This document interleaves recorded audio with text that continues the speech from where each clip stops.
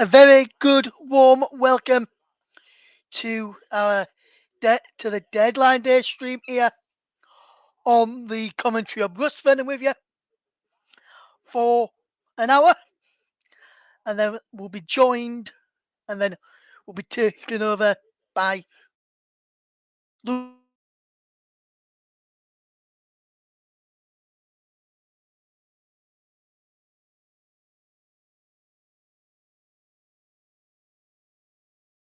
Turton. We'll bring you the deadline day news as we get it. We'll bring you all of the deadline day transfer news, and we'll be back in just a short break as we have just had a few technical problems. Just don't go anywhere.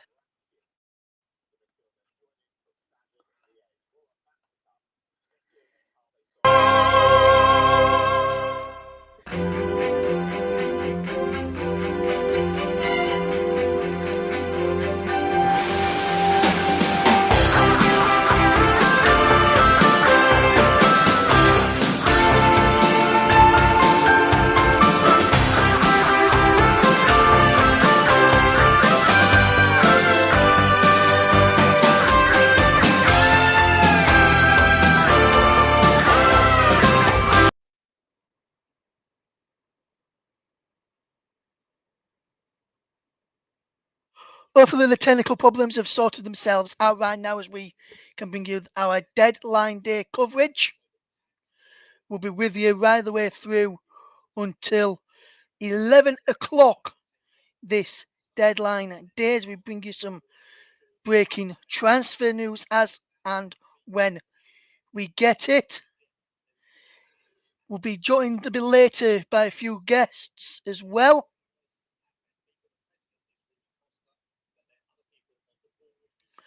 As we're just getting some breaking news regarding Nottingham Forest. As we just bring you this breaking news story in a second, as we bring you the breaking news story which we have just received in the last couple of minutes. As we've got some breaking news, and according to Talk Forest TV, so this is for Nottingham Forest fans, Keylor Navas is close to joining Nottingham Forest after a breakthrough in talks.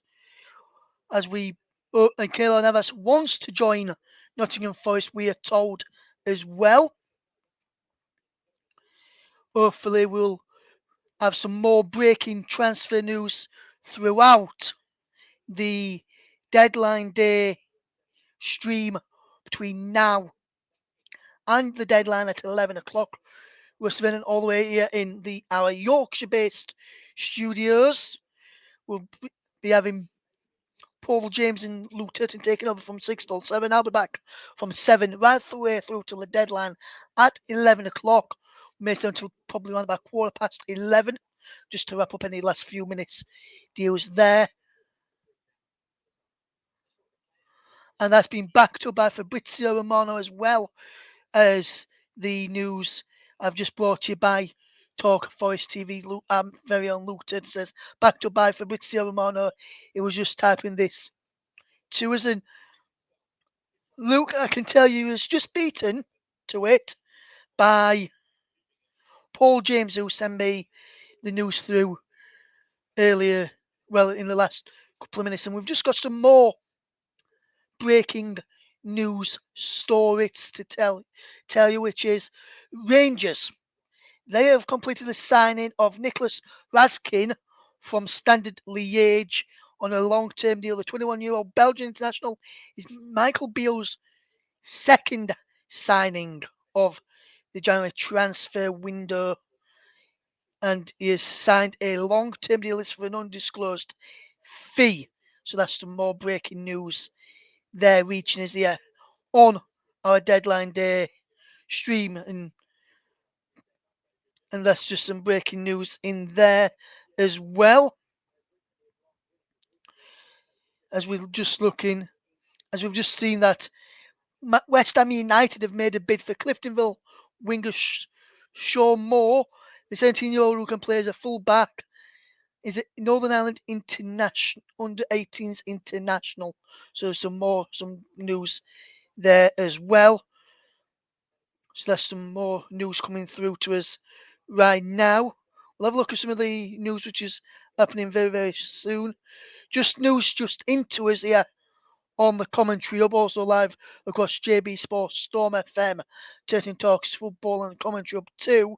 Manchester United are pushing for a deal to sign Bayern Munich midfielder Marcel Sabitzer. Talks are ongoing with the player thought to be open to the move. Man United would prefer a loan deal, while Bayern Munich are believed to want a sale. Discussions centred around a compromise. United boss Eric Ten Hag has admitted earlier it would be difficult to do a deal for the player this late, and he says United have enough in their current squad to cope with the loss. This came after the injury to Christian Eriksen. However, United have spotted an opportunity with Sabitzer, and it was someone they looked at when they were in the market for a midfielder in the summer. So that one could be one to watch as well. If you see any deals that you may want us to discuss, we'll bring it to you. Just to tell you some breaking news which come out a bit so ago. Chelsea preparing to give Enzo Fernandez his medical in Portugal. Well, we understand the club officials are in Lisbon as they work to get this deal over the line. And with time running out to complete the transfer on deadline day, we are told they're making plans to medically assess the midfielder in Portugal before flying him over to England to get the deal done. Then all that needs to be done is the paperwork to get that finalised. For Enzo Fernandez, it would be a British record, which would be 120 million euros, which would be a staggering 105.85 million pounds for Enzo Fernandez to Chelsea. And we've just got some news in as well from West Bromwich Albion regarding a new signing there. And Luke said Forest are making a late push to sign Angelo Gabriel, the highly rated Santos teenager. But we have just received some breaking news from the Championship, and that is West Bromwich Albion have just tweeted out in the last couple of minutes. We are delighted to announce the signing of Nathaniel Chalabar from Fulham on an 18-month contract. They say welcome to the Albion. Chalabar is signed for an undisclosed fee there as well. That's just coming to us here at the commentary hub. The source for the late push regarding Angelino Gabriel, the elevated Santos teenager, is Paul Taylor from The Athletic, according to Luke Turton, who's bringing us that information. You'll be able to hear and see Luke's thoughts on the deadline day for Nottingham Forest as a whole, and a bit later on from around about 6 p.m. this evening, as we're just getting some more news, which is what I've already brought to you here on deadline day. We'll look at some of the deals that have gone through already in a minute or two as we get ready to look at those in a second or so. And we've just received some news here. Manchester United from Fabrizio Romano. So this is more breaking news just into us right now. Manchester United, and I'll just get this news back up for you here now, guys, as well, because it's just going off the screen here. I can just get it back up as I just get the notification up from Fabrizio Romano. It says Manchester United have agreed personal terms with Marcel Sabitzer. Is immediately accepted. He wants to work under Eric Ten Hag. It will be in Manchester later tonight, waiting for the breakthrough in the talks between Manchester United and Bayern on a loan deal. So that's one that could be rumbling late on into the window and late on into the deadline day, probably going into the last hour or so. We will be hearing in this hour from an interview which I did earlier on, which was done with Everton fan Richard Bond. We touched upon the sacking of Frank Lampard, the appointment of Sean Dyche, Everton's season so far. Caught up with him a little bit earlier on in the day, so we'll get that on a little bit later on When about quarter past, when about 5:30, we'll get that one for you as we look to bring you and keep you right up to date on deadline days. We bring you all the news and views as we get them and get thoughts from our people coming in later. We've just got some news just in here now, and Portuguese broadcaster SIC have told us that Enzo Fernandez is currently undergoing his Chelsea medical at Lisbon's Hospital of Light right now. We've also just hearing in the last couple of minutes for any Everton fans out there as well, so that's some Enzo Fernandez is undergoing his medical for head of the deal for move to Chelsea should the deal be agreed between Benfica and Chelsea, which is still in the balance at this moment in time. Everton have made an inquiry for Udinese striker Beto. The 25-year-old has scored 18 goals in 50 appearances for the Italian Serie A side. Udinese is reluctant to sell, made a deal too expensive for Everton to pursue. Southampton, just news in here that we are just reaching, that's just reaching us right now. We can tell you that Southampton are closing in on the signing of Genk striker Paul Anucha. Terms on the deal worth 18 million plus add-ons have been agreed between the clubs. The player still need to complete a medical. Anucha is known to Southampton owner Rasmus Ankers. He was a player at Danish side FC Midtjylland when Ankers was co-sporting director there and also at Brentford as well. So there's some more breaking news to tell you all about on this deadline day stream as we bring you that a little bit later on. I've got the interview with Richard Bond to come a little bit later on. That's just loaded up, ready to be put out a little bit later on for our listeners to enjoy our conversation.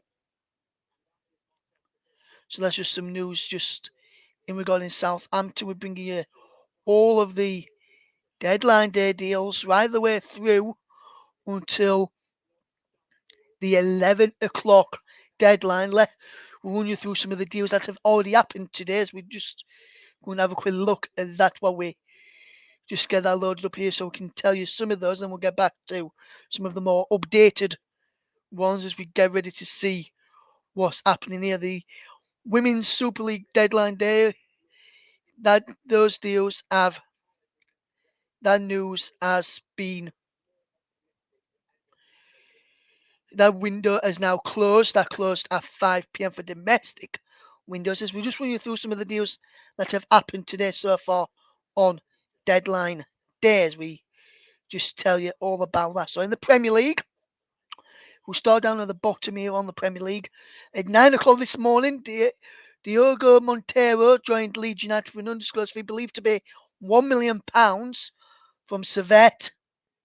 Then at 9:59 this morning, Harrison Ashby joined Newcastle from West Ham United for £3 million. And then at 11 o'clock this morning, Jude Sunsup-Bell joined Tottenham Hotspur from Chelsea, and that's for an undisclosed fee. And then at 2:30 this afternoon, Nathan Apoku joined Leicester City from FDM Fieldmaster Sporting Club, and he has been immediately loaned out to their sister club in Belgium, OH Leuven, for the remainder of the 2022-2023 season. We'll have a look at the Football League EFL news now, and Marquinhos has joined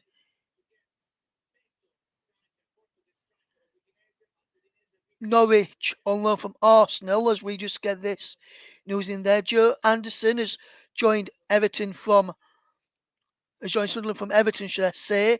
Charlie McNeil has swapped Manchester United for Newport on loan. Ipswich Town player Corey Nabada has joined Fleetwood on loan. Dylan Duffy has swapped UCD for Lincoln. Omar Rekic has swapped Arsenal for Wigan. Gavin Kilkenny has joined Charlton on loan from Bournemouth. Kabango Tishimangi, you may remember when we covered Chelsea in the FA Cup against Chesterfield. He was the one who scored the goal for Chesterfield at Stamford Bridge. Glenraith has joined Cheltenham on loan from Luton Town. Tyler Smith has swapped Hull City for Oxford on loan. Dishon Bernard has swapped Manchester United for Portsmouth on loan. Kazim Ulibag has swapped Southampton for Harrogate on loan. A lot of these on loan. Regan Endry swapped Forest Green to Tranmere on loan. Tete Yenge has swapped Ipswich for Northampton on loan. And it's Memete. This is a permanent deal for this one. He has swapped Wickham for Bristol City. Luke and Betty has joined Bolton on loan from Manchester City. George Lloyd has joined Grimsby on loan from Cheltenham. Duncan Wanmore has swapped Middlesbrough for Millwall for an undisclosed fee. Aaron Ramsey swapped Aston Villa for Middlesbrough on loan. Marvellous Nakamba has swapped Aston Villa for Luton on loan. Dan Kemp has swapped MK Dons for Hartlepool on loan. Junior Quintero swapped Waterford for Fleetwood for an undisclosed fee. And Nathaniel Chalobah, which I brought to you a few moments ago, has swapped Fulham for West Brom for an undisclosed fee. So that's just a roundup of some of the news today. As we just have a look at some of the news. As we just look at some of the news coming through as we get a few people on, as we just looking at some of the more deals coming through.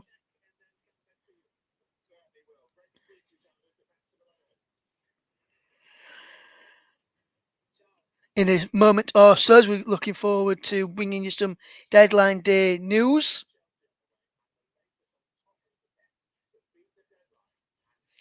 And we're just going to take before we get more news in a moment, we're just waiting for the news for Diego Llorente moved to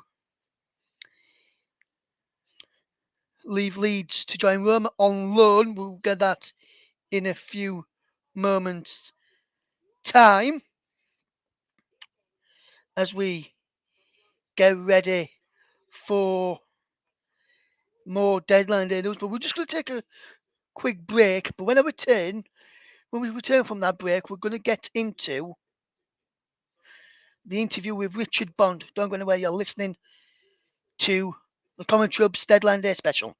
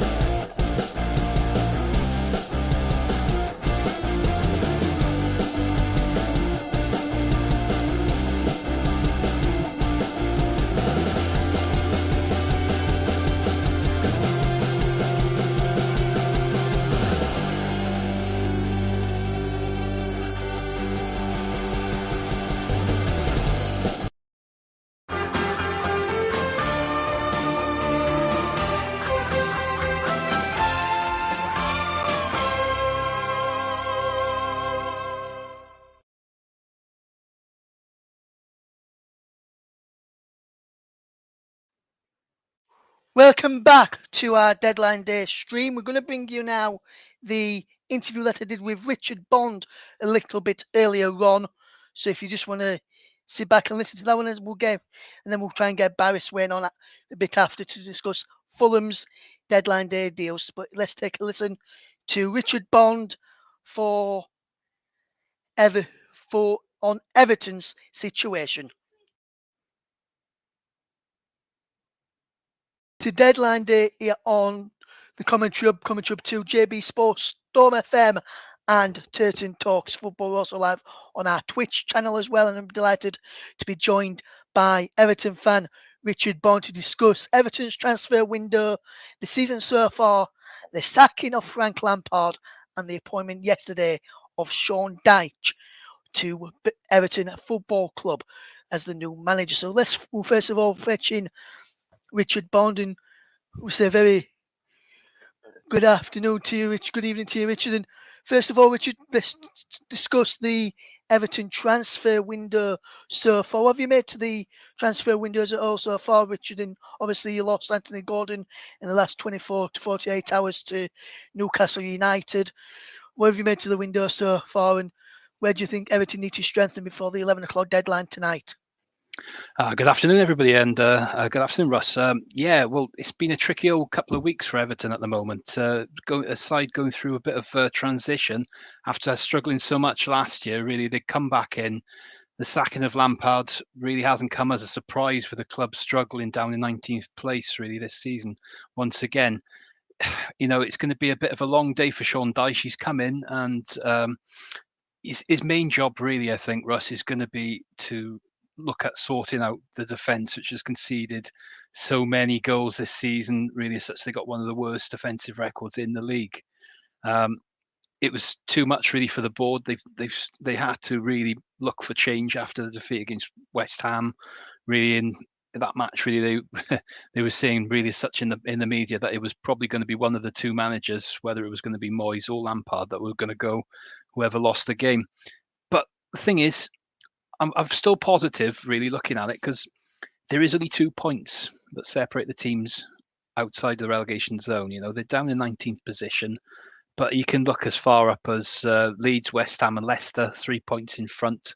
They're 2 points behind Bournemouth and Wolves. So and Wolves, yeah, with Saints down the bottom. So it's all to play for in the second half of the season, but it's Arsenal away is not going to be a great game to start really for the Toffees on the weekend. So yeah, you're on about who I'd like to see in really as such. Well, they've been linked with Conor Gallagher yesterday, so I think it's a lot of money really. Seeing Anthony Gordon go is a big blow, but for that money to be made available, it sounds like it is. Conor Gallagher would be a good addition to the midfield, but I think really looking at the side not really scoring a lot of goals, is going to need to try and bring in a forward before the end of this window. We've heard a little bit about Victor Gyökeres from Coventry. He's having a really good season in the Championship, in double figures there. I'm not really sure whether that's going to be the answer though.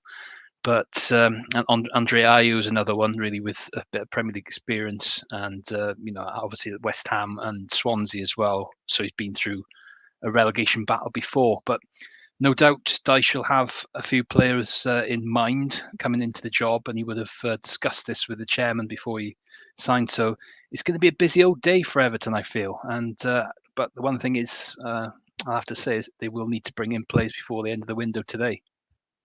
Yes, and Richard, you were just mentioning there about Lampard sacking and Dyche appointment. First, we'll touch upon the Lampard sacking. Do you think it was the right time for Lampard to go? I've seen some people mention possibly the World Cup break was the right time for Lampard to go, or do you think when he went it was the right time for Lampard to go? When would you have signed Lampard if you was in the chairman and owner's shoes? Well, I'm never a fan of someone being sacked. Frank, it seems to have the idea really was to give him the season, but the results have just been purely so bad that change has been needed to happen at the club. You're looking at now, there's still plenty of games left in the season, but in the transfer window, you'd have thought after that World Cup break, if they could have brought a change in, it would have given that new manager a lot more time to assess his squad and pull up a list of targets really to go forward with. This couple of days isn't much at all for a manager to really make a lot of change. But at the same time, the results haven't been good enough. So it's you're probably going to have that game against Arsenal now and the Merseyside derby really is two games where you're not really expecting much out of, but the fans will be demanding change, and results. So you'll be looking to make an early inroads in before they have winnable games then against Leeds, Aston Villa, Forest, and Brentford. This it's a big run coming up. So was it the right time to make the change? I think yes. The timing though is not particularly great with the end of the window. Yes, and obviously yesterday you mentioned it in earlier on that Sean Dyche came into Everton Football Club. It was between him and Marcelo Bielsa, who's the two front runners for the managerial job at Goodison Park. Do you think you've made the right choice in Sean Dyche? Or would you have ever seen someone like, say, Bielsa come in and with his methods that you saw with Leeds I did in the first season when Leeds returned to the Premier League after 16 years, you saw what he was able to do there. Do you think he would have done similar and helped Everton away from the relegation zone? Bielsa, if he came in, or do you reckon you've got the appointment right in fetching Sean Dyche? And what's your overall thoughts on Dyche coming in as well, Richard? I think Sean Dyche is a good appointment. I think he will bring solidity at the back, and he's been there and done it with Burnley in the same sort of fight. So he's kept Burnley in the league for a good few years before eventually losing his job last season. But it's that kind of character around the place, I think, which will help. And try and get the best out of a young group of players now which are coming through, and just add in that working ethic into the team. Bielsa would have been a strong candidate as well if he'd come in. He'd done a great job at Leeds, obviously taking him back into the Premier League for the first time in 20 years. Uh, it would have been interesting to have seen what kind of play he would have used within that Everton lineup. But if you're looking at the players that Lampard's got on, I don't really see the amounts of potential flair that like a Bielsa side would play with. I see this more as a kind of a workmanlike side, maybe that Dyche is used to. So maybe not the best first choice, but I think could well be the choice that does the job for Everton and keeps them in the Premier League.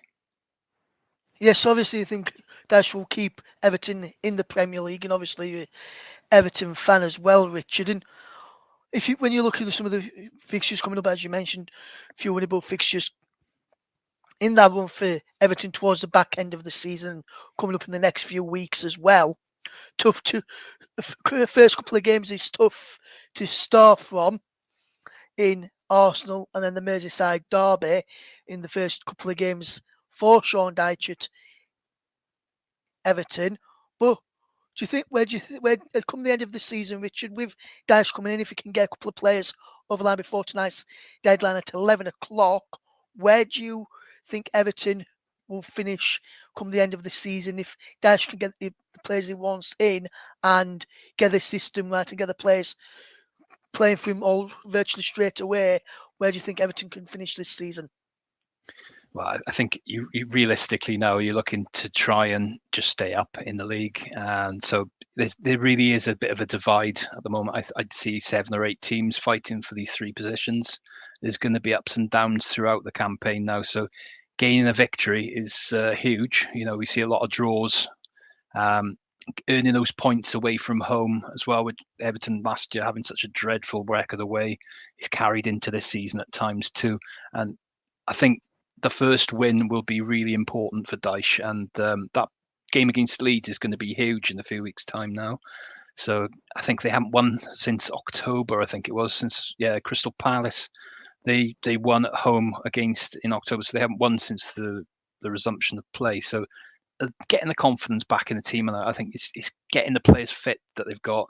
We need to start getting more out of Dominic Calvert-Lewin, who's had his injury problems over the last couple of seasons, and then trying to find these additions now to come in and support him. Really, they brought in Neil Mopey in August. We haven't really seen much of him in recent times, but I think a few additions today, and I think things will be a lot more positive amongst the fans.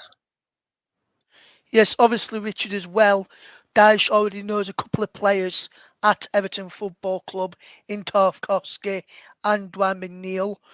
A lot of people that have been listening to on YouTube, on different podcasts, and I think you can get a tune out of potentially Michael Keane, Connor Cody as well. Do you reckon Dash can get a run out of those players? And obviously, having two already there, do you think that will help him settle into the club as well? I think so. You got to look at your leaders in a state of relegation battle, and with like you say, Michael Keane, Tarkowski were with him at the back. For his Burnley teams that did pull off a few good recoveries to stay in the league. Connor Cody's been exceptional, really, as such, since he's come on loan from Wolves beginning of the season. So his partnership with Tarkowski's been particularly strong. Dwight McNeil, yeah, he's a good worker in the midfield. So he's got that little bit of quality at times. But yeah, it'll definitely help him having players he knows and works with. But he'd be looking to inspire and get the best out of players like Alex Iwobi, who's he started the season quite well, maybe dropped off a bit more recently. And like I say, Calvert-Lewin himself is just such a key factor in this Everton team. Yes, a big thank you then to Richard Bond for his contribution to the show today. Hopefully, Everton can get what Richard said they need, and Everton can find their way up the table under Sean Dyche, and hopefully, my team, as people can see, probably behind me, Leeds can stay up as well. So, big thank you to Richard for coming on, and hopefully, you've enjoyed that one. Let's see what more people say later on in the window, and let's see what the window brings for all of us. So, thank you very much, Richard, there. Fab. Thank you very much then to Richard Bond for getting in touch and agreeing to come on the show earlier today as well. And there was the thoughts of Richard Bond on the Everton situation. Do you agree with Richard Bond on what he said there regarding Everton? Or do you disagree? Let us know. You can get involved in the comments on this on this live show in the comment section below, and also you can get in touch to us as well using our Twitter handle at Commentary Live One to tweet us and let us know what you think about Everton's transfer window so far and whether Sean Dyche can keep Everton in the Premier League we've got some more breaking news stories while those was coming through to us there as we bring you the deadline day stream coming up right through till between now and the end of the window at 11 p.m.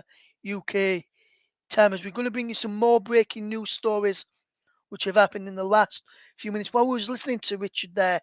In fact, just to tell you about just a bit of news, a bit more news on Marcel Sabitzer to Manchester United. We understand that he is flying into Manchester to sign for Manchester United. Looks like a loan deal, and it will be completed in time, from what we are told as well. Big news from Liverpool on this deadline day, and it's not a news regarding a player coming in, but Liverpool have made an approach and are trying to buy back Melwood for Liverpool's women's side, which is a big bit of news there. We just told you about that a few moments ago regarding Enzo Fernandez. Some breaking news from Tottenham Hotspur, and Tottenham Hotspur's Jed Spence has joined League One side Rennes on loan for the remainder of the 2022-2023 season, having joined Spurs from Middlesbrough last summer. The England under-21 international, the right back, made just 6 appearances and now going out on loan for more first team opportunities there. In that one, as we mentioned just a few minutes ago, Manchester United are pushing really hard to get Marcel Sabitzer through the door. Just a bit of news as well from some more news which is just coming to us as well. According to Sky Germany, Manchester United are close to agreeing a deal with Bayern Munich for midfielder Marcel Sabitzer. Sabitzer was seen catching a flight to Manchester around about 30 minutes ago. The deal will be a loan with a buy clause, and we have been told all parties are optimistic of getting a deal done before the deadline this evening. Carl Lafferty, remember him? Of Northern Ireland fame. He has left Kilmarnock by mutual consent. That's where he was last. So that's just been a bit of news there. Roma striker Nicola Zaniolo had agreed to join Bournemouth earlier this window and set to join the Cherries in the Premier League. But Bournemouth owner Bill Foley blocked the move as he felt the Cherries had spent enough in this January transfer window. Crawley manager Jake Essenthaler, the son of former manager, football manager, manager Andy Essenthaler, his son Jake has joined National League side working on loan for the remainder of the season there as well. So that's just some more news just into us here as well as we try and get some more news here. As we just tell you that PSG, so it's not just English clubs, are having deadline days. Paris Saint-Germain as well, the Ligue 1 side, have reached full agreement to loan talent Aman Kara to Lorient with a buy option clause. Deal done to be announced soon, and we understand PSG will have a priority clause to bring back Amakara back to the club in the future, similar to the Yavi Simons one as well. And with the Jed Spence one to tell you about, there is no buy option included in his loan to take him to the Italian side where he is just joining. We're expecting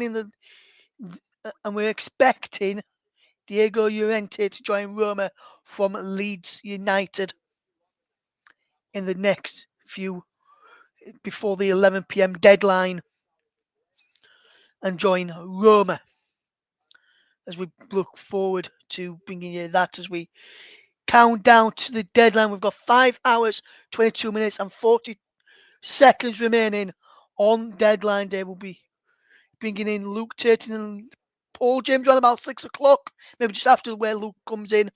But Paul will be with me from 6 o'clock and we'll bring you his take on the deadline day moves that's happened so far and potential moves which have happened for for Burnley as well, and we'll touch on some of Burnley's business with Paul a little bit later on as well when Paul gets to us as we bring you more news here on deadline day. Aberdeen have signed defender Angus MacDonald from Swindon Town on a short-term contract. That is a permanent deal as well for Angus MacDonald, the former Rotherham United man. We'll be keeping an eye on what Rotherham United do in the window as well. We'll keep an eye on what Sheffield Wednesday do. All the local clubs to me, as well as Leeds United as well. So we'll keep you across all of that one on deadline day today as we keep you across that one. In the weekend we heard some brilliant FA Cup games. This Carabao Cup action later where we have Luke Turton joining us for updates on the game this evening between Newcastle and Southampton. And just to bring some news for Rotherham United, we're told things are happening behind the scenes as things stand. There's like to be at least one Rotherham standing before the 11 o'clock deadline this evening. So we'll see what happens with that one there. So that's just a bit of update there for Rotherham United,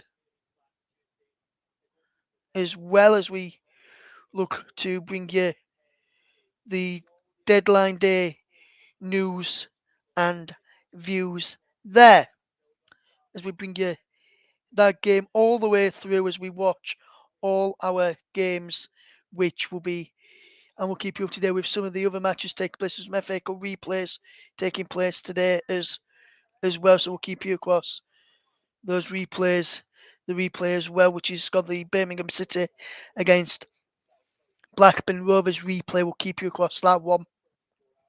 Tonight, a couple of replays have been scheduled for television next week, which will hopefully bring you at least one, maybe two of those commentaries on the channel as we guide you through the action there. Big thank you to for people tuning into the deadline day stream as we bring you right across our partner channels. We're on Commentary Hub 2, JB Sports, Storm FM, and we're also live on our Twitch channel as well. When I'm in we're in the Yorkshire-based studios. Here we'll be joined by Lou from the Midlands-based studios as well. And we've just got some breaking news just into us right now. Nottingham Forest have returned to the negotiation table with PSG trying to sort out a last-minute loan deal for Keylor Navas. The deal appeared to be dead 3 hours ago, but there's a possibility of a compromise over his wages being discussed. Navas is still in France, but there's optimism for a loan for the rest of the season can be agreed, and we are told that Keylor Navas wants to join Nottingham Forest as well. So that's just some more breaking news stories as we get them here on the commentary hub. But more news to come throughout the evening. Stay with us as we bring you that deal later in. More deals later in the deadline days. We bring you the commentary as we at the commentary guide you through till the 11 o'clock deadline. And well, there's no news coming through for anyone at the moment. As Brentford just announced that their midfielder Sergi Canos has joined Olympiacos on loan until the end of the season. I just want to put a message out there for on our deadline day stream to one of our senior members of our commentary team, JB John Stuttard, and he owns the JB Sports channel as well. So I'm on there as well, I'll put this message out there. And I don't think JB will mind. He's struggling a little bit in the in his with some personal bits happening to him. Not going to go into detail, but just want to say to JB, and I put this message in earlier, JB, if you're listening to this, my friend, whether you listen to it now or listen back to it later on, you're an amazing person and an amazing presenter and commentator on the commentary hub, and you're a top man as well. Without yourself, Trevor from Trevor Sports, who's also a part of this channel as well, and Barry Swain, who support and faith in me, I don't think I'll be doing commentary, presenting, or even owning the commentary hub, which we're also on right now. So just want to say a big thanks to JB for that. I know he's been struggling recently himself, but I thought put that message out there on here, and which will probably cheer him up, even that out there. So we're just waiting for some more news to come through as we try and keep you up to date with everything that's happening on deadline day. Today we'll be here. I'll be with you till around about 6 o'clock, maybe just after 6, and then I'll be back from around about 7 o'clock, and then I'll be coming back in, and then I'll be with you from 7 o'clock right the way through till the end of the deadline day windows. Some news from the women's Super League deadline day, and that is Natasha Dowie's return to Liverpool on loan from Reading for the rest of the season. That got done before the 5 p.m. deadline in the Women's Super League there as well. Huddersfield Town forward Aaron Rowe is heading out on loan. He has joined Stockport County of League 2, so that deal has just gone through in the last couple of minutes as well. Be interesting to see what you think your club needs to do between now and the end of the window, and if you want to get involved, then feel free to do so. You can tweet us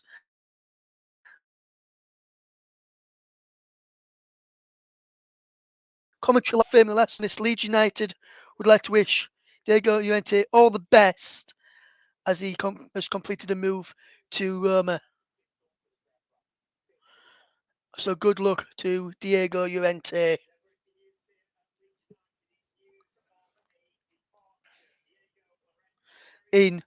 Who's gone out on loan to Roma. So good luck to Diego Llorente.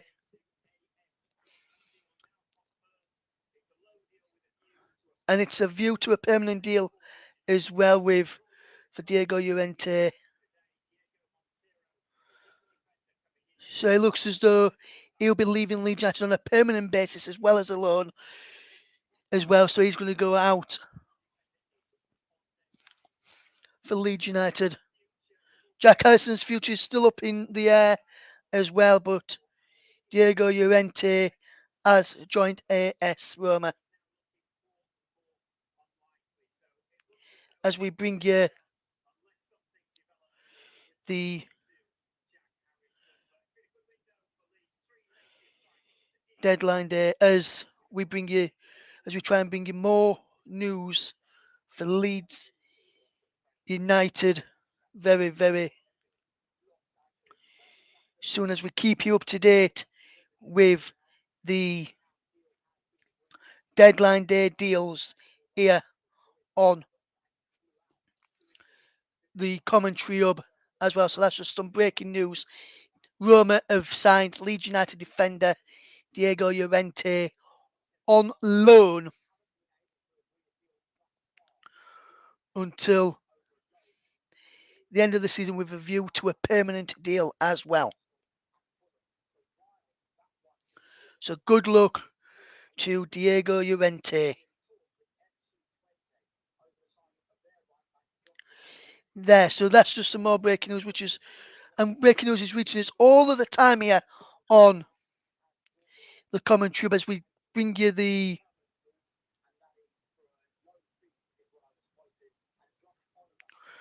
on our deadline day special, as we bring you the deal all the way through until the end of the window. The permanent deal is expected to go through in the summer as well. So it looks as though Diego Llorente has played his final game for Leeds United, and that deal will see him play his last club there. So good luck to Diego Llorente, who joins Roma this evening as we bring you the news on deadline day. Some breaking news more, so we'll keep you up to date with all of the deadline day deals between now and the end of the window as well. If you want to tune in and listen to it as well, feel free to do so, as well as we guide you through the window between now and the end of the windows. The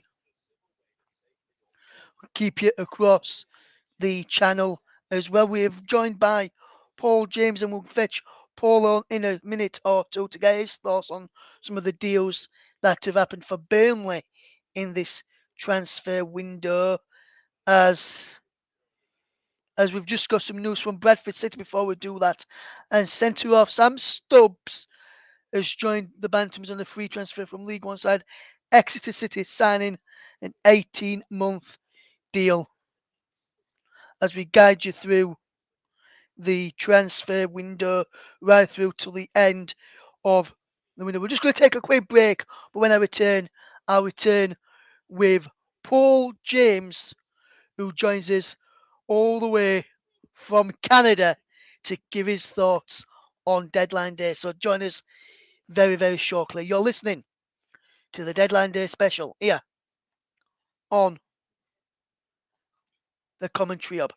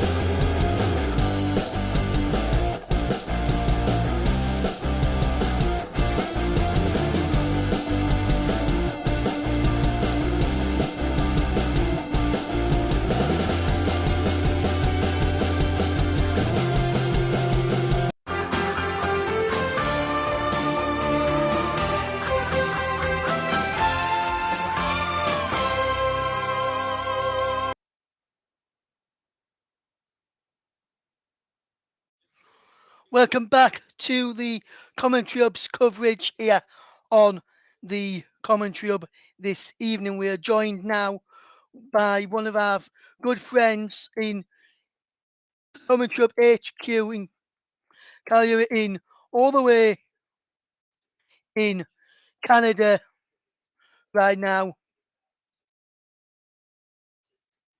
and that is Paul James from joins us from Commentary Hub HQ Canada. Paul, very good afternoon to morning, depending where you are, depending what time zone it is for you right now. And welcome to the Deadline Day stream. Have you what deals have interested you so far, Paul, on this Deadline Day? Well, hi Ross, hi everybody. It's actually just still late morning here. Actually, I'm in the Mountain Time Zone, 10:52 in the morning. Well, what's interested me, and it's I don't believe the deal is done yet, but Kaylan Navas going to Nottingham Forest is definitely an interesting one. I believe he will be going there on loan at least until the end of the season. It'll be the first world-class goalkeeper that Nottingham Forest have had since Brian Clough signed Hans van Breukelen. So it'll that's an interesting one, and I think it's a must for Nottingham Forest to sign a replacement goalkeeper at this time. Yes, and Paul, obviously, I mentioned there before we fetched John, before I went for that quick break, that you're a Burnley fan, and Burnley have done some good business in this window, I would have to say, for myself, even though I am a Leeds United fan, but I don't like the teams from the other side of the Pennines, from in Lancashire. But Burnley have done some good business, Paul, for me. And what have you made to the deadline day deals, or the deals that Burnley have done so far, and what potentially they could do on deadline day? Well, the of course it's been fairly quiet on deadline day today so far, coming out of Burnley. There's been rumours, but it's not really meant much. It's been fairly quiet. A lot of people are expecting it not to be too busy. They've really filled a lot of the holes that they were concerned about, particularly in the forward positions. They've signed Lyle Foster and Michael Obafemi on loan from Swansea City. So with an option to buy at the end of the season if they wish to do so. But it's to be honest with you, it's going to be a quiet deadline day. Cabrani was mentioned that he may come in, and that was a transfer that was resurrected from the summer. One I desperately hoped we might have got through, but we never did. He ended up it didn't go through, and it doesn't look like it's going to go through this time either. Time is really running out, but that's one transfer I would like to see happen. And of course, they've showed up at the back as well with Amin Al Dakil coming in from an undisclosed fee, and also, and I can't pronounce this name, so I'm just going to say the last name is Ekdal from Djurgården for Hajmar Ekdal, if I pronounced that correctly. He's come in as well. And of course, they've got Lewis Richardson as well on loan. So there's not been. I don't think they've had to do a great deal of business this window. I think most of it was already done in the summer, where they basically replaced the entire squad with new players. And so it kind of worked out quite well. I think it's been an amazing job that has been done replacing an entire squad of players with a new one. And not only that, but being top of the league and 17 points from third place is an incredible, incredible accomplishment. Yes, absolutely, Paul, absolutely. And just getting some word in here now from regarding Arsenal midfielder Albert Sambi Lakonga. So I'll just get this breaking news strap across the screen as we just get some breaking news in here. Arsenal midfielder Albert Sambi Lakonga is expected to complete his loan move to Crystal Palace before the deadline.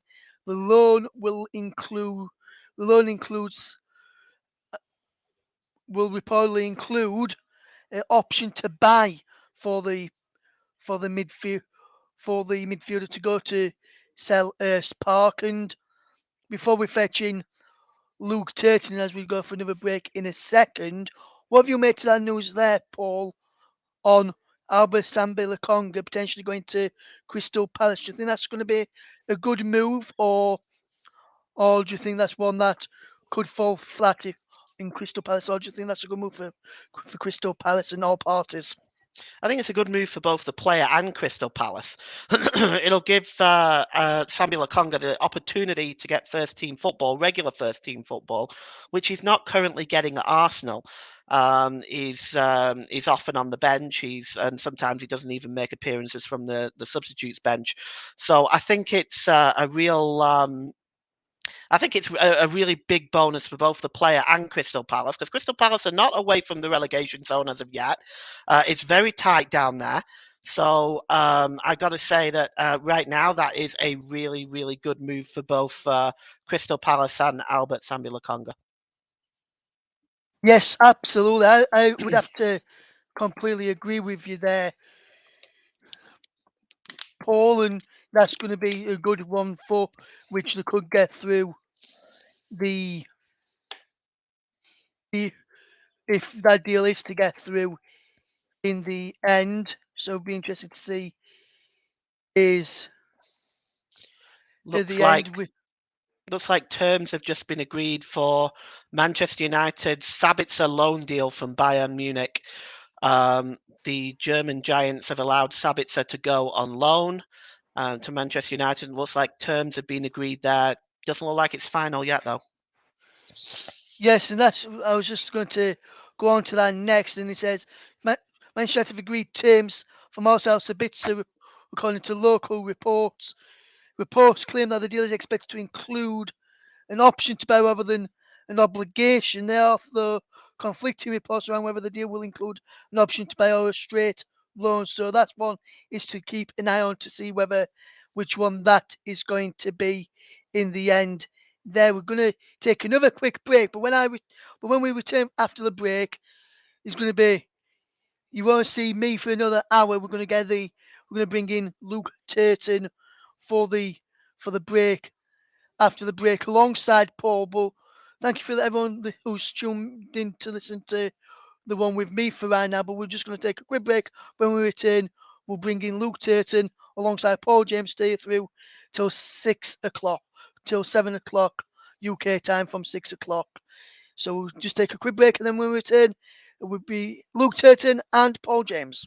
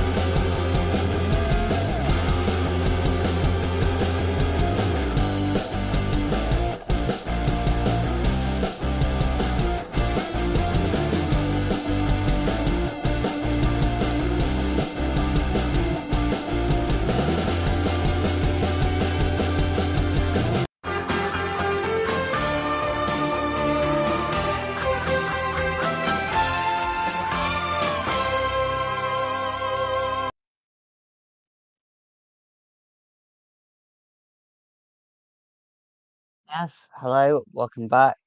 Good evening to you, Paul. Paul, you're on mute.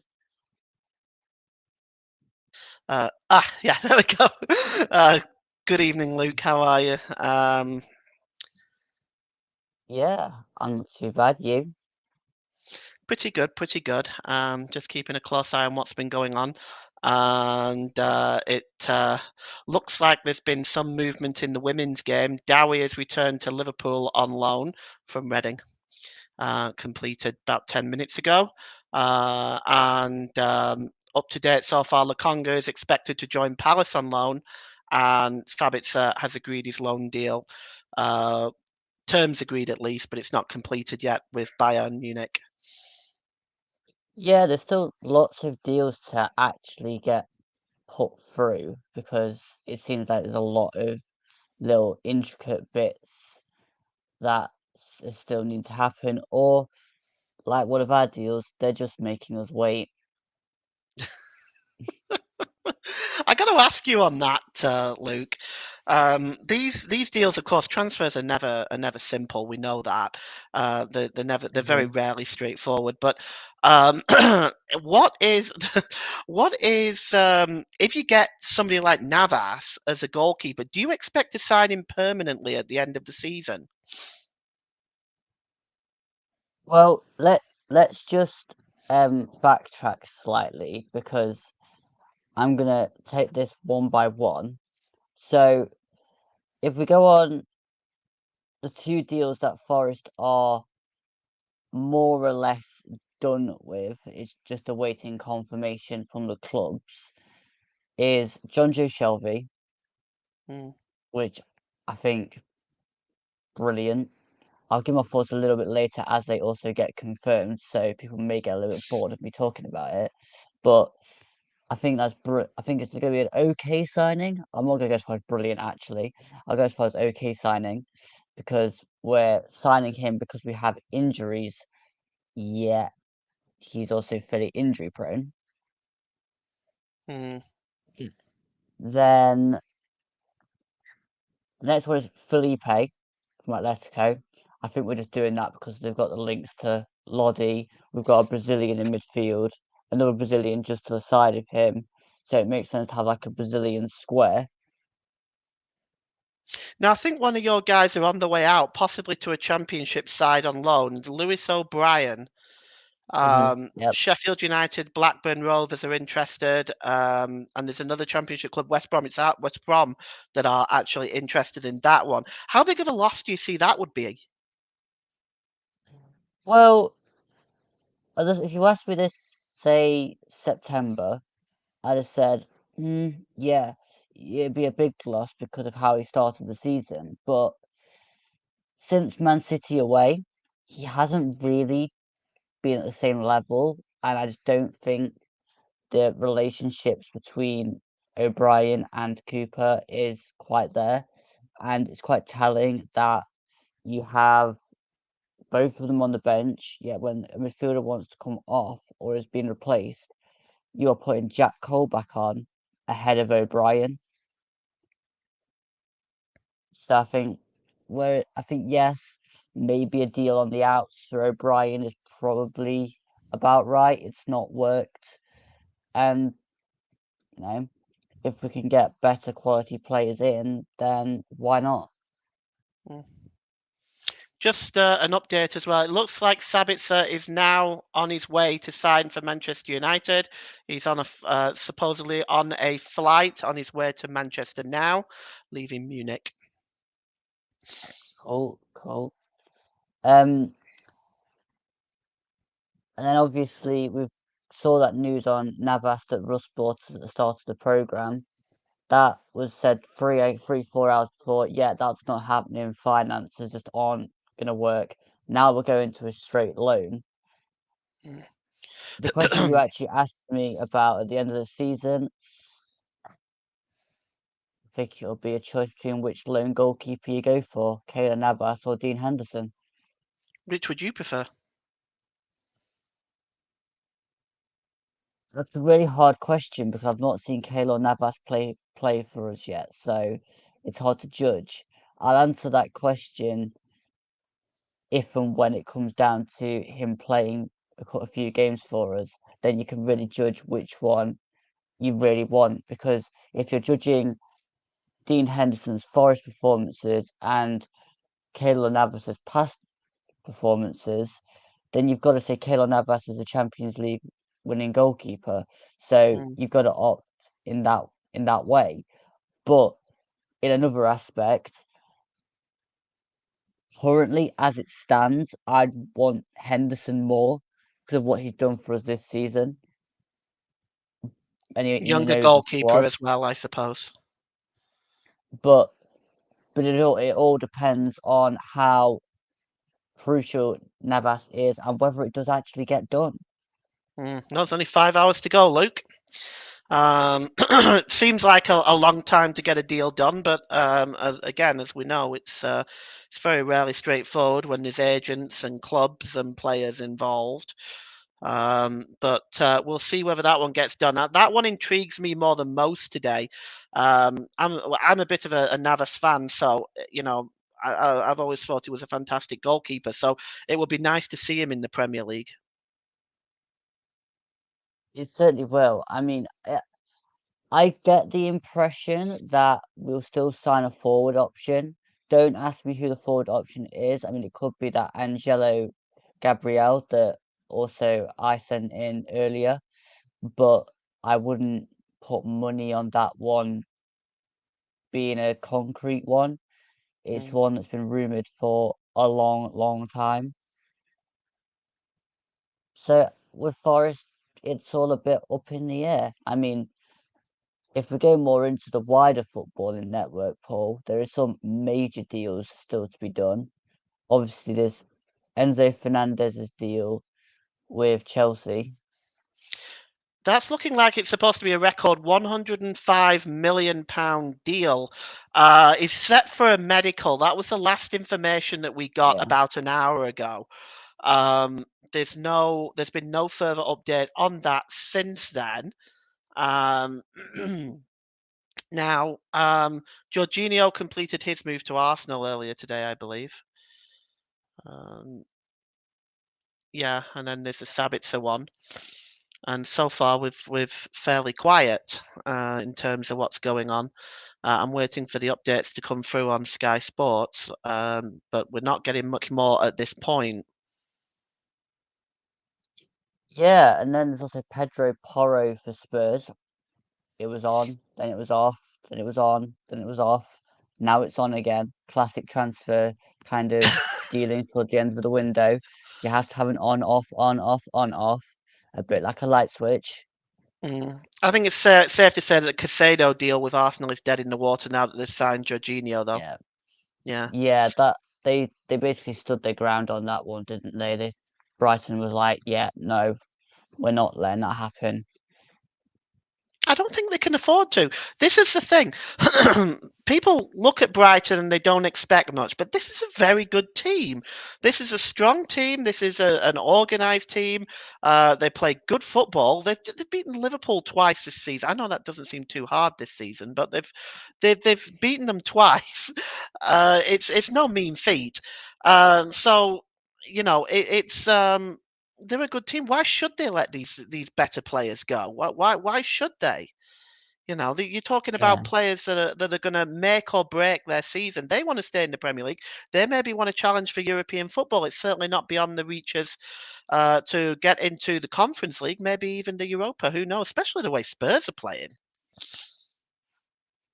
Yeah, I think with Brighton, you've got to think that if they lost Caicedo, then really they've lost that midfield because I think it was evident that during the game with Liverpool, they had gaps in that midfield, and it was only when they switched it to McAllister or Mitoma that they really had that bit of an edge. Well, I was watching Matoma in the FA Cup game against Liverpool, and he was outstanding. I'm surprised nobody's tried to snap him up. I think Brighton has took the same approach with that one, Paul. Yeah, I would expect so because that is he's been outstanding. Sky are asking, can Manchester United get the Sabitzer deal over the line in time? A flight from Munich to Manchester is about a 3-hour flight, so they have got just over 4 hours to get the job done. So I don't know whether they're going to do it at Manchester Airport. I have no idea, or whether they're going to do it in the back of a limo. I have no idea. But it's going to be a tight squeeze for Manchester United to get the Sabitzer deal over the line.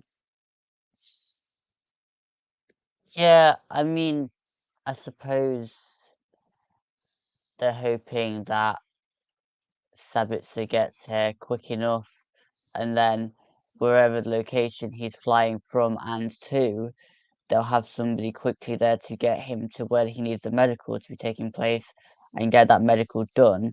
But also, what we are forgetting here is it finishes at 11 o'clock, but if all the paperwork is done, they can still submit a deal sheet to get an extra hour. Well, yes, but they also may have done the medical in Munich as well. They may not have. They may Mhm. not be completing the medical in Manchester. Um, they may do it in Munich. I mean, that's what some of the deals have been done, bringing in players from abroad. I Mhm. know there was one in Portugal today. I think in Lisbon. I can't remember the name of the player exactly, but he was having a medical done in Portugal as opposed to It's waiting for the flight. it's um it's Enzo Fernandez. Enzo Fernandez. Okay, yes. Oh, yes, that's right. Yeah, of course. He had his medical Well, in Portugal. at this late stage, if we do a foreign transfer, we're probably going to get them to do the medicals over there and then get the deals signed, and then they can just fly over afterwards, Hmm. kind of thing. I think that's kind of what we'll do if it gets down to it. But I mean, what is surprising me currently, and well, actually, no, it's not a big surprise at 13 minutes past 6, but as we go through the evening, there was going to be deals we do not even know about yet. Right. Yeah. Yeah. Because I always sit here and watch Deadline Day, and a couple of the deals you think are going to happen don't happen, and a couple of the deals that you had no idea were going to happen have happened. You So sit there and watch Deadline Day and watch your hair fall out at the same time. that wouldn't be a bit of a problem for me today, Paul, because I have lots of hair. Oh dear. Well, that's an But interesting one anyway. if you look at teams that still, I personally think, need to change their squads, I think Bournemouth will be looking to add somebody, because I mean they lost out to Nicholas Jackson the other day because Mm. he failed his medical. So I think they'll be looking somewhere maybe. Then I think Everton, they'll be definitely looking to change the squad if they can. We still want at least probably one more plus the 3 that still need to get done. Just to interrupt you a minute there, Luke. Sorry, Albert Sambi-Lokonga to Crystal Palace is done and sealed after the medical was done this afternoon. So Albert Sambi-Lokonga is now a Crystal Palace player on loan. Just to take another look at that, I think the loan deal is until June, so it's until the end of the season. And that has been completed. Nice. In case anyone's wondering, that was a tweet by Fabrizio Romano. Yes. Yeah. So It's yeah, not been I announced by Sky yet, but I suspect it will be shortly. they'll get to it. Don't worry. They'll be a Yeah. little bit behind. They were on the Navas news. We were both digesting the Navas news, and then they went to Rob Dorset on Sky a little bit later to give it. So they're not always up to speed, but they Mm. are sometimes. But also, if we look at other outgoings for us, we've still got Cafu, Lyle Taylor, Steve Cook could go out on loan Mm. or out permanently. So that's 3. Lewis O'Brien, another one that we touched on. So we've potentially got 4 to go out, and I think 4 to come in. Oh, and sorry, Luke. Manchester United have made an inquiry to Eintracht Frankfurt about Japanese international Daki Kamada, The Daily Mail has reported that, and the 26-year-old midfielder is out of contract at the end of the season. So what could potentially happen there is they could have the player signed, but for it to take effect at the end of the season. Interesting. Like I said, deals you didn't even know were going to happen, Paul. They're starting to come out the woodwork. Another interesting one that I was going to bring up at the start of the show, but I hadn't. Andre Ayew is having his contract terminated wherever he is, or it's been terminated, and he's flying over tomorrow to discuss talks with one Premier League club, or Premier League clubs, of which one is in the bottom six. You But it's an thinking it might be unnamed Premier Forest? League club.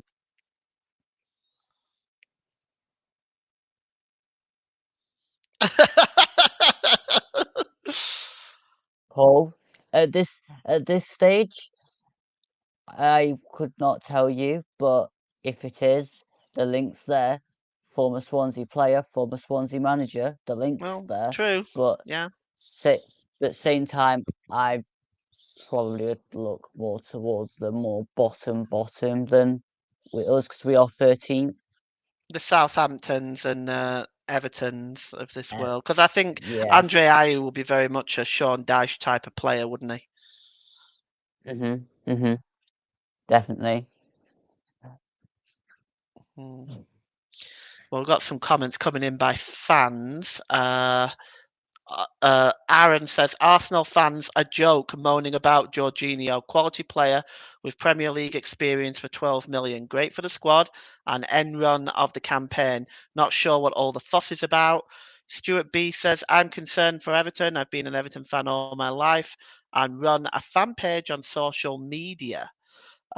We need an extra outlet up front as DCL isn't reliable with his DCL, I suppose, is Dominic Calvert-Lewis. Isn't reliable with his injury history. I would expect Dyche to get to grips with the defence and make us harder to beat with the players we have.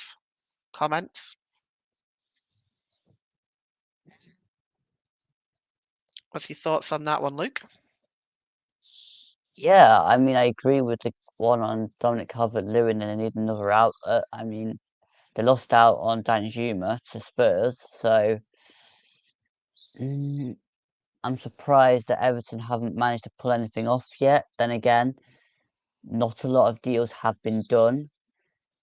A lot of deals seem to be in the pipeline in various places, like we've been saying, but again, can Everton pull off one of these surprise moves? I mean, there's been links to of Loftus-Cheek going from Chelsea. Could they be interested there? Well, that is an interesting one. I don't know whether Loftus-Cheek would be quite so interested, knowing that they are in a relegation battle at the moment. Oh, the other one I do want to bring up today that I'm really happy about. Jed Spence has gone out on loan to Rennes. Oh, what? I thought he was at Spurs on loan, wasn't he? And then No, he signed for Spurs and has now gone out on loan to Rennes. And I'm really happy for Jed Spence because he needs to be playing football. Yeah. Somebody with his kind of talent cannot just be sitting there looking depressed, being wasted by Antonio Conte. You know, I mean, I will always wondered why Jed Spence didn't make more of an appearance in the Spurs lineup than what he has been doing. He just wasn't perhaps didn't perhaps catch Conte's eye, or do you think Conte has a different way of playing? I don't think he believed in Jed Spence as a player, Paul, to be honest. I think he looked at it and thought, yeah, you've not got the defensive attributes I want for my attacking fullback, so we'll just go with, well, Matt Doherty, who's going out to Atletico Madrid on loan, again, by the looks of it. And he also was looking at playing Emerson Royal. And I mean, he hasn't been very popular with the Spurs fans. So, I mean, that's probably why they're going after Pedro Porro. It makes sense as well, given the fact that Spurs do play a very defensive style of football, but they're not very good at it. I hate to say this, but Spurs defensively are an abomination right now. And having played the way that they do and the style that they do, one would expect them to be a little bit more efficient at it. Another comment coming in from a Fulham fan, Josh. Fulham should be really pushing for Sander Berge. He is a brilliant player, and with Onama and Chalobah both leaving, that leaves 4 midfielders, 5 with Lukic. My pronunciation of names is terrible, so I'm sorry. Yeah, I can see the Fulham fans worried there if you've lost 2 midfielders and not replaced anyone. But I mean, Sheffield United will be really, really, really difficult to deal with right up until I'd say the last half hour of the window, because they're going to sell Sanderberg because they're going to want the money in to get rid of the transfer embargo. Right, But right. at the same time, or they've got financial fair play thing they're looking. I can't remember which one it is. Ross has Russell just says no informed players. us that Sheffield United have said no players will be leaving the club today. Well, then that means that Sheffield United probably won't bring in any players today, because I was reading on Twitter that Sander Berge had to go for additions to come in, so that basically rules them out of Lewis O'Brien. Oh, well, that's good, because I don't want Sheffield United getting Lewis O'Brien.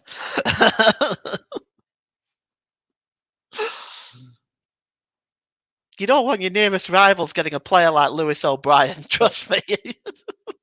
So, okay, let's do this then. Talking of Sheffield United rivals, is it all quiet over in Burnley? Yes. Just some news coming in. Oh, this is exciting. Hellas Verona sign Abdilgard from Celtic.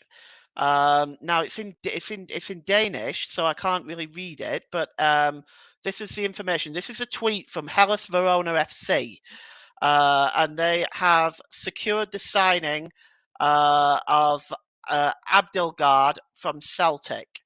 That has just come through now, and I would just like to be able to find out exactly how much is gone for. So I'm just going to take a look and see if I can get that information for you. Okay. Okay. No, it's all in Danish. So I don't know if you speak Danish, Luke, but I don't, I'm afraid. So we got No, not at all. okay. All right. Well, he's joined Celtic. Sorry, he's joined Hellas Verona FC anyway. Mhm, And yeah, that is that. And yes, in answer to your question, um, mhm. I it is all quiet right now at Burnley. There isn't much going on. Um, there was talk that the Cabral deal may be resurrected from the summer. That was rumored yesterday and this morning because he was supposed to be joining an Italian club, Saminatella, I think. I'm sorry, I'm going to pronounce that one. I butchered that one. Saminatella, I think. And well, they had to sell some players, so it essentially opened the door for Burnley to come in and try to steal him, if you will. But it doesn't look like that's happening now. I think that's we're at an advanced stage in the day now. I think Burnley have really covered all the bases that they need. Really, it was forwards and maybe a couple of centre backs they were looking at. Well, they brought in Michael Obafemi and Lyle Taylor, and of course they've brought in Al Dakil and. The gentleman from Sweden, which I keep forgetting his name, Hajalmar Ekdal.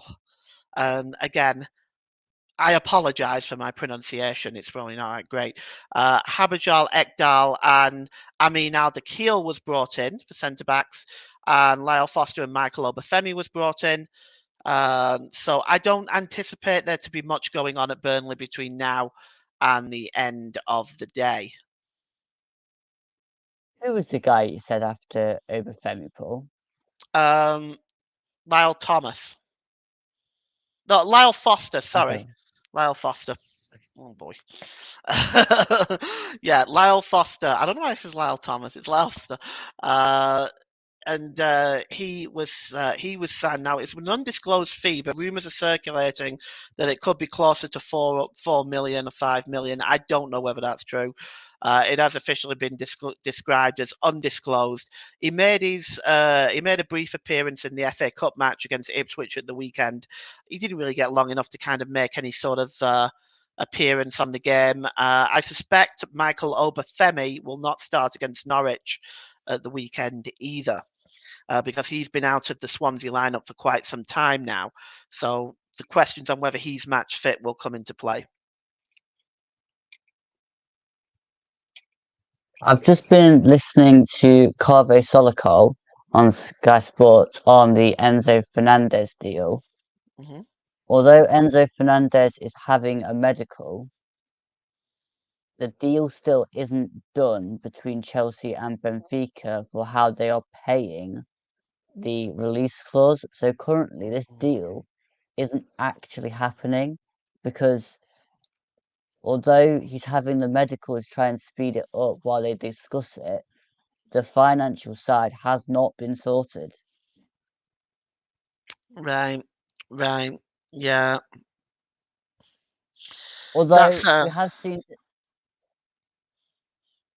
sorry. Go Go on. on. No, I was Go ahead. I was just gonna. Yeah, it's that those are the ones that are the tricky ones, aren't they? This is why the transfers can sometimes never get done because of things like this, and it must be terribly frustrating for the player. Yeah, but I think as well though, how many times have you seen a deal with 4.5 hours to go not being agreed, and then it gets to like 2 hours to go and or an hour to go, and everyone's rushing around trying to get the deal done because they've finally agreed a price. Mm. Yeah, I mean, I think that they should get if they can get this matter done quickly. I suppose they could scan documents and send documents by emails to, contract information to sign and what have you. And it's not beyond the realms of 21st century technology to get it done. But when it comes to money football clubs, oh boy, release clauses and legal aspects of it, and it just goes on and on and on. It's like nothing is ever so straightforward anymore. Just a tweet from Fabrizio Romano. Um, he says Matt Doherty has signed the contract to complete loan deal to Atletico Madrid from Spurs. So that looks like that one is definitely now going to go through. Just officially wait for it to be done, but I would say that is on the same level now as Sambi Lakonga's deal. Yeah, if it's done by Fabrizio Romano, it's you can pretty much rubber stamp Yeah. it, can't you? Yeah. I Yeah. usually work on the principle of three: John Percy, Fabrizio Romano, or Daniel Taylor. That's more or less it for me. Yeah. So But I mean that's a good move for Doherty, and it's just something's just updated now, so we're going to get some information. Well, I thought we was going to get some information, but guess what? We're not. Oh, wait a second. Yeah, they've no. It's just a quick update on the Lokonga expected to join Crystal Palace, but there's nothing further from that. So we wait. On that one, there's nothing further, and nothing further on the Sabitzer deal either. I think he must be on a plane now to get to Manchester or wherever he's going to sign this deal. For Manchester United, it's desperate for them. They really haven't got the transfers that they really wanted. Um, they resorted to signing Weghorst. oh yeah. But now this Sabitzer deal, I think, will be a good deal for Manchester United. So they'll be wanting to see that through. Yeah, and talking of big strikers, we signed Chris Wood. I can't. Don't make me laugh. You know what I'm like when I start laughing? I'll just roll around the floor laughing my head off at that. It's very hard not to. The fact that you're playing him in a one-year position is very, very disturbing because that's not the type of player he is. Um, when he played for Burnley, he was a goal scorer. He could score goals, but he didn't move very often. He wasn't somebody that you could inject for pace or anything like that. And I think it's that's a risky move on Forest's part, mate. I'm sorry to say to you. Although currently we do need a striker's presence, and he'll give you a striker's presence in the Oh, he'll box. definitely do that. Yeah, in the number 9 role, Chris Wood will be fine. Especially with the way Forest play, but it's just that at the moment, a Wanya seems to be more of a, I would say, like a left or a right-sided forward rather than a centre forward.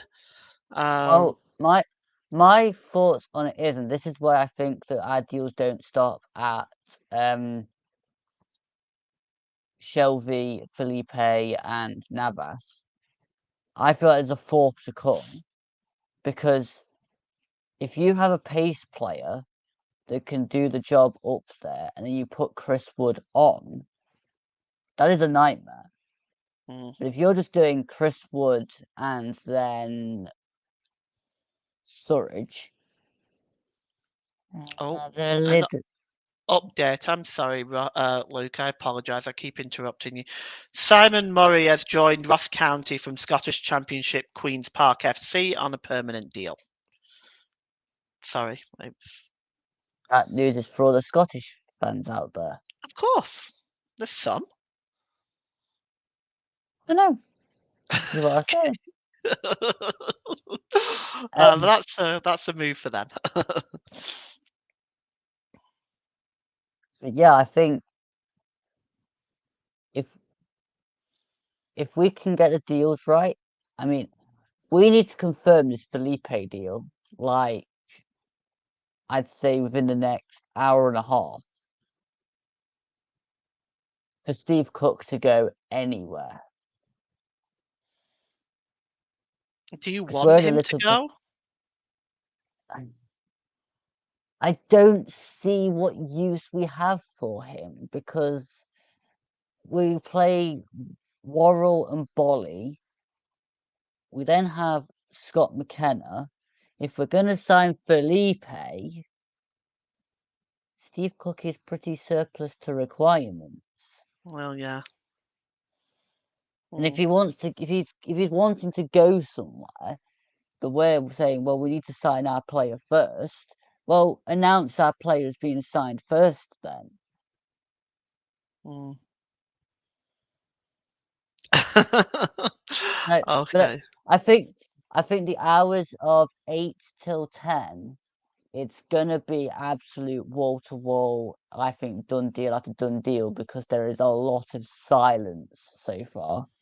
Yeah, there is. There's a lot. There's so far a lot. There's not much coming in. I mean, we've had this one from for Ross County, Murray joining Ross County. Prior to that, we had the announcement that Celtic had signed, not Celtic, sorry, Hella Verona has signed their player from Celtic, and that has kind of even gone off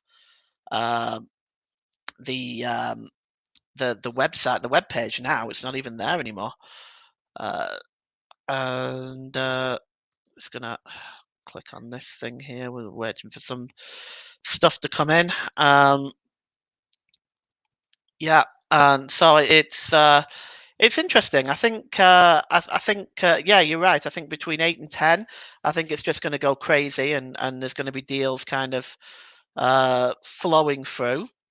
At the moment, we haven't had much, at least not what we've been on. But I think, like I said, between 8 and 10, those deals will fly through. Yeah, just a bit of news for Portsmouth fans. They've signed Deshaun Bernard from Manchester United. I believe that is a loan deal. Oh, that's not bad, is it? And in their attempts to get out of League One. That's not a terrible deal. That's not a terrible deal, is it? That's something to strengthen their squad a little bit. Certainly is. Oh, I've got another tweet from Fabrizio Romano. Okay. Southampton are closing in on deal to sign Paul Onuachu. Here we go. He will follow Kamaldeen Suleimana as new signing. Both Suleimana and Onuachu are now undergoing medical tests. Hmm. So And Southampton are not just getting one player, but two. Go on, oh, Paul. well, we got another one now. Isco, Saul, Awa, and Karasako offered to Manchester United. Manchester United were offered Isco, Saul, Niguez, Niguez, if I pronounced that correctly. I'm sorry once again if I haven't. Sal Uh, Niguez. Sal Niguez, yeah. Is it Niguez or Niguez? I'm not sure how it's. Who's I go Niguez. okay? Who's Awa and Yannick Karasako, among others, on deadline day. United decided not to pursue because they wanted Marcel Sabitzer. So if they don't get this Sabitzer deal over the line, they're going to have really missed out in this transfer deadline. They were offered Husam Awar and they didn't go for him. Nope. Forest, wake up. Poke, Sorry. wake up. sorry.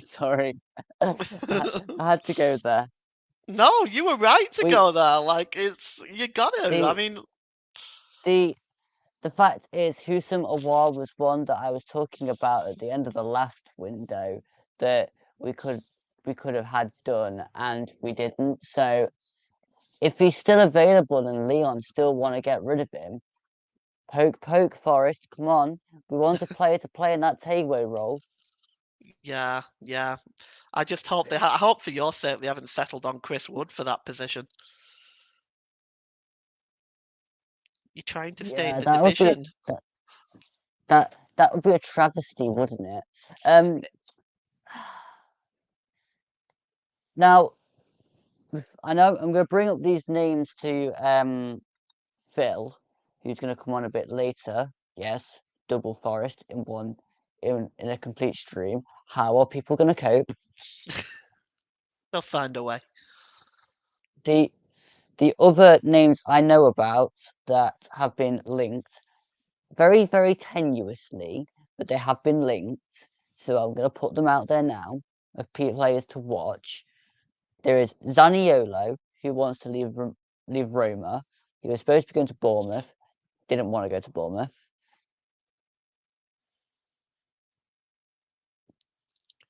Sorry, I was just reading a private chat thing from Russ. Yeah, I read that as well. I was like, I was waiting for your reaction. the other one is Demirel, who's a Turkish guy, I think. Angelino or Angelo or Angelo or that one I'm talking about, the Brazilian striker. Or now you thought you had a task with your names. Brynhilderson from PSV has also Can you been type that in the linked. private chat so I can read it? Because I I'm so bad with names. It's so embarrassing. Like I do commentaries. Okay, Bryn Hildson. Yeah. There you Him. go. I'm not that bad. Something's just come in. I am sorry. Arsenal women suffer a blow in striker search. Update. Understand Leon aren't budging on their position and don't want to let Signe Brun move to Arsenal today. I can't see that changing before midnight. Arsenal will need to look elsewhere away from Brun and Russo if they want to get a striker in before the deadline day. And Everton explored Batshuayi deal, but striker is happy at Fenerbahce. So a couple of things there. Sorry. It's not a deadline day without Michi Batshuayi. I still have nightmares about the fact that the journalists let me get so excited about signing an actual striker on a deadline day, to then Forest not signing him because he failed his medical or something. I can't remember what happened exactly. Collapsed. And then he went to join Fenerbahce. And Seems he's he's just still come up happy there. again. Oh, good. I'm glad he's happy over there. You enjoy it over there. It's warmer weather.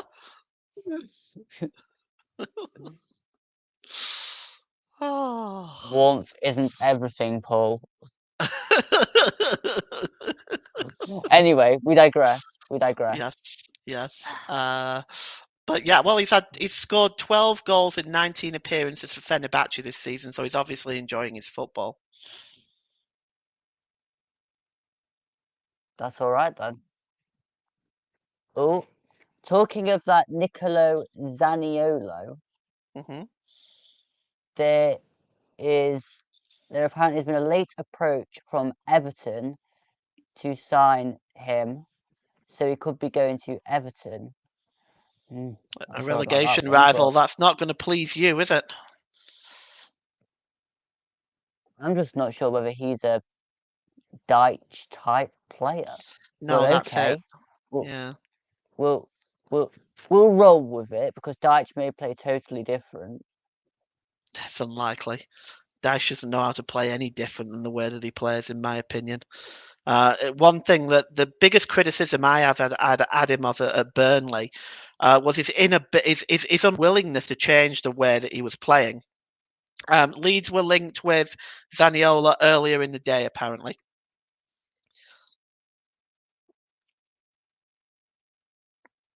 But yeah, it was just his inability to change the style of play that he was playing, even when it was so obviously not working and he'd been found out. So I'm not sure, to be honest, and I'm not sure how many of those Everton players are Dyche players anyway. But I mean, we'll see. It'll all be unfolded in the course of time.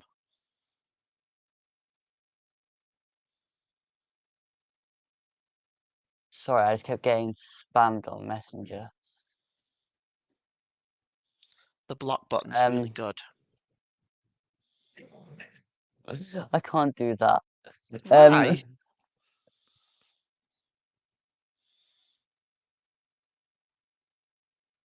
Yeah, I'll tell you later. Okay.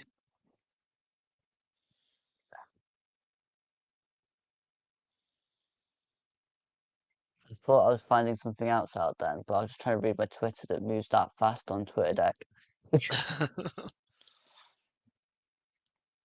Which is now crashed. Yeah, so yeah, obviously Batshuayi is definitely not uh, leaving Fenerbahce and going to Everton. So that is a big blow because I'd say that Michy Batshuayi would kind of be a Sean Dyche type player. Yeah, but there is still time, small amount of time, but there is still time for Everton to go and consult the striker directory and see if any more are available. Or they could just use WhatsApp and contact clubs and see who's available. That's a Sean Dyche approach. No, I mean they could take Chris Wood back off Nottingham Forest. Well, no, because I think he's played for 2 clubs already now, and we have him, Okay. and it's a loan deal. But he could go for somebody from Burnley, I suppose. No. No, There's no, none of his okay. players left. They can have Ashley Barnes, and I'm reluctant to Well, let that's what him I was go as well. But that's what I was thinking. Yeah, but I mean, I think given the strikers that Burnley have signed, I think it does kind of spell the end for Ashley Barnes. I'm very. I don't want to sound, I'm okay with him going. I'm reluctant, but I'm okay with him going. But that doesn't mean I don't think he's been an excellent servant to the club, because he has been an excellent servant to the club. He's been outstanding. Iosa Perez is on his way out of Leicester. Now, Ross has just sent that in to us, but we don't have any further information on that just at this time. But Iosa Perez is apparently on his way out. That could be the player that I was just listening to the reporter talking about, and it looks like he could be going to Real Betis. If it's the Really? same player.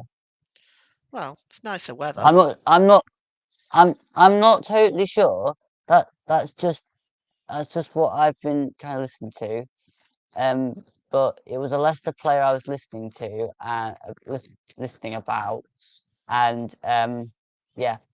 So that's generally who I think it is. But putting 2 and 2 together, Yeah. Yeah, but Not- that's bad news not for so- Leicester because have they brought anybody in yet? I don't think so. St Mirren have signed Southampton defender Thierry Small on loan for the rest of the season. So Thierry Small leaves St Mary's and goes to St Mirren. I wonder how he's going to be at set pieces. I don't know. I don't think I've ever seen him play before.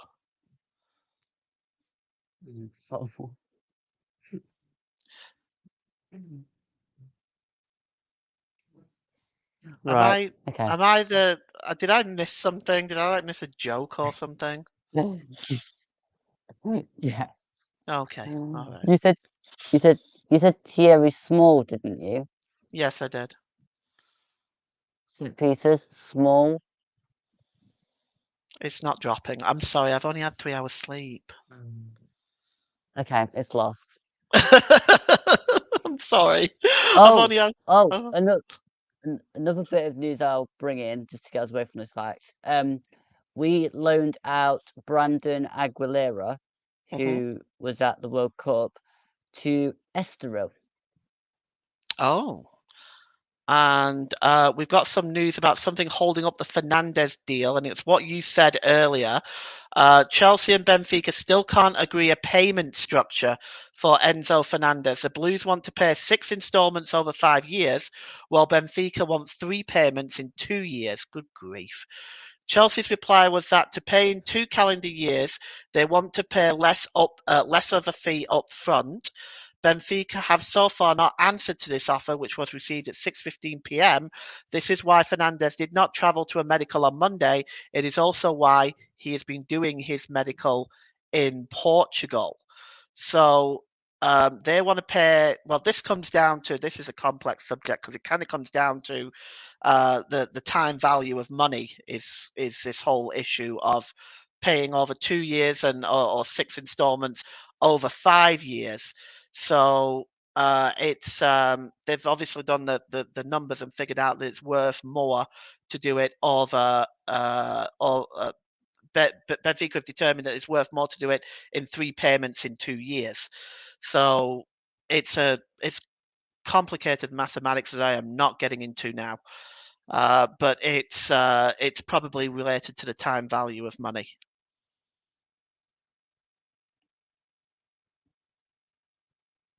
Yeah, I think with the Enzo Fernandez deal, it's more the fact that they've already brought in Fofana, Mudryk, Maduke, Jao Felix. They're pushing the budget, and if they go all out in one go for Enzo Fernandez, they could be pressing over financial fair play. Could be that, yeah, could be.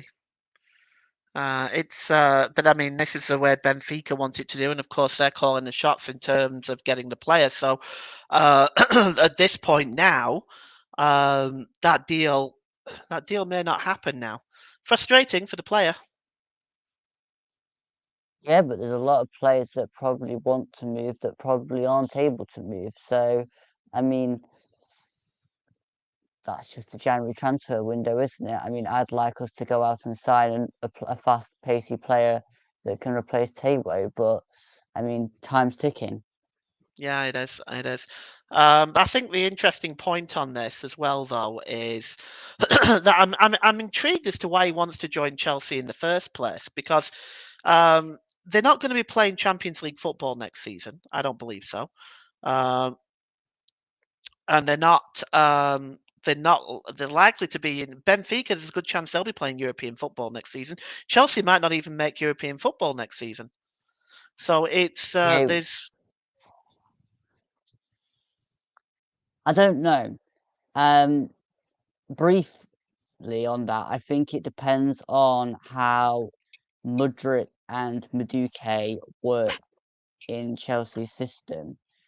If it takes them a while to sort it out, then I totally agree. But the top two kind of competitions in Europe, maybe a bit of a push with the likes of Newcastle and Brighton pushing their way in ahead. But you've still got that Europa Conference League, so I mean, they Oh still yeah. could potentially get in there. But I can't see many players getting the law into that unless you're coming from a club which hasn't played in Europe consistently forever. Okay, here's another tweet. This time by Julian Lawrence. I don't know who Julian Lawrence is. Chelsea's Champions League conundrum. It's worth reminding everyone that you can only include 3 new players in your Champions League, Europa League squad for the knockout stages. So 4 out of João Felix, Mudryk, Enzo, if he signs, Maduek, Badish, Badiashile, Bradishili. Badashili, thank you. Fofana and Santos. Excuse me, I apologise. Fofana and Santos will not be involved in Europe for Chelsea, so there is that. There is that to consider as well. Yeah, I mean, that is one I have that already they have that headache because they have Madueke, Felix, Mudryk, Fofana, and Bradishili before they even get to Enzo Fernandez. So they already have the headache. So if they want to make this headache even more complicated, then I mean, why not? I mean, you're already having a decision between the players you've got. Just add one more to the mix to make it even more difficult. I'm glad I'm not making that decision. Yeah, me neither. Because there's some talent right there, isn't there? Um, I think I'd be pushing to have João Felix in the lineup at least, but yeah, I would not want to be making that decision. That's not for me. Yeah. Um, Yeah, mm, let's just see if there's any more rumors on Twitter. I'm just going to have a quick scan on Twitter and see what is being thrown around there.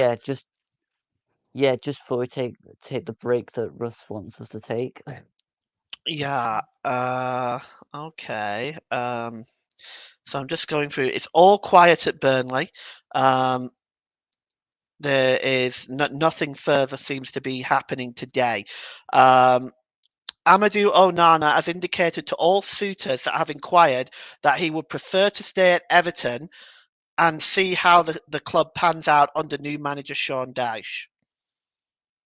Now that's big for Interesting. Everton because he's been one of their key players. That's massive for Everton. Mm-hmm. Uh, I aside from agree. that, there is nothing else kicking up a fuss. What's this? Crystal Palace have completed. Well, this was 10 hours ago, so it's probably already been announced. But in case it's not, Crystal Palace have completed the deal for Stuttgart midfielder Nouru Amada. He joins on a 12 million euro deal.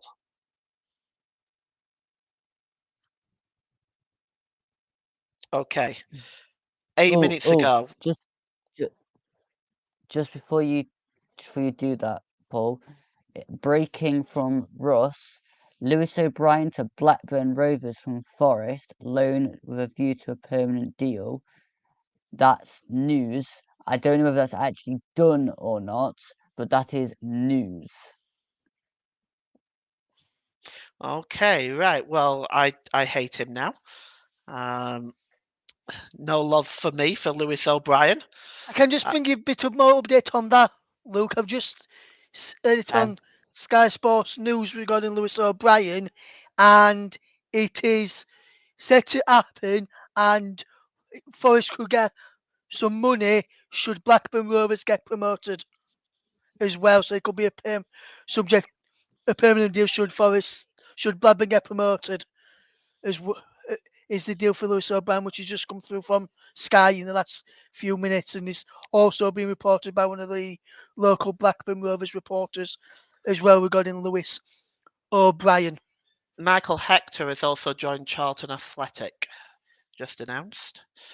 And 8 minutes ago, Fabrizio Romano said Marcel Sabazza to Manchester United. Here we go. Full agreement reached on loan deal. No buy option confirmed. Deal set to be signed with Bayern in the final hours as personal terms have been agreed to.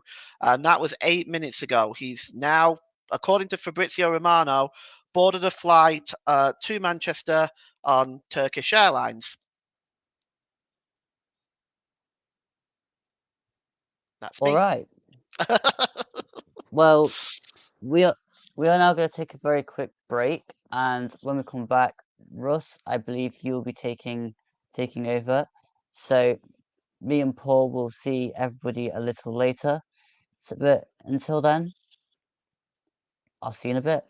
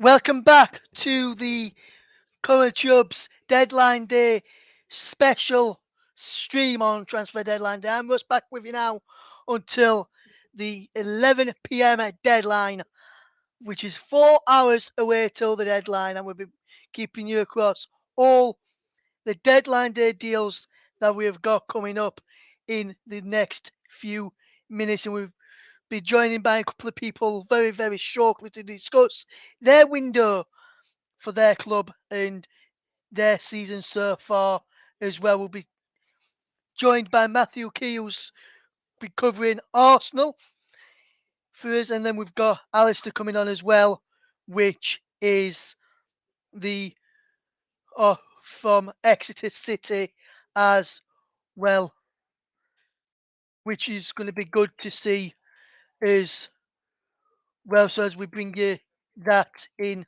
there, as we bring you across all of the deadline day deals. Let's fetch in first of all Matthew, who's with us. And Matthew, how you doing, my friend? You okay? Yeah, very well, thank you. Thanks for having me on. No problem, Matthew. Good to have you on, and good to get your thoughts on Arsenal this season, currently top of the league and doing very, very well in the season so far. Then, Matthew, what have you made to this season under Mikel Arteta so far, Matthew? And are you first of all, what's your thoughts on the season so far, Matthew? I've been absolutely delighted, to be honest, Russ. It's gone better than I or anyone I think could have possibly imagined. I mean, look at the stats: 50 points after 19 games, drop points 3 times all season, and it's remarkable when you compare it to last year as well, and the expectations we had going into this season. I mean, for me, I was looking at Champions League. That was sort of the big goal. That was getting back, whether it be by getting into the top four or, of course, winning the Europa League. But now we're halfway through the season. That's completely changed. We're looking at that as sort of almost a guarantee now. The champion getting back to Champions League football, and we're looking at winning a league title, which is something that just never thought would happen at the start of the season. Credit's got to go to so many different people. I just, as I say, couldn't imagine it going this well, and I'm absolutely delighted with it. I've absolutely loved basically every game this season. Yes, obviously, Matthew, as well. You've doing, as you mentioned, doing very, very well in the league there. In number of people are to credit to one person I think should deserve a lot of credit, and this is because of how Arsenal fans were towards him, towards when you were down near the bottom of the table early on in his managerial tenure, is Mikel Arteta. The Arsenal board told you to stick with him, stick by him, trust the process, so to speak. And look at him now; he's doing very, very well for you. You're top of the league now. How good has Arteta been with this young Arsenal squad, which has added a few to this window, which we'll touch upon in a few minutes as well?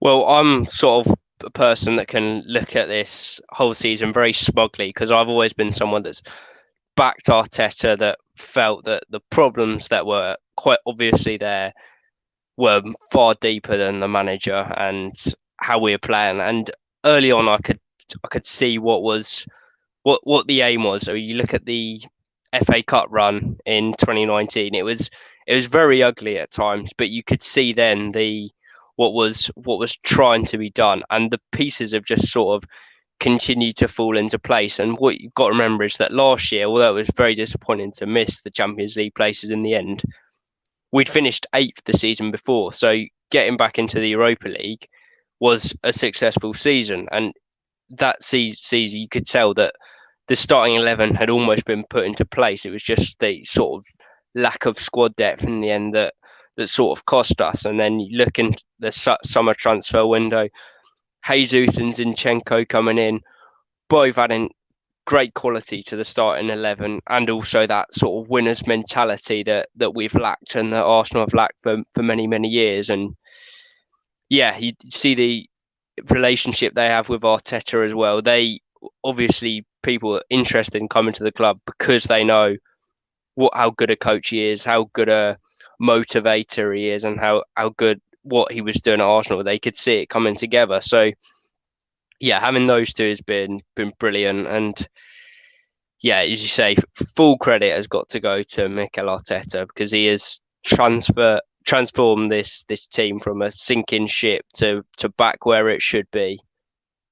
Yes, and just a couple of to touch on now the January transfer window, two late ones and potentially a third on the way as well. Leandro Trossard's in from Brighton for 20, for if he believed to be £21 million, and then Jakub Kiwa in as well for 17.6 million, and then it looks as though you're getting Jorginho in from Chelsea as well. What have you made to the? Obviously, I know no one's really seen Jakub Kiewar yet. But what have you made to Leandro Trossard since he's coming in January? And what do you reckon about the impending arrival of Jorginho, which from what I've been hearing all day is just a matter of time before Arsenal announce that signing? Yeah, looks like that's going to come at any moment. Well, firstly on Trossard, obviously he wasn't the number one target originally. That was Mudryk. We all know what happened with that saga. It was sort of long, complicated, dragged out. But I think Trossard as a consolation prize from that looks to be like an absolutely fantastic signing. Just in these sort of couple of cameos that we've seen this season against United, he made a real impact. And then City in the FA Cup the other day, he was probably our best player, certainly in the first half. So yeah, I really like what I've seen from him and what I saw at Brighton. Pacey, direct, can play on either wing, so really does help with that squad depth and giving Saka and Martinelli a rest. And he's going to be fighting for their places. You know, he's not someone that's come here to have 20 minutes when you're winning a game 2-3-0. He's come to make an impact and try and force his way into the starting 11. So yeah, absolutely delighted with Trossard. And then Jorginho, there's been a lot of criticism about this signing. Again, looking at Caicedo, someone that we've been linked with, someone that we've obviously had an interest in.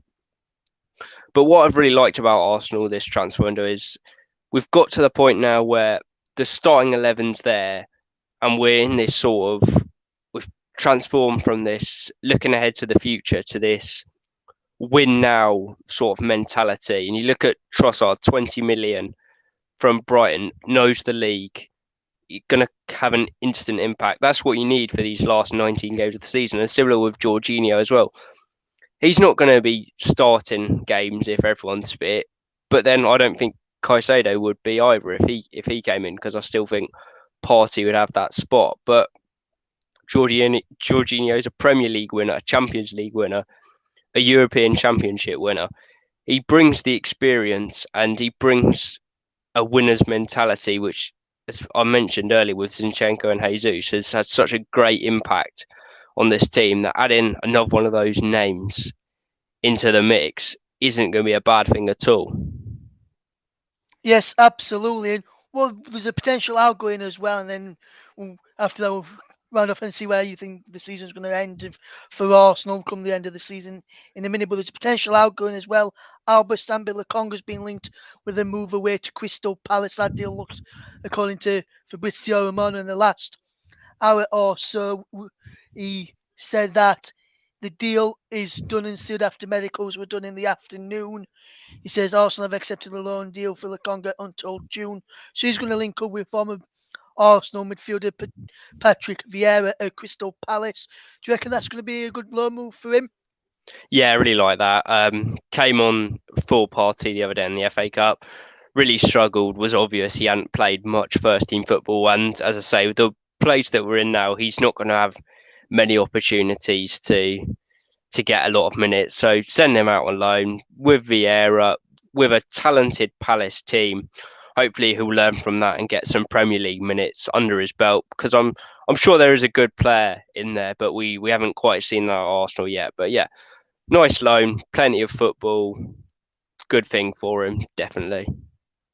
Yes, and obviously with the players that you've fetched in and looking to fetch in, and the players that you've already got in the squad as well, with people they signed in the summer, like Gabriel Jesus came in the summer, Zinchenko came in the summer, some more winners in there that came in the summer to Arsenal as well. And Martino's done well in the league. One player that did go out on loan as well as Marquinhos.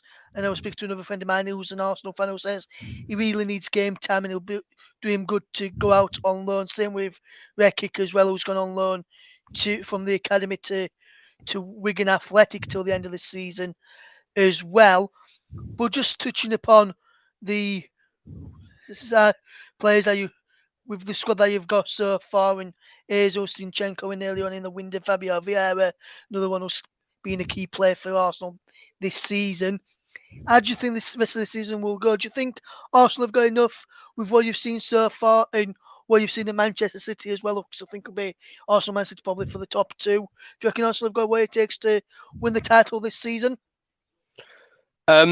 There's key word to this question, and it's injuries. I think if Arsenal manage to keep the starting 11 that's played for most of the season so far, and we have been really fortunate actually with the injuries. Apart from the one to Jesus, and Eddie's obviously come and done brilliantly, succeeded everyone's expectations. So yeah, that's the key. I think if we lost Thomas Partey, that would be a massive blow. But if we keep everyone fit, I think currently we're playing better than Man City, and people keep talking about this run, this 15-20 game win streak that they're capable of going on, and they are. But I'm not sure this Man City team is as good as what I've seen over the last 4 or 5 years, and we know how desperate Pep is to win the Champions League as well. So that might mean rotation for Saturday, Sunday in the Premier League games for the Champions League quarterfinals, semi-finals. So I don't know. I just got a feeling that it could be our year this year.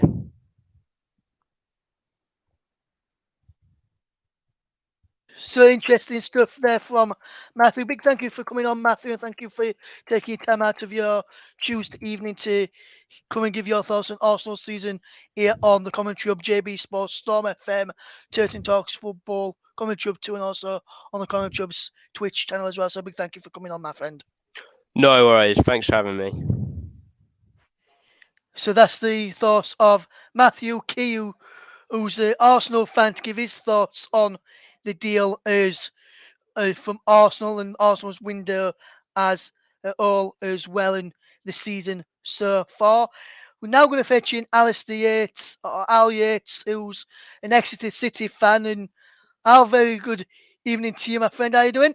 I'm doing great. Can you hear me okay? Thanks for inviting me onto the show. Yes, I can hear you fine, my friend. I'm glad to have you on. So we'll just touch upon the season so far then, Alan. First of all, Exeter City started off with Matt Taylor in charge, and then he left to go to Rotherham United, and then Gary Caldwell coming. What have you made to the start of the season under Matt Taylor, and then the transition into Gary Caldwell, first of all, Al? Well, in terms of the season this far, we've come back up to League One. And under Matt Taylor, we were doing absolutely fine. And then him and his backroom team basically all got taken under a package, shall we say. So Gary's come in. I think he's done about 7-8 games now. He has definitely steadied the ship. We've started to pick up some good results. One at the weekend away at MK Dons, and I think our last 5 is 1-3, drawn 1, lost 1. So we're presently sat around about 10th in the league, and obviously with the window, it's the worst time of the year as an Exeter fan because we are battening down the hatches and waiting to see who goes. And no doubt most clubs will take half our players and even our groundsman Chaz, no doubt. So we'll wait to see what happens by the end of the evening. Yes, and touching on the transfers that you've done already this window, Will Amoson's come in, Kevin McDonald came in earlier today as well, and Dimitri Mitchell came in on the 26th of January as well. With those 3 signings, what have you made to the signings Gary Caldwell's made? Obviously 2 from Scotland, 1 from Bolton. So what have you made to the players that's coming in this window? Do you think they were the players that you needed to, and the positions you needed to strengthen? Yeah, definitely. And you've undersold it because he's been quite busy. So if we go through it to make sure I get it right, we've where are we? We've had Sam Stubbs leave. Alan Stubbs, his lad. He's just gone off to Bradford City on a free to League Two. Great player, stalwart centre half, but unfortunately had a bit of an injury, so hadn't featured very much. We also lost our captain, Matt J. I say lost. He was, I think, sold to Colchester United in League Two. We also lost Tim Dieng, another central midfielder who scored 14 goals during our promotion season last year from central midfield. So that was always going to be a bit of a risk. He went on a release clause being activated by Gillingham. So therefore, we in our eyes, we've been quite weakened. But then saying that, we've had Kevin McDonald come in from Fulham, 34-year-old central midfielder, 6'4", I think he is. And we definitely need a little bit more height in the team. And he no doubt is going to have loads of experience. So that'll be an interesting one. You've mentioned Dimitri Mitchell.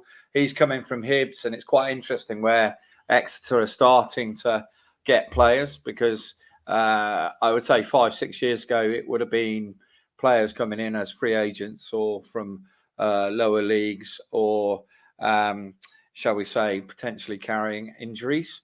But at the moment we seem to have gone up a level, because we've got a James Scott's come in who was sold for £1 million, I believe, from Hibs to Hull. He's also Scottish. You made the good point about we're bringing in quite a lot of Scottish players for a club in the southwest of England, which is unusual. And I think Gary's been looking around the Scottish under-21 scene and his old players, because if you look at, we've also had Joe White come in from Newcastle, and he came in on loan about 2 or 3 games ago.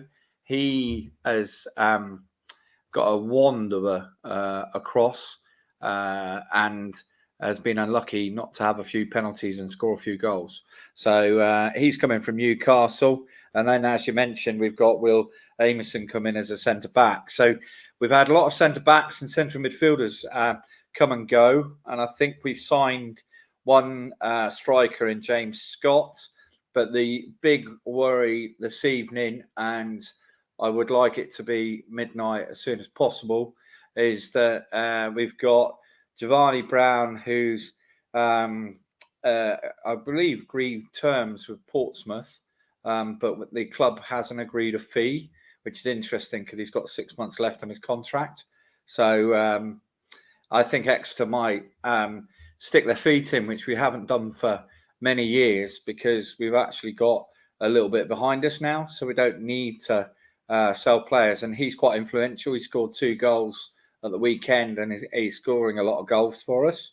We're also at risk with Josh Key, a brilliant wing back, right back, who's played occasionally at centre back, would you believe? And he can play at right midfield. He's being looked at by Luton Town and Swansea, although I don't believe fees have been agreed. And then we get to another big risk, Sam Numbe, who is a striker, a big pressing striker, and I believe Bristol City are looking at him at the moment. So it's absolutely manic at Exeter at the moment, and I'm hoping my phone doesn't get more lively. Yes, and Bracedus 1979 has put in the comments, decent transfer business from Exeter. Caldwell knows what he's doing, so that's obviously a positive one there. And I was going to ask you about Giovanni Brown, because he was linking up with Matt Taylor of Rotherham United when he first came in, and he said he weren't going to probably raid him straight away when he first came in, but he may look, if there are any deals towards back end of the window. Do you think that could be something to look out for if he doesn't go to Portsmouth I am in for the summer? Potentially for the summer. I'm led to believe, and Matt Taylor is an absolute legend at Exeter, and he's what we call a proper chap, and I think he has been very respectful in terms of not coming back for players. I mean, it's understandable that he took his assistant manager and a strength and conditioning coach and a few other people, but that's not been too detrimental. So I think, yes, there's a risk, but I would guess that Giovanni Brown, for example, I would expect him to want to go to, it's going to sound awful, Rotherham, a slightly more sexy club. So I think there'll be a lot of suitors for his services come the end of his contract. Yes, and obviously, Al, with Exeter as well, with the season that you've had so far, where do you think Exeter could finish under Gary Caldwell now after you started out under Matt Taylor and you said he's improved you? How do you think the season will finish and whereabouts in the table do you reckon you could finish come the end of the season? It's very hard to say at the moment. I think we're 12 points from safety as we're looking at it at the moment. And it's very much a case of, I think most Exeter fans would be happy if we were not in the bottom 6 or bottom 8. But as things stand, things are not looking too bad. That said, we've got a horrendous sequence of fixtures coming up in March, I think. And therefore it's in the balance. So I would put, if I was going to say now, and if these signings all come through, I think we'll be a very steady mid-table. We may be above mid-table, and if we get a bit of luck, there's no reason why we couldn't be on the edge of the playoffs. And I think we'll take consolidation this season with a view to pushing on next year.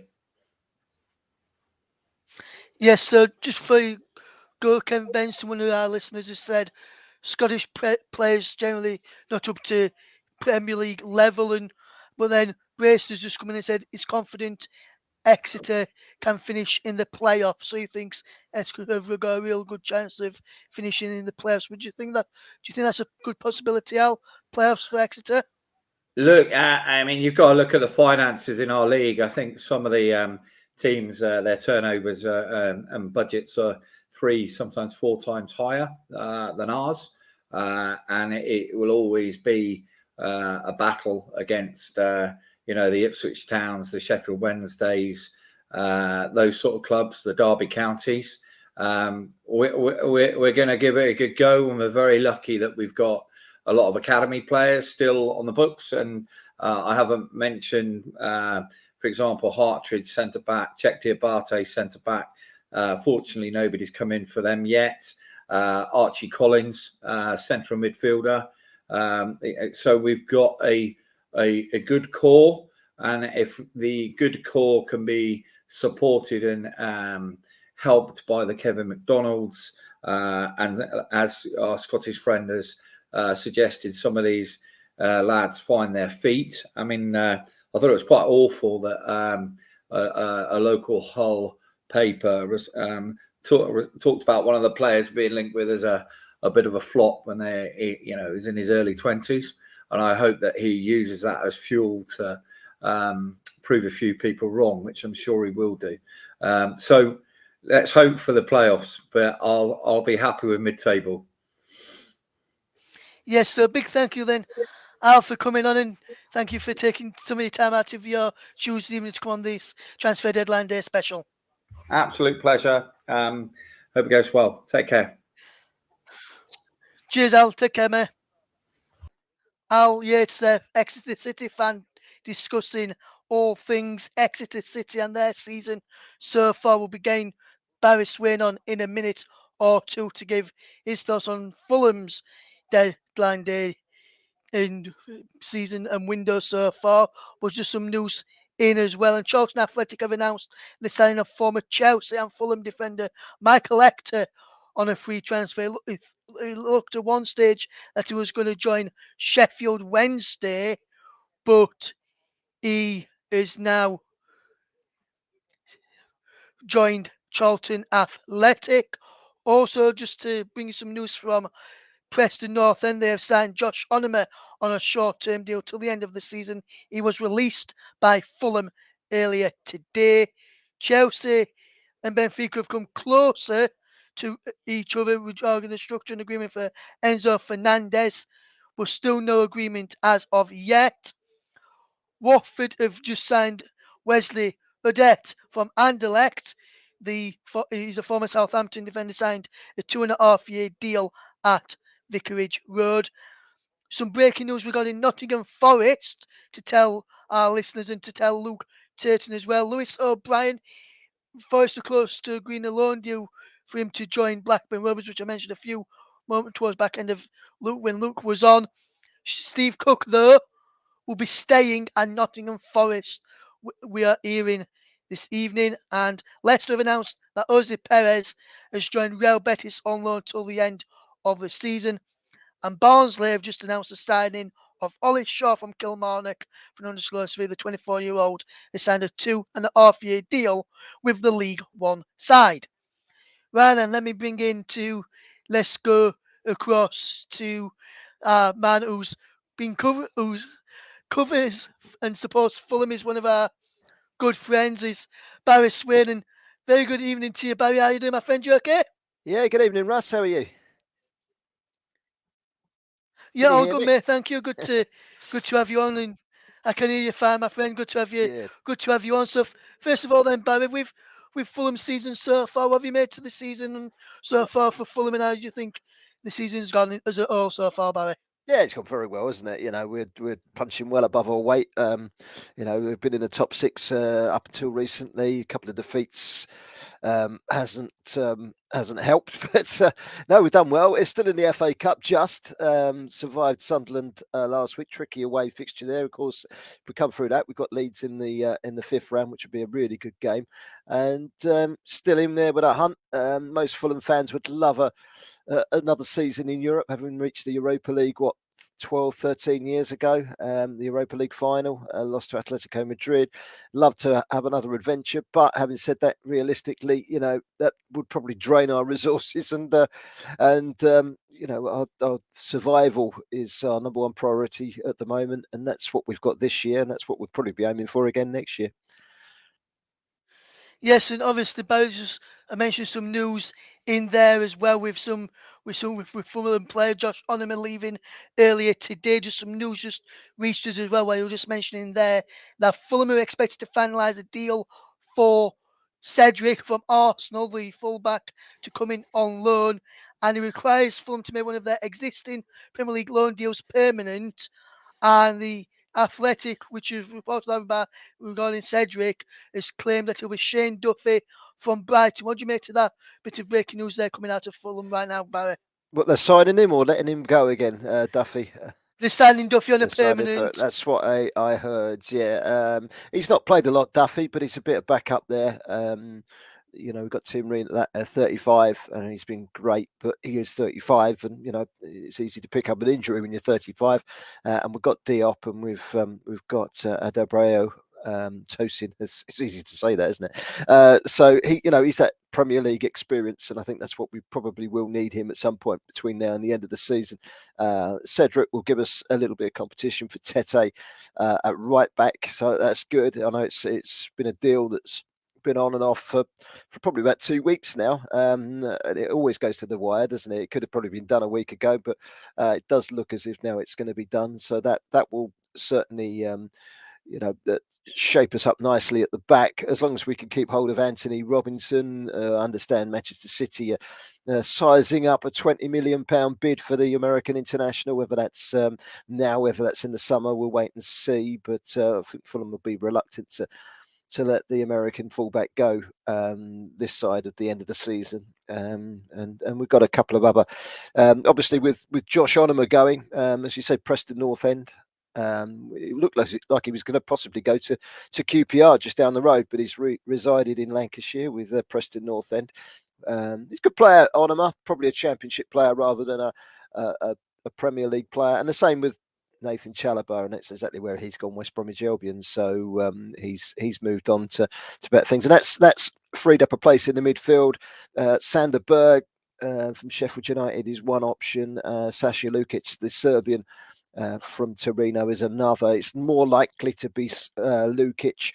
The latest I heard is that the Sander Berg deal was faltering at best, so that might not happen. But you know, it's still time to reignite that deal yet. But it's the midfield area that's still uncertain. And of course, ask any Fulham fan what they would like in the transfer window, and it's another striker to back up Alexandra Mitrovic, because keeping him fit at the moment is a big problem, and the backup that they've got isn't, in the eyes of most, quite good enough. Although they have got firepower coming from the midfield, which is keeping them alive. But they'd love another striker in, but that's not easy business to do. So we'll wait and see if there's a surprise. But I can't see there being another striker coming in this side of the deadline shutting in a few hours. Yes, and there's some just breaking news coming in from Fulham right now, Barry, as you were talking there, and you mentioned Sasa Lukic during your piece there, and I can tell you, Barry, that Fulham have just announced the signing of Sasa Lukic from Torino, so that deal has just gone through. So with the squad that you've got so far now, Barry, with the addition of Lukic and what could be Cedric coming in as well, how do you see the end of the season going for Fulham? Do you think you can push on and finish a bit further up the table, or and continue finishing above Liverpool and Chelsea like you currently are, or do you That think you would, could finish around about mid-table with what you've got I with the? think Yeah, I think top 10 would be great, wouldn't it? I'd love to finish above Liverpool and Chelsea. But listen, we know that Chelsea have spent so much money. They're going to come good at some stage. And Liverpool as well, you would have thought they'd probably have too much for us in the long run. But, top 10 would be great. I think we need one more win, and we're on the same amount of points that Burnley went down with last year. So,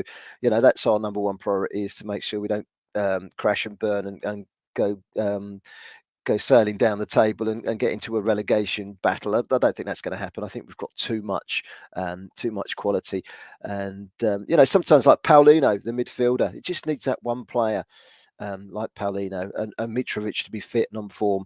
Those two have been, the key for Fulham this season, and they've got the combination right at the back, got a good goalkeeper, and just that spine of the team is better. Whereas the last 2 seasons in the Premier League, they got it all wrong.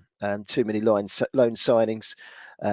Tactically, I didn't think Scott Parker got it anywhere near right, and I think now Marco Silva's, he's playing exciting football, and the Fulham fans are turning around saying this is arguably the best ever Fulham we've seen. And we're talking about some good Fulham teams down the years. Europa League final, the team that won the championship back in 2001 with about 100 points, with the likes of Boa Morte and Saha. They've scored many goals. Last season's team were great in the championship, and most of them are still there. So there's been some good teams down the years, and now they've got to try and kick on and become an established Premier League side that they were up until about 10 years ago. And it all started to go wrong when Martin Jol came in, left. They were struggling, and succession of managers. Mullenstein was in for a short while, wasn't he? And Felix Magath, and it just all went horribly wrong. And it took them a long while to really stabilise, best part of a decade to really stabilise, up and down. And they seem to be getting it right now.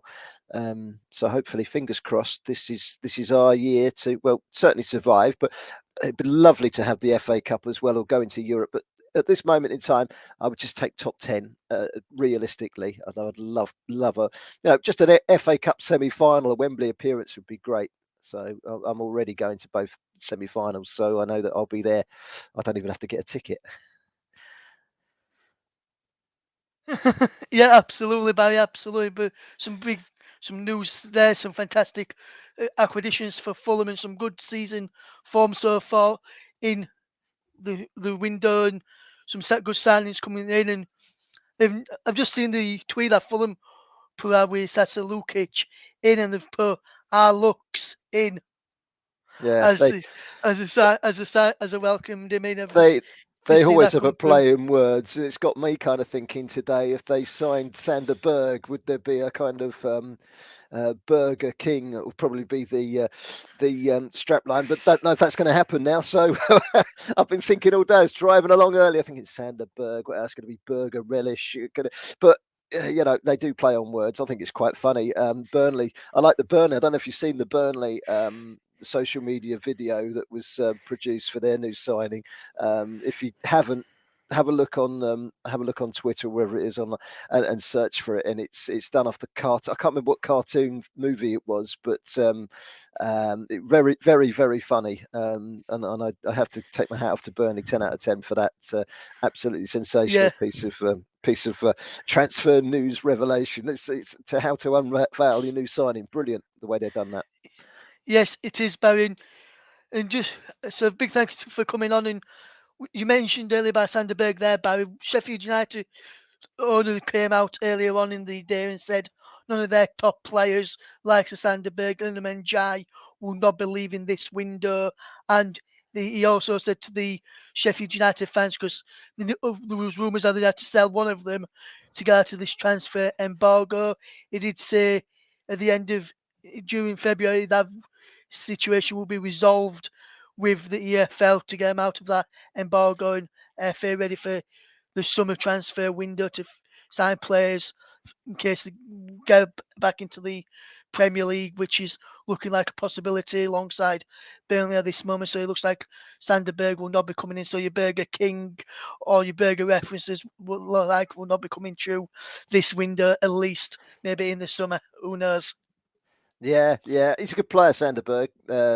But Sheffield United are in a good position with Burnley. You've got to say they're likely to go up. They only need to be consistent now, and they're quite right to keep hold of these players and say, look, why get rid of a player to lift the transfer embargo? They might as well keep the transfer embargo and keep what they've got, rather than put the money in that. If they get to May and they're promoted in the top two, the stakes are enormous. Then the money's coming in, and everyone will start easing off on Sheffield United because they'll see that there's a massive revenue being in the Premier League, and suddenly from a transfer embargo in May, they'll suddenly be spending money to try and strengthen things. I think they're in a great situation at the moment. I don't think there's anyone in the Championship that could probably chase that top two down. They're just that little bit better than everyone else.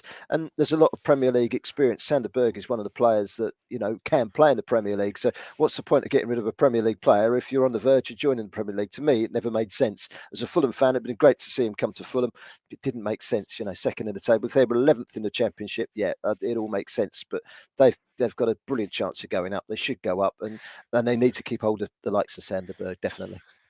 Yes, a big thank you then for Barry for popping on the deadline day stream. We earlier on, Barry, as you know from Football Live, that we partnered with as well as our partner channels here as well. I've already had one of your people on from there. Mackie came on a few minutes ago to speak regarding Arsenal. I've got Leon Jones coming on a bit later on, and he's going to be discussing Manchester United. And obviously, Isaac, who's a Arsenal fan, he's going to come on a bit later as well to discuss Chelsea's window and season so far. So we've got a few people on from there, and Luke's got a few messaged a few and got a few people on as well. So we've had a few people on, and I've got earlier on in the broadcast as well. In the first hour, we got Richard Bond on as well. So Rich, yeah. so we've had a few people I know you know as well Yeah. as discussing Everton in the departure of Lampard and the appointment of Dyche and the season moving forward as well. So we've had a few people on. So big thank you for you to come on as well. No problem at all, Russ. It's an absolute pleasure. Yes, sir. Cheers then. So thank you very much then to Barry Swain for popping on. We're always good to get Barry on the show when he's available to do so.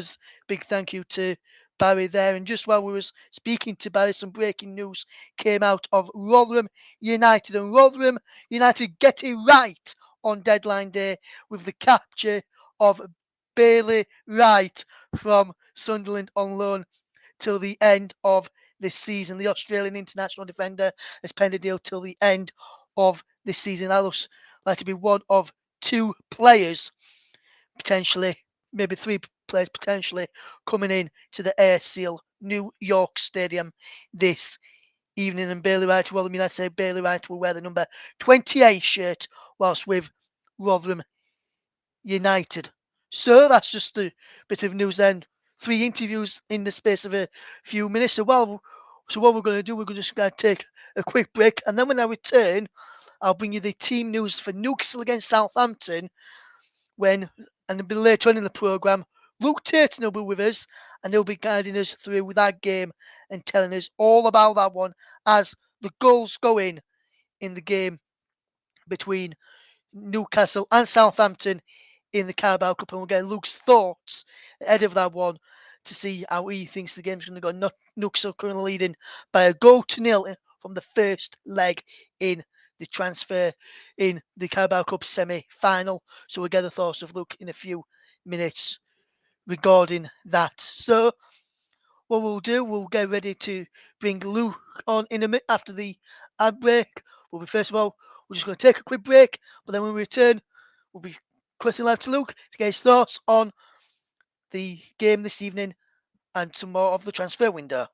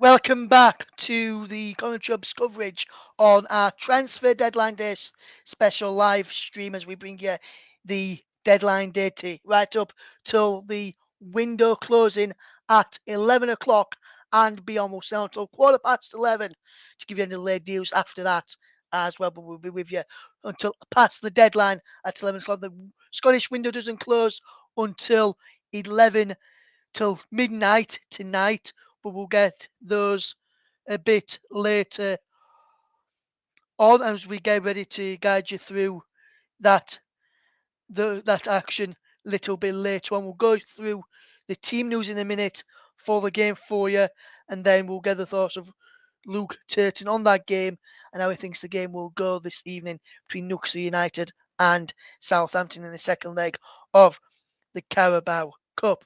And we'll just run you through the Newcastle side first of all.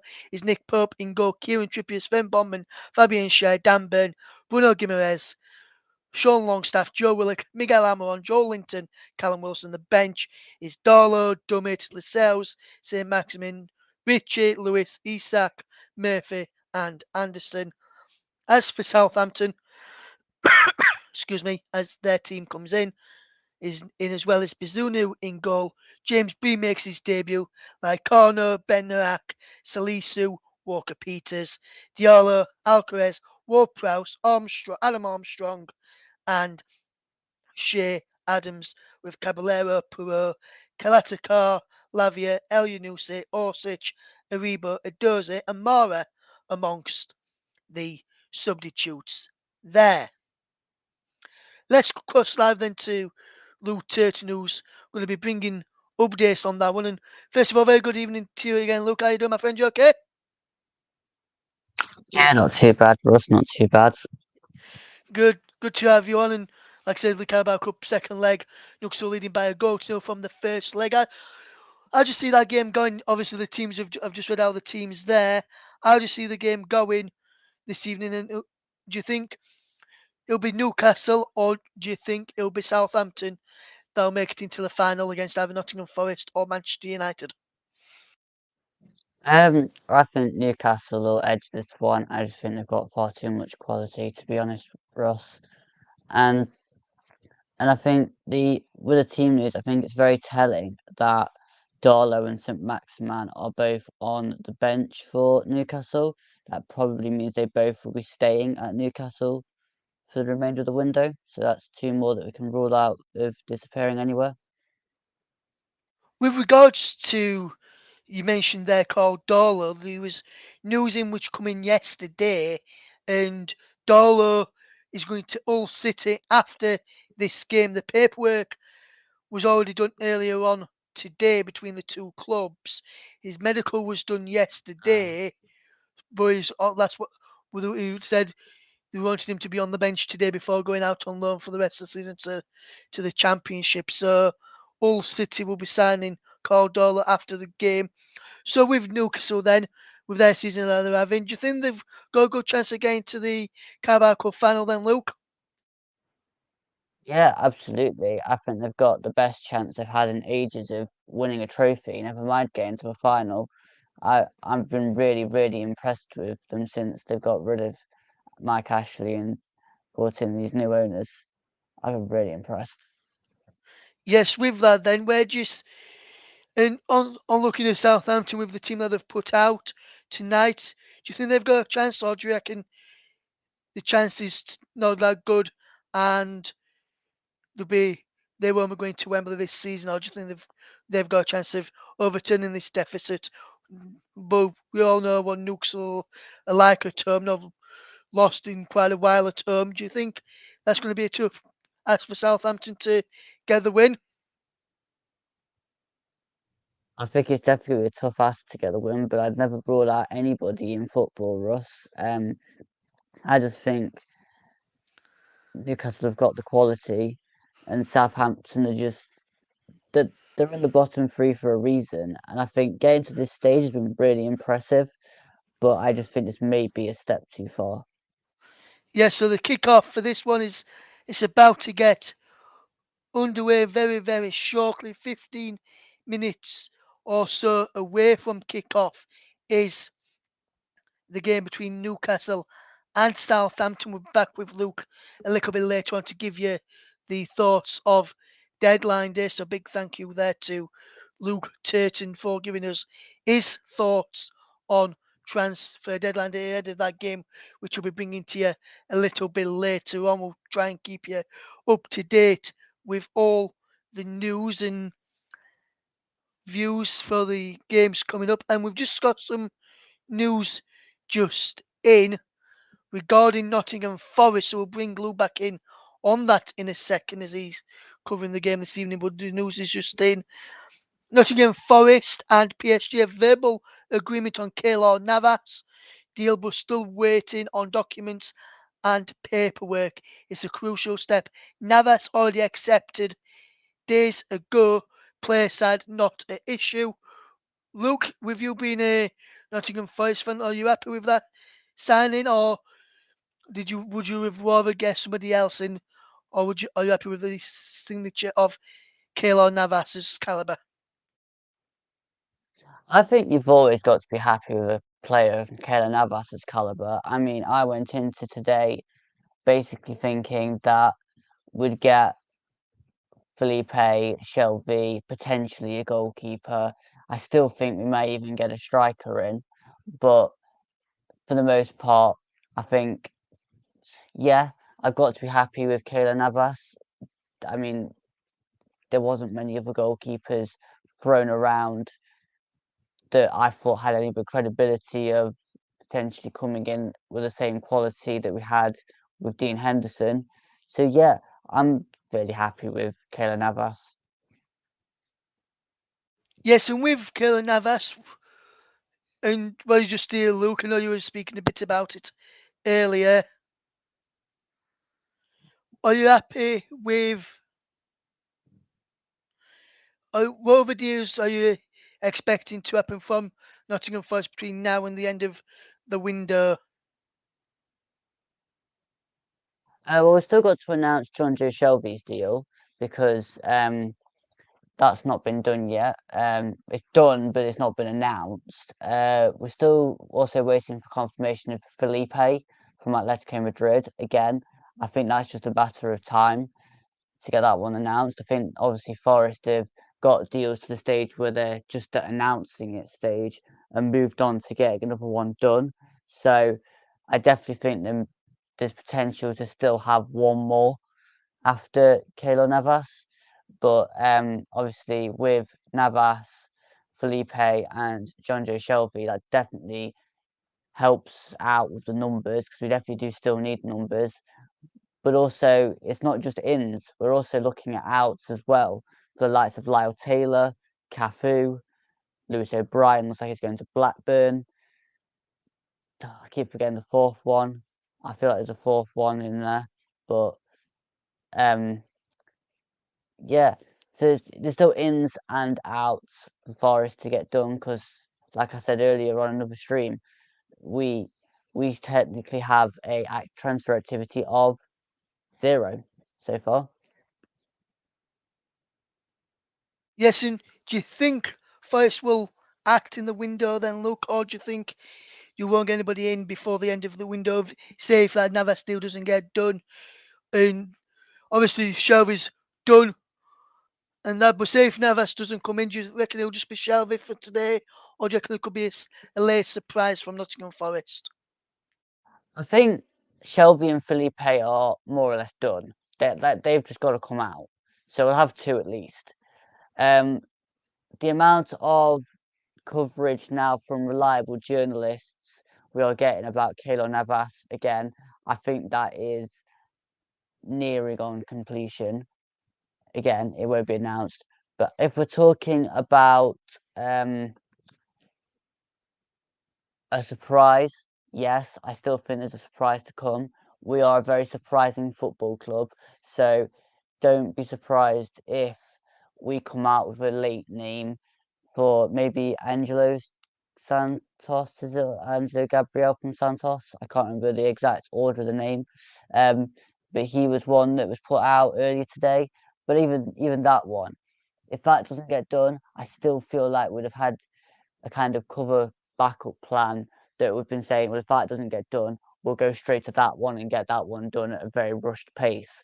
So I think, don't ask me who that player is going to be. I just get that inkling with Forest that we'll have another situation of a Mishi Batch Y type deal that we try to get done, but hopefully this time it actually gets done. Yes, and Luke has just sent us the deal which I've just read out regarding Keylor Navas, which I've just read out and we've just spoken about. So Paul has just sent that one through to us as well, just to confirm that deal there. So we'll get back to Luke a bit later in the program, and we'll keep going across to him around about 8 o'clock, just after 8 o'clock, when the game has just got underway, to keep across all of that deadline day deals there as we bring you the transfer deadline day special. We've got Luke Turton keeping across the game this evening, which is taking place very, very shortly. We'll keep you across that one, and we'll keep you across the last 3 and a bit, just over 3 hours to go now, just until that deadline shuts. 3 hours it'll be as soon as it's 8 o'clock this evening. We're going to go for a break at around about 5 to 8, just to catch all, make sure we can catch our reps, and then we'll get people on a bit later on. We've already had 3 people, well, we had 4 people joining us so far today. Richard Bond earlier, then we've had Alistair and Matt, and then Barry join us as well. We've got Phil to come between 8 and 9 as well, so hopefully he'll be with us soon. And we've also got Leon Jones to come later, and Isaac Dilks to come later as well, and hopefully Michael will join us a little bit later on as well. And Paul James will be back in round about an hour or so's time there. So we'll be bringing you, keeping you up to date with all of those action as with the game, and we'll keep you across the game this evening, as well as there is as the transfer deadline day ticks down towards its conclusion, and we'll keep you across all of the day's news and views as we bring you all of the deadline day deals coming through. And when I mentioned about Bailey Wright deal earlier for Waltham United, I don't think Luke was impressed with the way I announced it on the channel. He's just shaking his head.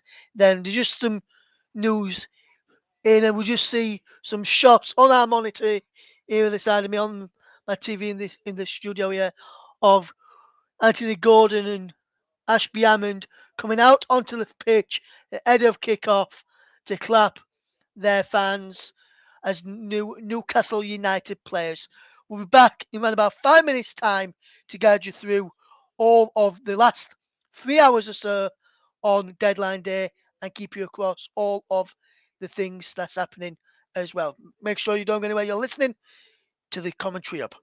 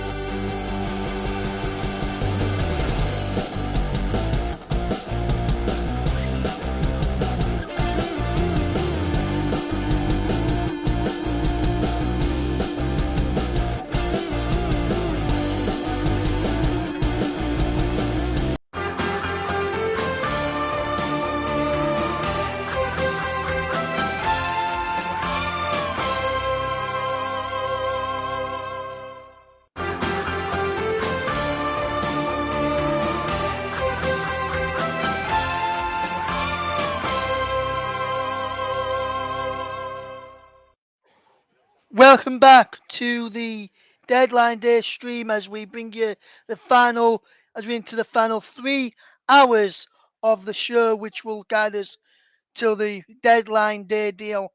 Last deal as well will bring you the final 3 hours of the deadline day stream, and we'll keep you across what's happening in the Newcastle game as well. We'll get the news and updates throughout that game with Luke Turton bringing us regular updates in the game as well. We'll go across to him very, very shortly. Players are just out on the field getting ready to kick off for that game as we get ready for action between Newcastle and Southampton as we get ready for the game this evening as we watch the game. The players are just out, just doing the huddles. The team are coming out onto the field of play. They're just going through the last minute huddles ahead of kickoff as we get ready for the final few hours of deadline day. We'll keep you across everything that's happening on deadline day, and we'll keep you across everything to see how the game is unfolding on deadline day between all the clubs up and down the country. Man United have ended talks with Arsenal. This is in the Women's Super League of potential world record sale of forward Alessia Russo, England's Alessia Russo there, as well as we get ready for, as this game has just got underway. St James Park will cross live and get an update very, very shortly of the update as we just getting ready to see what's happening on deadline days. We've got some breaking news just in from Arsenal to tell you about in just a second, and it is Arsenal have just confirmed the signing of Jorginho from Chelsea. You may have heard me mention talking to Matt Key regarding the impending signing of that when we spoke touch on Arsenal's window a few hours ago. But just to let you know, in the last few minutes, Arsenal have signed Jorginho from Chelsea. That deal is done. As we get ready to try and get a few people on to give us updates. A minute is already gone in the game between Newcastle and Southampton. Remains 0-0, 1-0 to Newcastle on aggregate. We'll keep you across that as and when the deals go on. As I just mentioned, Jorginho has been signed for Arsenal. It cost Arsenal £12 million as we try and bring on a few people as throughout the day. Southampton and Newcastle game is underway. We've played one. We'll get an earlier exchanges of that one very, very shortly from Luke Turton, who's keeping us across that one this evening, as well as all the other some deadline day news, as well as we bring you across all the deals there. And Jorginho is an Arsenal player now, and for £12 million, as we keep you across that deal. And João Cancelo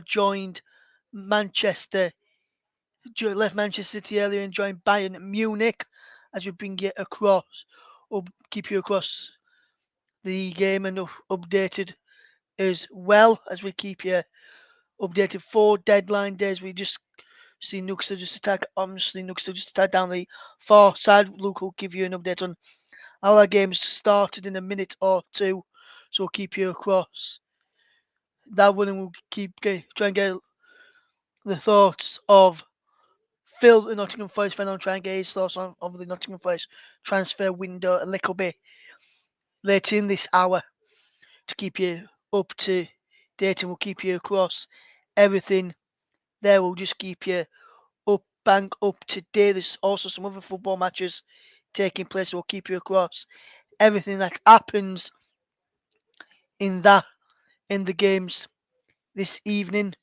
We've had around about 3 or so minutes gone between Newcastle and Southampton. Remains Newcastle 0, Southampton 0, 1-0 to Newcastle as the early exchanges in that game as we see the game unfolding in a few minutes time as we keep you across everything that's happening in the game between Newcastle and Southampton as we watch the game unfold. Real Betis, as I mentioned earlier, signed Jose Perez from Leicester on loan for the rest of the season. As I was on phone, well, not on the phone, as I was in conversation with Barry, Fulham completed the signing of Serbian midfielder Sasa Lukic from Torino for £8 million. So that deal has gone through, and Newcastle just on the counter-attack kick, and they get the first goal of the game. We'll see about that in a minute as Newcastle going towards the penalty on the right-hand side, cushion inside the box. And I think there's been a goal in the game between Newcastle and Southampton. And we'll try and get the thoughts of Luke, get across to Luke Turton in a minute to get which way that one has gone. And we can go across to Luke Turton now, I believe, to see about a goal in that game. And let's see which way it's gone with Luke Turton to tell us about that one. Luke.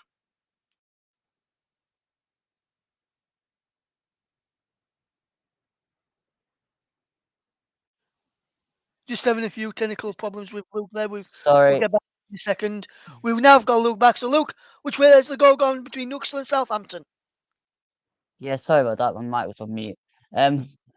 He's gone to Newcastle and Sean Longstaff. The ball comes out to the left-hand side and played into Longstaff, who just basically sweeps it into the far corner. So 1-0 to Newcastle, 2-0 in aggregate. Yes, good finish as well from Longstaff. Good goal from Newcastle, and they're leading by 2-0 on transfer deadline day. In the Carabao Cup is Newcastle 1, Southampton 0, Newcastle 2, Southampton 0 on aggregate as we keep you across all of that this evening, as long with the other news as well on deadline days. We try and bring you the deadline day news first and the quickest as we can, in the goal alerts as best and quickly as we can. Fabrizio Romano confirmed the news about Jorginho as well. He says official confirmed Jorginho signs as new Arsenal midfielder on 10 million plus 2 million add-ons deal from Chelsea. That deal has now been given a here we go sign from Fabrizio Romano there as well. And we're just getting some confirmation of a person who's going to be coming on the channel to talk with Nottingham Forest with us in a second, and he's here with us now. We'll fetch him in just a second to chat with him. And here is Phil, the Nottingham Forest fan, who's joining us here on transfer deadline day. And Phil, how you doing, my friend? You okay? Yeah, I'm fine, thank you. How are you?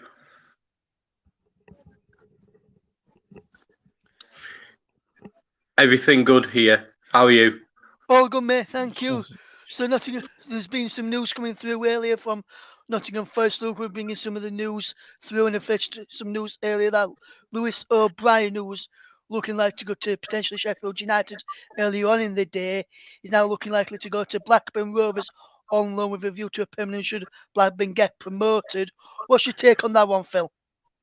A bit disappointing, really, because I thought last season Lewis O'Brien was probably one of the best midfielders in the Championship, and I would have thought he would have moved on his career. So, a bit disappointing. And with the injuries what we have got, it shows that he hasn't either done enough in training or done enough to warrant to keep in the squad. So. I think it'd be good for him and Blackburn for him to get some game time as well. But as a Forest fan, disappointed. But if we can get a sell-on price for 10 million, I don't think that's not a bad deal out of both of them, to be honest, him and Toffolo. So, but yeah, I'm just a bit disappointed that it hadn't worked out for him at Forest. Yeah, obviously, he's not, as you said, it's not worked out for him since he joined the Forest the City ground from Huddersfield Town. And why do you think that is, Phil? Why do you think he's not worked out for him? Is it injuries, or is he just not been in the right form that he was in at Huddersfield, and Steve Cooper's just not fancying him? What's your reasoning why he's not worked out for you, in your opinion? I think sometimes, like the step up as we've known, has been massive from the Championship to the Premier League. It's a huge step up, and I think we've changed a little bit tactics, like what we was doing before. I think before we came in and thought we could do like what we did in the Championship with the formation, but we got found out we was too open and we was conceding a lot of goals. So Cooper had to change tactics around. So I think that hasn't really suited him. And when he has come on, he hasn't really played in the position what he normally did for Huddersfield. So I think changing tactics for ourselves, which is proving that we needed to do because we've been picking up some points, and I think the step up has probably been a bit bigger than what he thought. Yes, and obviously with Forest as well, struggling a bit this season, then pulled away in the last few weeks with the goods after the World Cup break, and it looked like Toffler may have been going out on loan, but that may have now been scuppered with Lodi being injured. What's your take on that? Do you think Toffler would have benefited from a loan out, having not played as much this season? Yeah, probably, but I think when Harry Toffolo's come in and played for us, has not really let us down at all.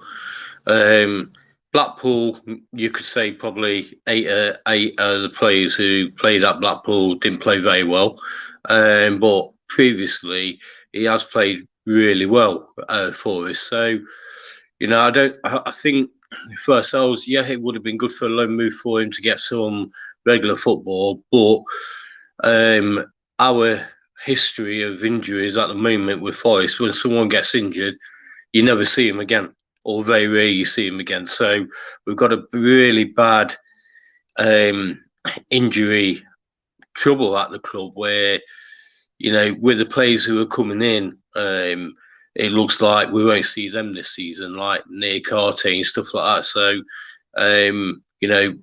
we need the strength in depth, and I think Harry Toffolo is a decent player, and he's done really well for us when he's played for us.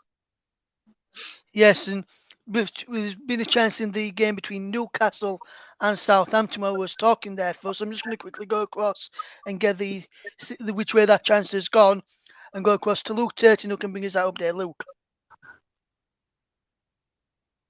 Yeah, there's been a few chances actually, Russ. It's hard to document them all. The main one was from Sean Longstaff again. He's been all over the place in this game. Basically hit it past the far right hand post. Then Joe Willock put the ball across, which went out for a corner. Trippier played the ball over the top. And Newcastle's only chance, no, Southampton's only chance, sorry, came from an Adam Armstrong breakaway, but that went straight into keeper's hands. The game turned another corner coming up there. Apologies. Yeah, another corner from now Linton. But still 1-0. Yes, we'll go back to Luke in a few minutes to see how that corner develops and see how the game unfolds in the semi-final of the Carabao Cup, second semi-final there, and be interesting to see how that one goes. We've got that on there while talking about the transfers as well, so we're keeping people across that. And looking at the window that you've got with the business that you've done with this window so far, when players have been linked as well, Phil Keylor, Navas deal that could be very, very close now. I was asked Lou this earlier, and he thinks it's what you need. Do you think Keylor Navas is somebody that you would need coming in with, especially with Dean Henderson being injured at the moment? Absolutely. Hennessy is probably a championship player. I would worry very much if Henderson's out for a long time and we've only got Hennessy as a backup. It's a strange one, really, because when we played Spurs in the Cup before the World Cup, he played really well. The couple of games, what he did actually play for us. But when he came back from the World Cup, I don't know if that sending off really affected him. But he looks really, really bad, to be honest. And I think that we do need strength in goals. Our other goalkeeper, Jordan Smith, is out of contract at the end of the year. And there's been no signs of the club offering him a new deal. So looking at the goalkeeping, what we've got, unfortunately, if Henderson and Henderson being out, if he is out for a long period of time, Hennessy and Smith, I think it will drag us really back into really dangerous situation in the relegation area. So I think it'd be a good move for us, and I think it's something what we need to do as a club. Yeah, and Phil we just touched upon a few other transfers. There, no, Luke's got some transfers he wants to mention to you in a minute or so, and we'll get Luke to do that in a minute. But just talk to me as well, Phil, about the season as a whole for Nottingham Forest. What have you made to this season so far, and where do you think the season could take you with the additions? Should you get them over the line, along with John Joe Shelby as well, who's had his medical, and Felipe, who's having his medical as well. I think with it, any Forest fan can't complain because we haven't been in the Premier League for a long time. My son has never seen us till this year play in the Premier League. He's seen us in League One in the Championship. So, and with it, we've been a big part of that, and I'm really glad that the game when we lost to Leicester at their ground, and there was rumours about Cooper being sacked and everything. I'm glad that the club stood by him, and we've got that bond at the club, and it's a really good environment. People don't like coming to us, and I've always thought, and I've always said to Luke, and Luke's very similar. When you do go up and win the playoffs, with the World Cup being early, we was miles behind on everyone else in that league because you don't know what division we're playing in, and two, when you're signing players with the amount of players who left us, it does take time. So we've always thought that wait till the World Cup and then you see a different side to us. I think the signings what we're doing are getting a more of an improvement of the team and making us more stronger. The Brazilian lads look absolutely awesome as well. And I think it's like everything else, like we are moving in the right direction. So everyone should be really proud and really happy about where we are. We're back in the big time, like, where we belong. And I do think that, with the club around, and especially some of the new signings, we did need a little bit more experience in there because when you've got a very young side, as youngsters, 1 minute they can be world beaters, and the next minute they can be absolutely the worst players in the world. So I think that will help us, especially in the next part of the season coming up, which is vital that we don't, we can soon start moving away and getting into more of that mid-table thing. It is nice that, even on Sky and everyone, a lot of media is on mentioning us about, oh yeah, we're going to be in the bottom three. And I think one thing which I've noticed that at our club we are very supportive. It's a really positive thing. But when you have a look at teams like, say, Everton and like Southampton, probably in the teams at the below, there's a lot of seem to be fighting within the fans and the club, and I think that really puts more pressure on their players. So I think for us, I'm really happy with the season so far. And I think we're improving all the time. And I think massively with the positivity around the club, and that really is from Cooper, the board, the club. It's really positive. Yes, some really good positive news there. Just going to break off a minute from talking about Nottingham Forest as we've got some transfer news just reaching us from Fabrizio Romano. A couple of bits of news there just to keep us all up to date. He says Pedro Porro has just signed his new contract as a new Tottenham player valid until June 2028. Saga for that is now over. He also has just tweeted as well regarding the signing for Sporting Club de Portugal, and he says former Arsenal defender Hector Bellerin has joined Sporting on loan not to loan, should I say, and he understands this is going to be a permanent deal for Hector Bellerin, so he's left Barcelona and gone there to Sporting there, which he's replacing Pedro Porro at Sporting there, and Jorginho will wear the number 20 shirt. I'm just seeing some photos just in regarding that on Sky Sports in front of me right now as well. Before we get to your questions, Luke, for Phil, because I know you wanted to ask him a few questions in a minute or two regarding Nottingham Forest. Let's just get another quick update from you, Luke, and then we'll take a quick break, and then I'll fetch you in to ask for some questions. So, just a quick update on how the game's still panning out between Newcastle and Southampton. Is it still 1-0? Yeah, still 1-0, Russ. Not really a lot's happened since. The corners are pretty uneventful. Both went one went out for another corner, and then the next one went straight out of the box and then blazed over the bar. But then really it's been a bit scrappy in midfield. Not really a lot else to really talk about. Newcastle corner got the ball just inside Southampton's half. Been intercepted. Still 1-0. Yes, so still 1-0 there between between Newcastle against Southampton, 2-0 on aggregate. We'll be back with Phil and with Luke in just a minute or so to get some more thoughts from Phil on the Nottingham Forest transfer window. So we'll be back after this short break. You're listening to the Commentary Hub, and it's the Deadline Day special here on the Commentary Hub. Also live on Commentary Hub 2, JB Sports, Storm FM, and Turton Talks Football, and also on our Twitch channel as well.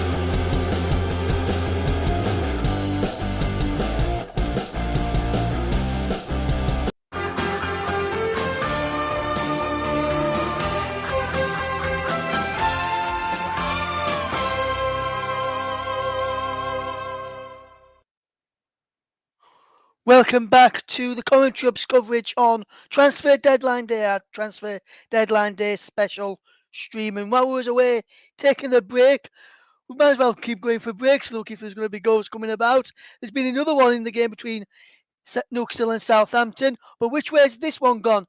Has Southampton gone way back into it, Luke, or is it 2-0 to Newcastle? No, Southampton have not got enough way back into this for us. It's 2-0 to Newcastle. It was good build-up play between Chillington and Joe Willock. He then played the ball into Almiron, who pulled it back to inside just about penalty spot. And Sean Longstaff again slots in for his second of the game and Newcastle's third on aggregate. So it's now 2-0, 3-0. Yeah, so 2-0 to Newcastle on the night, 3-0 on aggregate in the game against Southampton. So it's looking like Newcastle will be the ones going to Wembley, but who will they face? We'll find out who they're going to face tomorrow when it's Nottingham Forest against Manchester United in that one tomorrow, which hopefully will be bringing alternative commentary on here on the Commentary Hub YouTube channel and our partner channels as well, Commentary Hub 2, JB Sports, Storm FM, Turton Talks Football, and also on our Twitch channel as well. Now you just heard from Luke there. Now Luke's going to be asking Phil some questions regarding Nottingham Forest transfer window and the season as well, and some of the players which have been linked to get Phil's thoughts on those. So let's cross to Luke and to Phil. Luke. Yes, so Phil, we always know that transfer windows are renowned for throwing up the late surprise deal. So could we see a forward player come in? I'd hope so, because Dennis is definitely not one for us, and I think that, looking at it, depending how how long the injury to Morgan Goodwhite is as well.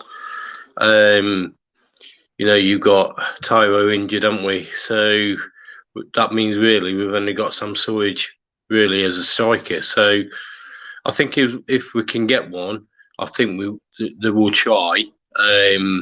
Because unfortunately, playing when Dennis has played for us, it's like playing with, might as well have a player sent off, to be honest, because he hasn't really done enough for the transfer fee to warrant a side in the squad.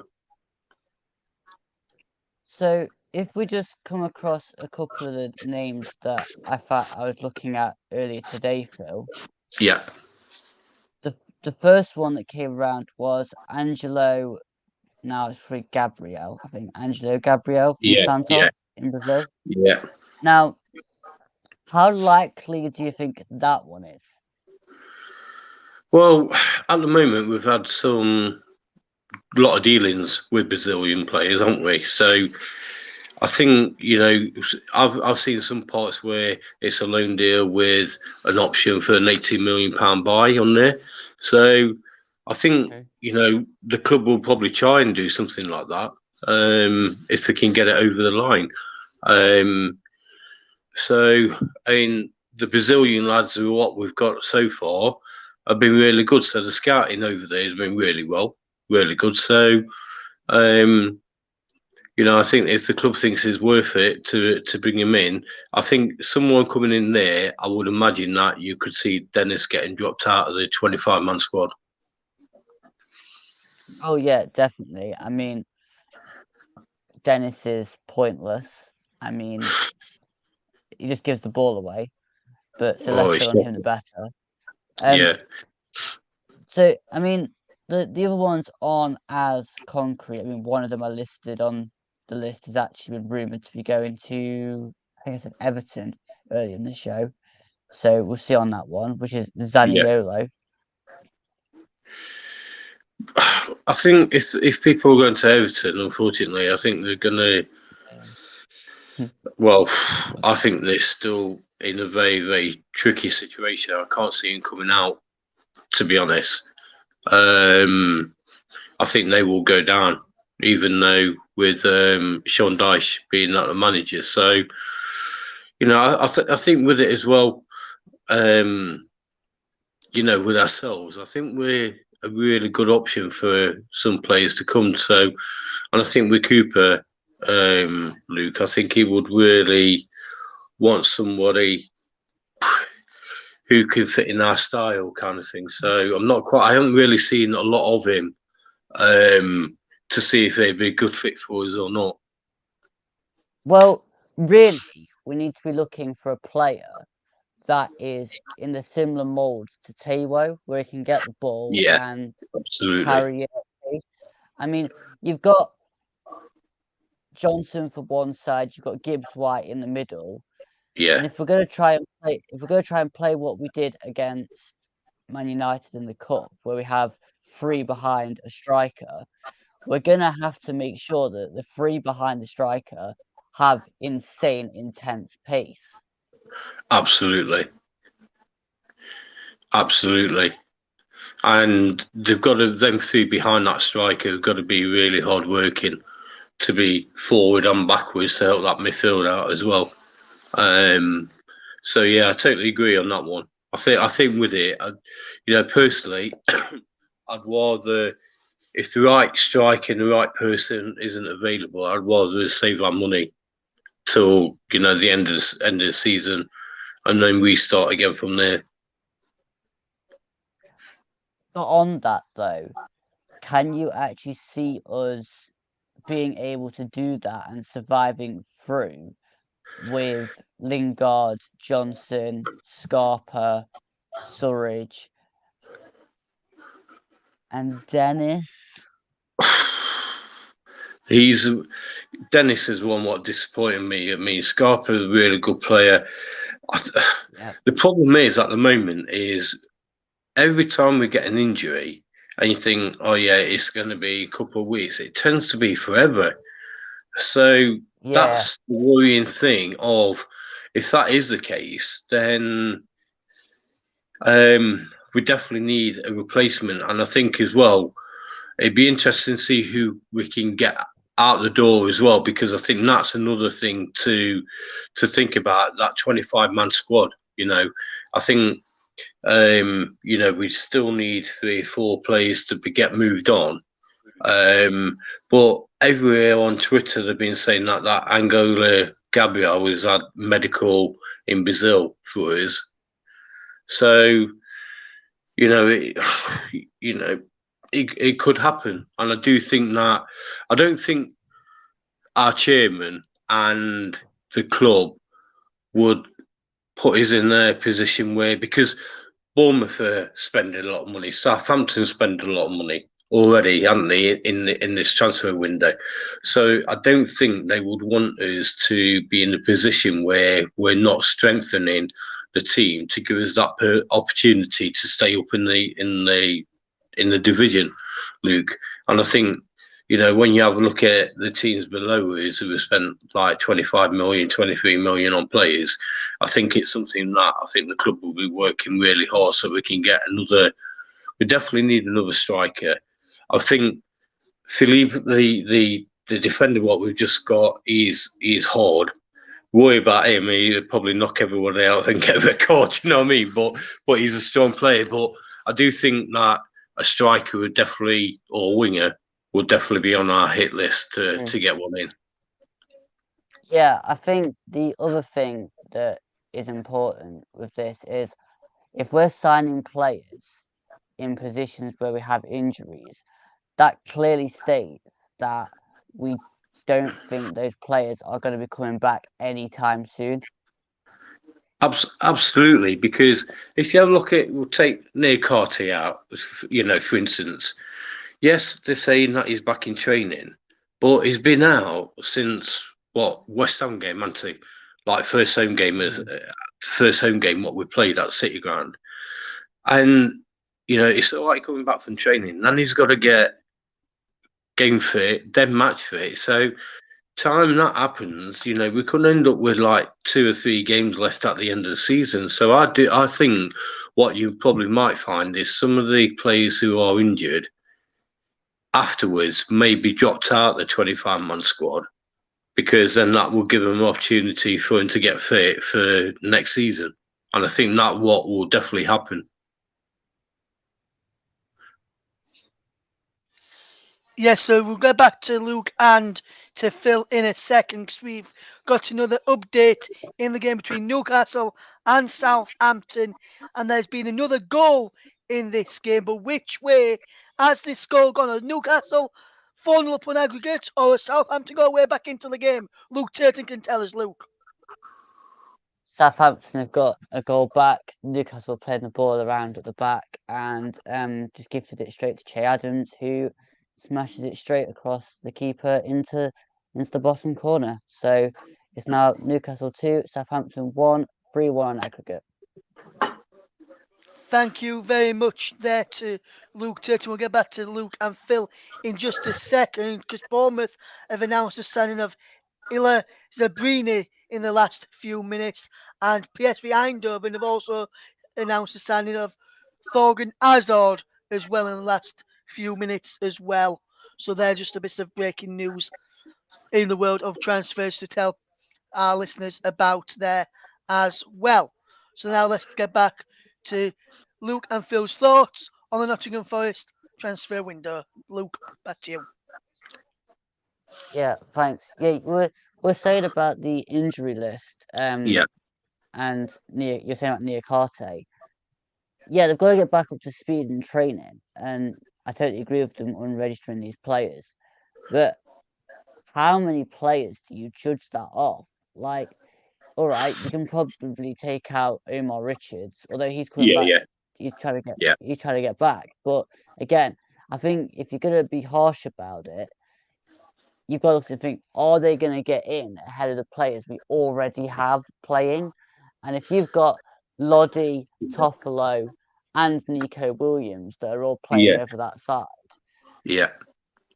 you're hard pushed to think even if they're all fit would to get in. So Yeah. I don't know. I can't see us signing too many more after the 3 we have. I just think if the right quick player up front comes available and has become available, because I think it's even now a little bit too late to be trying to push deals through, but Yeah. there could be ones that haven't been reported out yet.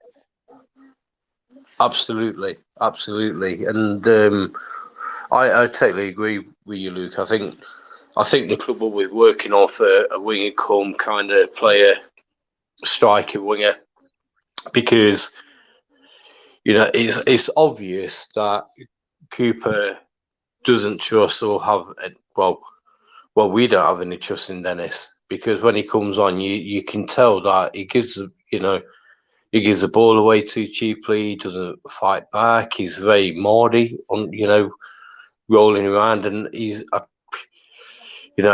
I'll be glad when he's gone, because I can't see the on Sky neither one about voice at the moment. So they've not said nothing yet, but on Sky they're at voice ground, training ground at the minute.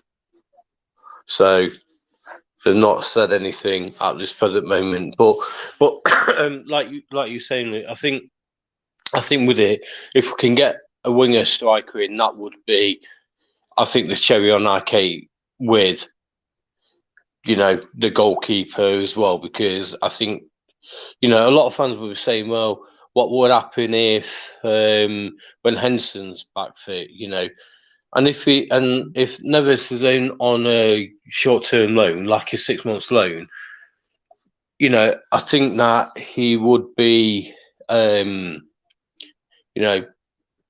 good reserve goalkeeper, to be honest. But again, it's like how bad the injury to Henderson is, as well as. So I think with it, I think the club's doing really good in strategic kind of like signings what we've got in, and I think it's important that that we get that into the club to strengthen our club out and to give us that perfect opportunity to stay in the division, because I think it's vital that we do stay up this year. Oh yeah, totally. The amount of money we've committed to this, we cannot be even contemplating going down, because we're literally taking now players from Atletico Madrid to our club, and Yeah, you can't thinking, oh, we'll sign with like Lodi and Felipe to play in the Championship. yeah, It just doesn't yeah. happen, does it? No, I mean that Felipe though. I mean he will give us a bit of strength in that defense, because he is hard, isn't he? Do you know what I mean? He's a hard guy. Good. He is. So, Good. Hopefully, it'll stop players like Rashford running past us in the first 7 minutes of a cup tie. absolutely. And we've got again like looking at the club and where we're going and moving forward, we have still got a lot of players who will be out of contract at the end of the year. Like McKenna, he's one. And someone was saying to me, "Oh, it'd be a shame about him going," but football moves on, and if you don't step up the gear, you're going to get left behind, because we have got to, really proud that they did a really good job for us to get us up. But some players, like I say, some players just can't make that step up. Because especially in defence, I think in goals, if you make one mistake in the Premier League, you're going to get a goal against you. In the Championship, you might get away with it more likely. So I think with it, it's like there's definitely a massive step up. Compared to what we've seen in the Championship, but I think as well some games what we've played. I think we just gave them a little bit too much respect, and when we have thought, we're not even Forest yet, let them worry about us. We sort of like not been million miles. I think as a team, we're not million miles away from getting it all gelled together to be a really good, like mid-table Premier League team. Because I do think that we are very, very close to getting that around in some of the signings. What we've got as well, Morgan Gibbs White, what a brilliant signing he's been. As well. So, I'm very, very confident, and I think with it as well, it's been a good transfer so far for us as well. So, I'm quite happy where we are. But like everyone else, one or two more players would really be appreciated, just to make sure that we get a really good strength. And also with it as well, if anyone goes out, like Cook going. Also rumours about Jordan Smith going, and if he goes, then definitely I could see Neves coming in, because why would you want 4 goalkeepers at the club? Oh, I don't know. We like to do stacking up in positions. I mean, we have 4 left backs at the contract of the club, if you count Nico Williams as a makeshift left back, and Yeah, only 2 of them are potentially fit. Only we yeah, could do that. yeah, And two more questions from me anyway. The yeah. first one, if I push you for a left-sided quick player that you'd sign, who would you want to go for? Making your head hurt now. Yeah. Well, I'd like a player in the mould a bit like Antonio. I'm not saying Antonio, but someone a bit solid, hard to knock off the ball. That kind of style. Mhm. There was one about Maximo from Newcastle as well. That kind of player. I think we need someone with a bit of hard to get knocked off the ball, and also a little bit taller than compared to, because we are not a very tall side in that front wise, and I think we need somebody who can get the ball, take it up, hard to knock off. You know what I mean? So I'd like that kind of player, to be honest, Luke. Okay, and my final question. How many outs do you think we'll have by the end of the deadline? I think Cook, O'Brien, Cafu, I think will go. Lyle Taylor will go. I think probably about 5 will leave. Will go. All right. Well, we'll see how close we get on that one then, Phil. All right, Yeah. I'll throw back to you now, Russ. Thank you very much there to Luke and to Phil. Brilliant questions there. And Phil, I'm going to ask you one more question, and we'll let you go off, mate, if that's okay. Thank you for coming Yeah. on, my friend. But first of all, looking at the season, what are the players that you've got and players that we've just touched on there, if you get them in, where do you think Forest can finish this season? Do you think it'll be toward a top half finish, or do you think it'll be lower to mid-table in the bottom half? Where do you think Forest will finish come the end of the season, my friend? Well, I would like to be another couple more places high up in the league. I do think that we've got a good opportunity, and I think with it, momentum is building at the club as well, especially at home. And I think, like anything, if you can get the points at home and a point away, I think we'll be all right. I definitely think we'll be all right. I don't think we get. It's like everything. When we're the position where we are, you're looking up and you're looking down to see what results going our way. If the league was going to finish now today, where we are, I'd be really happy with. But I do think that we've got an opportunity to move up a couple of places. Yes, so very interesting there, Phil. A big thank you for popping on the channel this evening and getting your thoughts on the Nottingham Forest transfer window and the transfer window as a whole, Phil. So a big thank you for coming on and sharing No your problem. thoughts and chatting with us this evening. So a big thank you there to Phil, who's been an fantastic guest on the show today as well. So a big thank you for coming on, Phil, and we really do appreciate that. And we'll get back to some updates in a second on the window that we've got coming up That's coming up in the get an update again in a couple of minutes or so on the game between Newcastle and Southampton. Southampton, while Phil and Luke was talking there, is got made a substitution. So big thank you there to Phil for coming in this evening as we get ready for the countdown towards the deadline. The yellow shirt is on, ready for the final hours of deadline days. The deadline is fast approaching, coming towards the final 2 hours of the deadline as we bring you all the deadline day deals that we've got coming up. And big thank you to Phil for coming in, and we'll hopefully chat to Phil another time on another deadline day stream, and hopefully having back on the commentary another time in the near future. Let's go back and cross to get another update on the game between Newcastle and Southampton with Luke Turton. And Luke, you mentioned a few minutes ago that Southampton had made a substitute a few minutes ago. What can you tell us about that? And what's the latest? Is it still 3-1 on aggregate and 2-1 on the night? Yeah, the substitution was Kyle Walker-Peters got replaced by Samuel Edozie. I believe Kyle Walker-Peters picked up an injury. I wasn't quite aware of the incident at the time, but yeah, that's the substitution.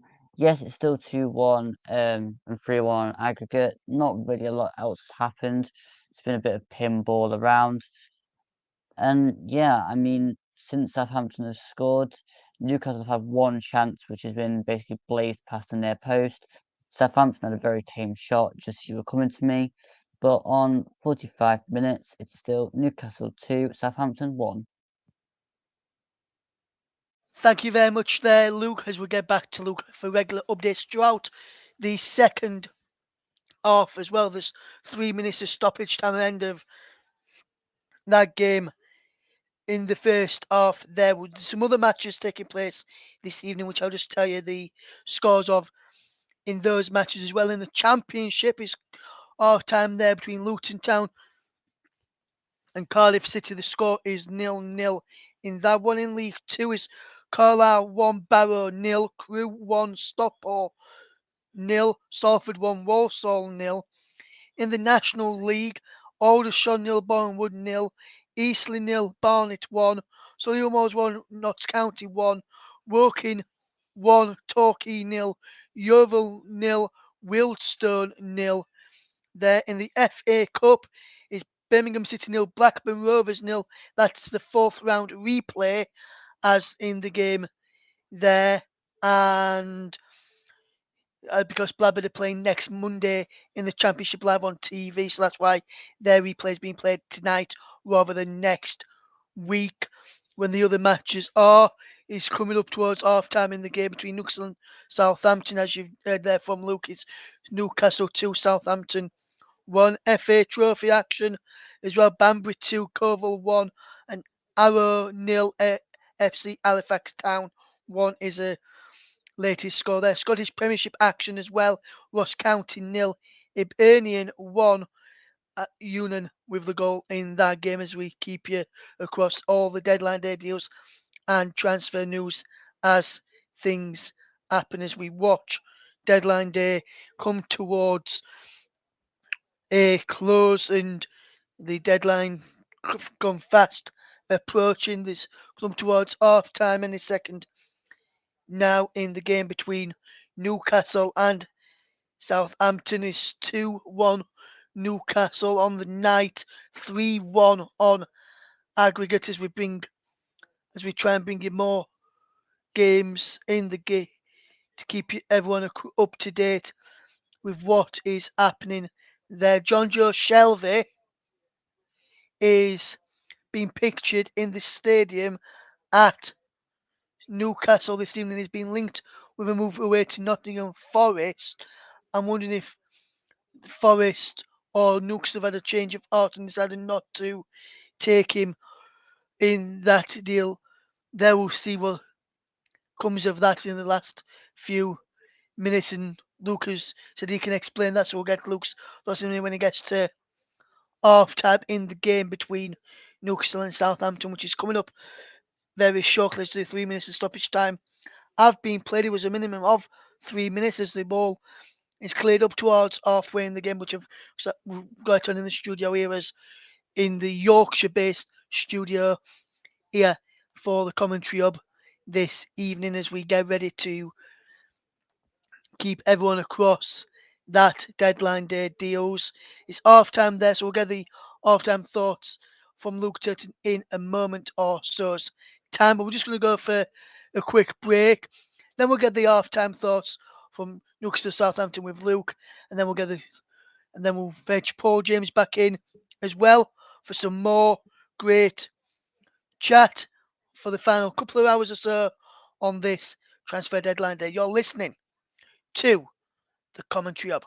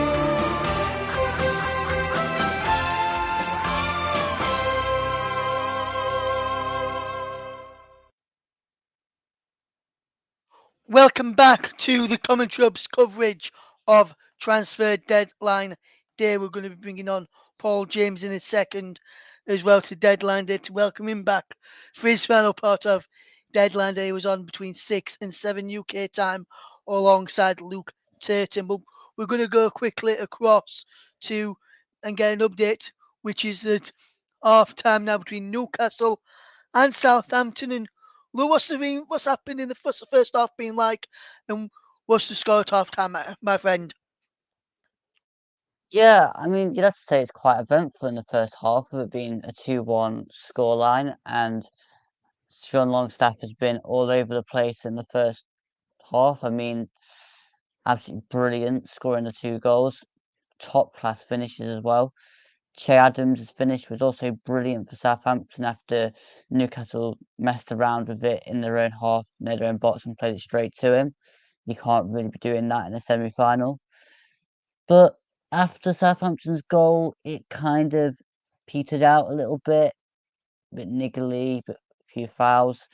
Apparently, there was a rumour going around from the Southampton end that somebody was shown a red card on their coaching staff, but I can't get any more information on that currently, so I'm going to keep looking into that.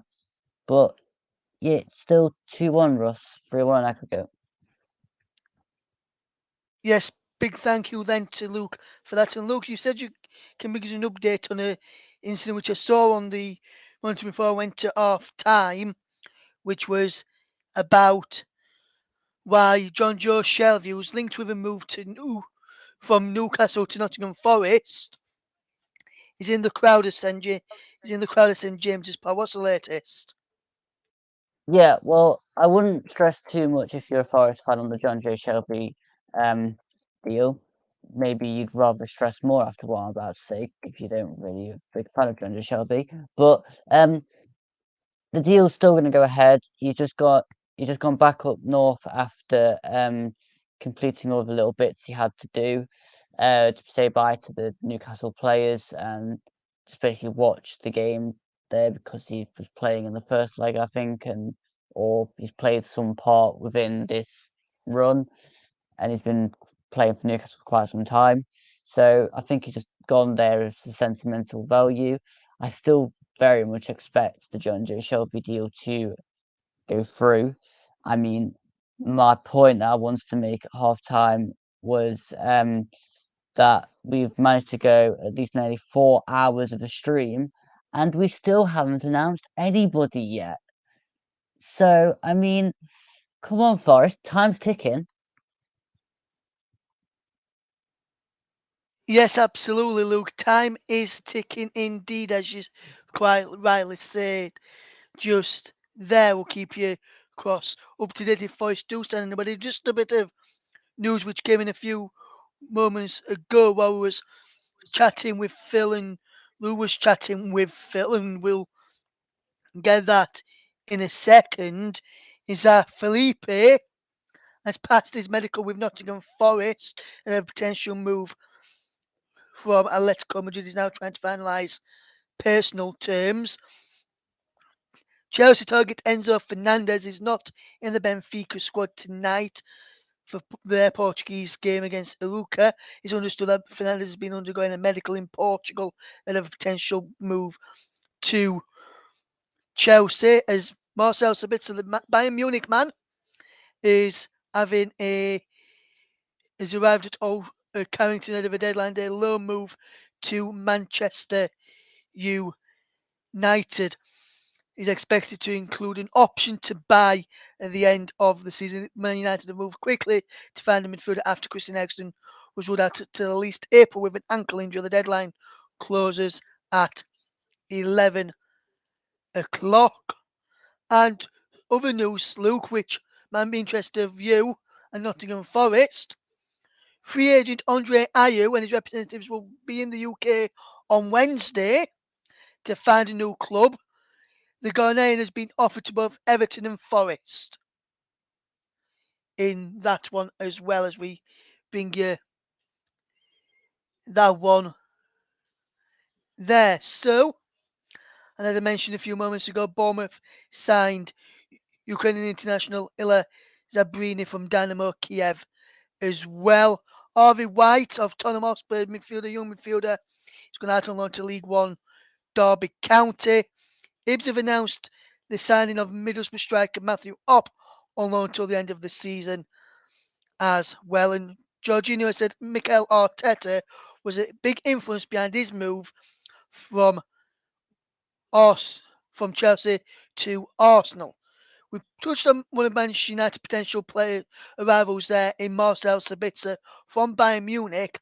And that brings in a very good segue into Leon Jones, who's joining us with us right now. And good evening, Leon. How you doing, my friend? You okay?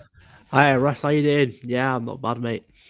Yeah, all good, mate. Thank you. So, first of all, then, Leon, the news came out earlier on tonight, and I've just mentioned it there that he's in Manchester undergoing his medical and ahead of his loan move to Manchester United from Bayern Munich. Marcel Sabitzer, with Manchester United losing Christian Eriksen out to at least April with a ankle injury. What's your take on that one? Do you think will be a good signing come the end of the come 11 o'clock if he gets done? Yeah, I'm really, really happy with this. Honestly, Ericsson's out. I think April or May. He's out till now after Andy Carroll injured him in the Reading game. So midfield option was an absolute must today, and you know it happens every deadline day. Man United get linked with everybody. We've been linked to I think Isco today, Saul, Aouar, Carrasco. It always happens. But being linked to Sabitzer, I thought, it's just another one of those. But it moved really quickly. And if you look at Man United's midfield depth right now, it's Casemiro, Fred, and McTominay. With senior players, that's pretty much our midfield, and we're in 4 competitions. So bringing in Sabitzer is a huge move for United. Of course, it's only a loan with no option to buy. So you would think in summer we'll be looking for a permanent midfielder. Maybe we'll go back in for Frankie de Jong, who knows? But as of right now, Sabitzer coming into that engine room for United is a good move for us, and I think he'll play quite a lot. Yeah.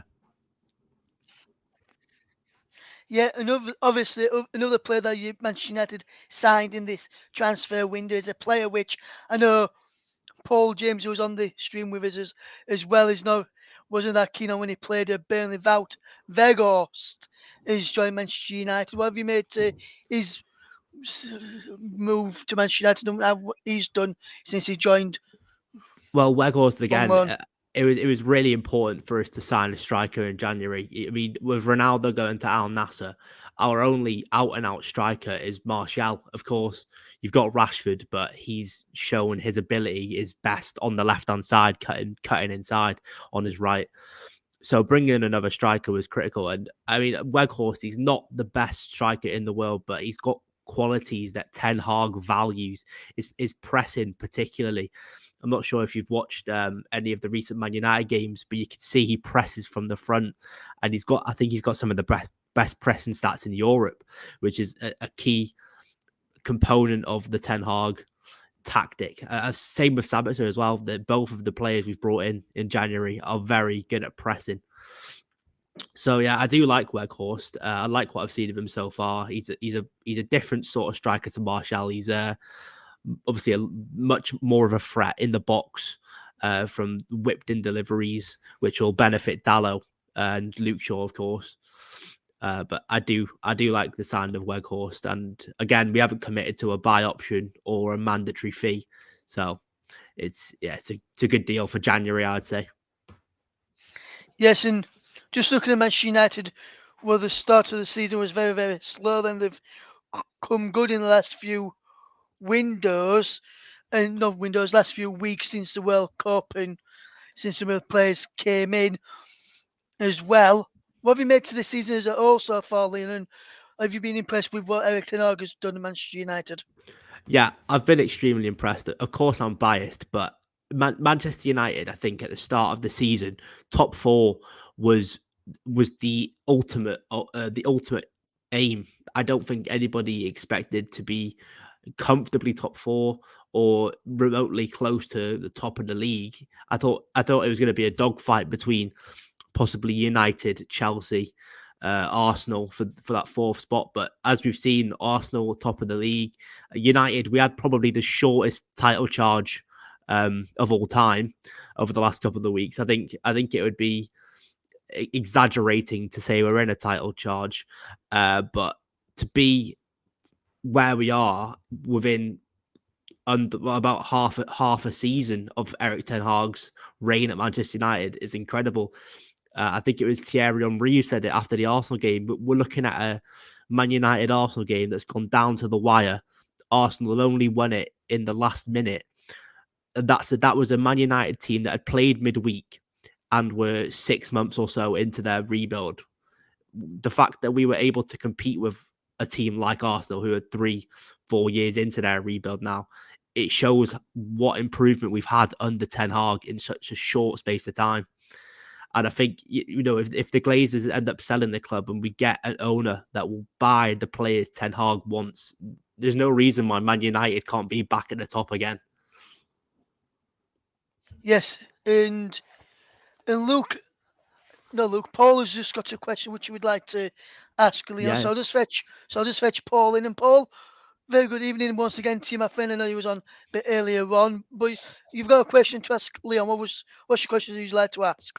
Yes. Hi, Leon. Yeah. Hi. So you stress that you think Manchester United and Eric Ten Hag are now are improving, that they've reached a level now that perhaps wasn't expected at the beginning of the season. What do you feel Manchester United need to do to reach the next level to maybe once again take the title? I think it's all about consistency and getting that level of consistency. You see Arsenal this season, they've lost, what is it? I think one game, and it was to United. They're a strong, consistent outfit, and is like, if we can get some consistency under our belt, then you'll see the results picking up. And consistency comes not only in games but in the dressing room, and having players that are committed to the team. And I think you've seen over the last few years that when we've had a rough patch, it's been players that have drawn away from the club and become individuals. So Ronaldo, Pogba, of course. But you see under Ten Hag, there's a change.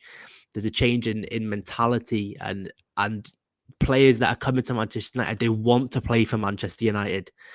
It's not for the money, Everyone was talking about Casemiro coming for the money, but you see the passion he has when he plays for United. All you've got to do is look at that Chelsea game at the end where Casemiro's jumping in the crowd. He's not in Manchester for the money.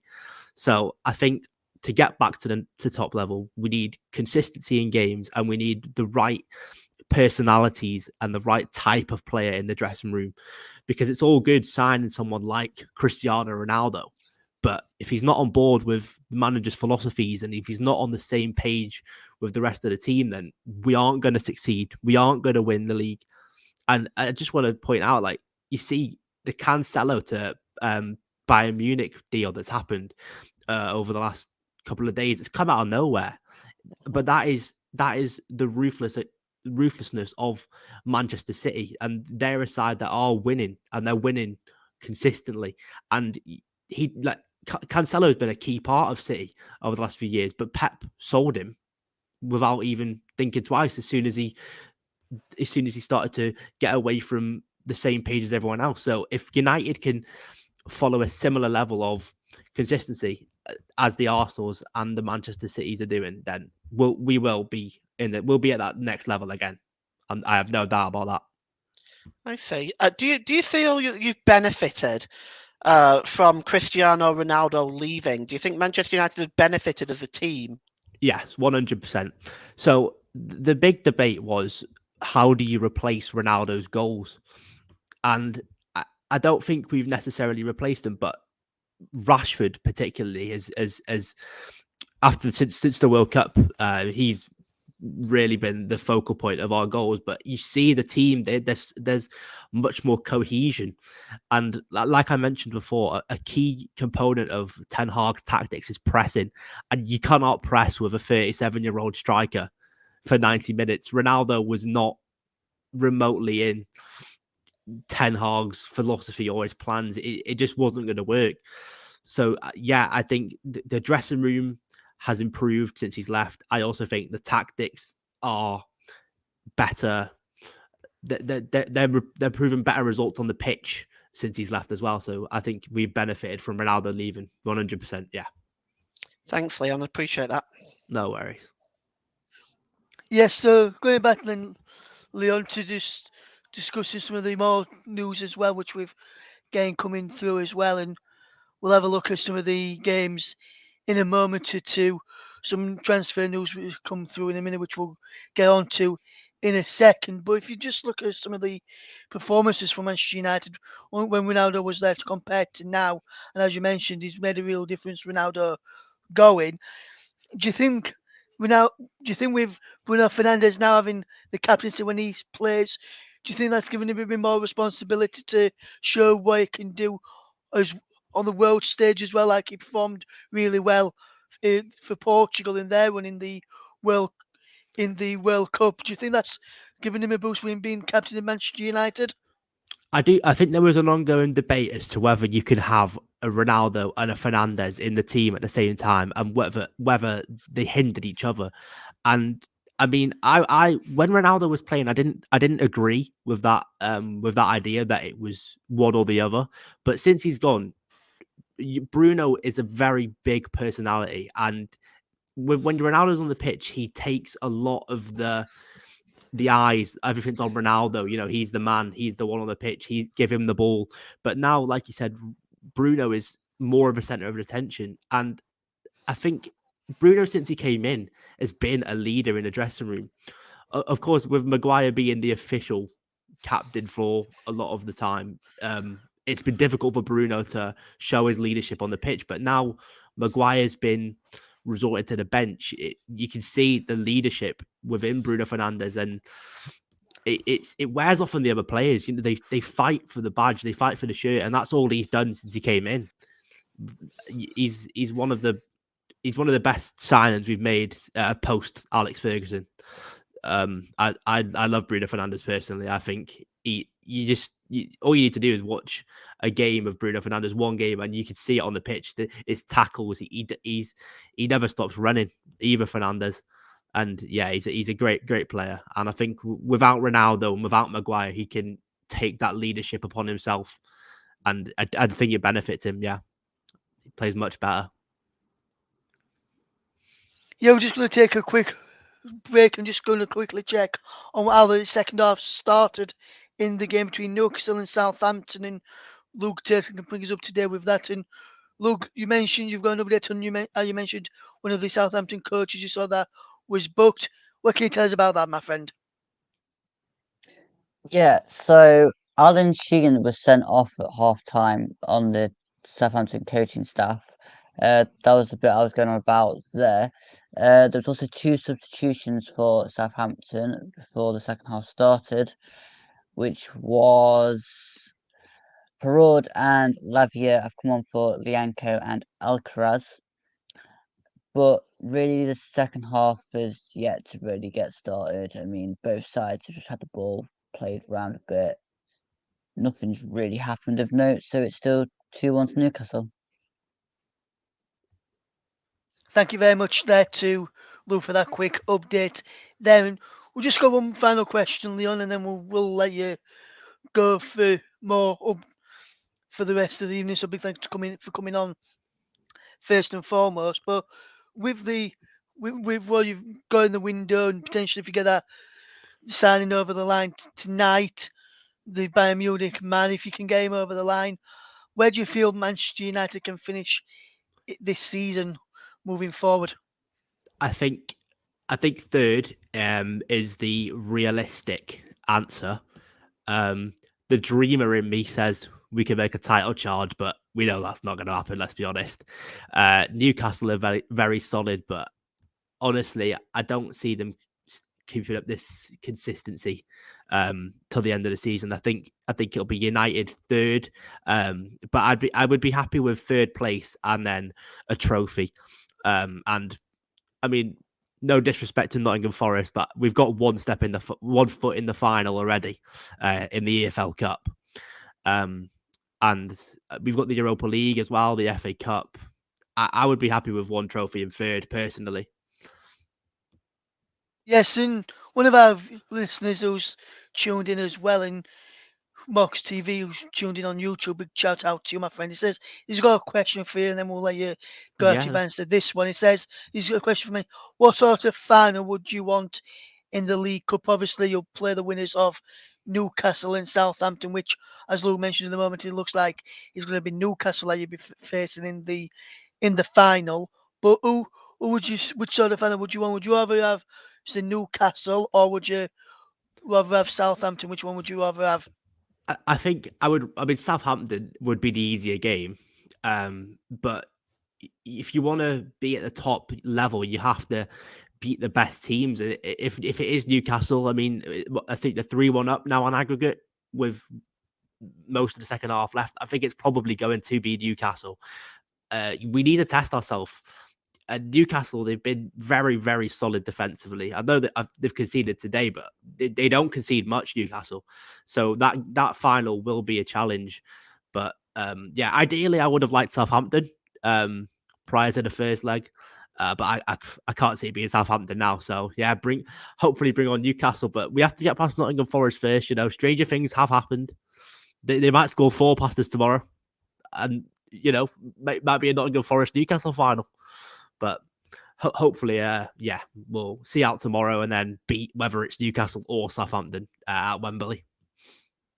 Yes, so big thank you then to Leon for coming on, and thank you for Scoreful. taking time out of your Tuesday evening to come on and give you chance, give your thoughts on Manchester United's season so far, and answer some questions from Paul, and obviously the questions I had, and obviously Mox, who's tuned in as well. So a big thank you for coming on, Leon, and getting involved on the transfer deadline day stream. Yeah, just before I go as well, quickly, I think there's about just under 2 hours left now of the window. Yeah, 1 hour, So 44 minutes, and yeah, 1 hour, 45 minutes. almost 1 hour, 43 minutes left. So call it 1 hour, 45 minutes to go. Yeah. Yes. So hopefully we'll get Sabitzer over the line. And I have seen a couple of things have happened just to close out. Axel Twanzebe has been linked to Stoke City, which would be good to see him go there and get some game time. Obviously, he returned to Man United after his loan at Napoli because he was injured. And the last thing, we've been heavily linked with Hassem Aouar in the last few hours. So if we could get Sabitzer and Aouar over the line in the next hour and 45, that would be one of the better deadline days in recent memory as a United fan. Yes, a big thank you then to Leon, and thank you for that little bit of update there just before you did leave us. So big thank you there, Leon, and thank you for taking your time out and to coming on. So big thank you there to Leon Jones, who's been involved today. So just some big news coming there then, Paul. And what did you make to some of the points that Leon made there regarding Manchester United? And do you think he's got a point in there with some of the players I mentioned potentially coming in? Yeah, I think so. I agree. I think Manchester United are in a sort of in a rebuilding stage, and they're sort of putting together now. I think they've got the right man behind the bench, in Eric Ten Hag. Certainly, they've been a much improved side from last season. There was a stage where I was looking at Manchester United where I was thinking, I actually felt sorry for them. I felt that a club like Manchester United, one of the biggest clubs in England, probably the biggest club in England, if we're being honest, certainly the best supported, should have players that were putting in that kind of effort. Used to make me quite angry, actually. And after the performance against Brentford, away at Brentford, where they lost 4-0, I was thinking to myself, thinking this isn't getting any better for them, but they've certainly improved. And I agree with his assessment. I think Manchester United as a team collectively have been better without Ronaldo. Yes, and Mox has been on by your team as well, Paul, which I want to get your thoughts on this. He says, Burnley have had an amazing transfer window in terms of players and announcement video. He says, being on the second half of the season, he'd say. So what do you make to Burnley's transfer window in terms of players that you fetched in and the announcement videos that your media team have been putting out? And for me, I really like the one that was out of Shrek for Lyle Foster. I really liked that announcement video. What have you made to Burnley's transfer window in terms of players and also the announcement videos that were put out by the Burnley media team as well, Paul? Well, I think we've had a very successful window because we've covered those areas that needed to be covered. Lyle Foster, Michael Obafemi, bringing in the two centre backs as well. We've covered those areas that we needed to cover, and I think that was the most important thing for me. The most important thing was to bring in a striker. Well, Vincent Company brought in two, so going into today, I wasn't expecting it to be a particularly busy day. If anything at all, I got rather excited when we were looking at Cavadiol earlier on, when that rumour came flashing up again, because I've been wanting him since the summer, and when we didn't get him in the summer, I was a little disappointed. So when that rumour started floating around today, I was getting awfully excited. But I have to say, it's a very, very successful window, isn't it? I mean, you've got a team there that is incredibly strong at the moment and a match for any team in the championship. And as I said to you in the last segment that I was in order to put a team together, replace an entire squad of players, replace an entire way of playing, And then not only to do that, but to be successful, so successful that you're top of the league in February, and 17 points clear of third place is an incredible, incredible job. It is absolutely, Paul, absolutely fantastic job that Vincent Company has done at Turf Moor. 58 minutes gone in the game between Newcastle and Southampton remains Newcastle 2, Southampton 1. Will keep you across that game, which is taking place this evening. We'll also keep you across all the other games which are taking place as well this evening. So we'll just run you through some more of those scores that are games that are taking place this evening. First of all, in the Championship, it's Town 0, Cardiff City 0. In League 2 is now Carlisle United 4, Barrow 0. It's currently Crewe 1, Stockport 1, and it's Salford 1, Walsall 0. In the National League, it's Aldershot 0, Bournemouth 0, Eastleigh 0, Barnet 2, Solihull Moors 1, Notts County 1, it's Woking 1, Torquay 1, Yeovil 0, Wealdstone 0 in that one there as well. In the FA Cup, it's still Birmingham City 0, Blackburn Rovers 0 in that one. In the FA Trophy, it's now Banbury 2, Coval 1, Arrow 1, FC Halifax Town 1 as well to tell you about in those. Just there to keep you across those news there that's happening at this moment in time. We're going to take another quick break in a second, but when we return, we'll go back to look to find out what is in the game in between Newcastle and Southampton. See if there's been another goal which has been updated that's come through, and see how the remaining game.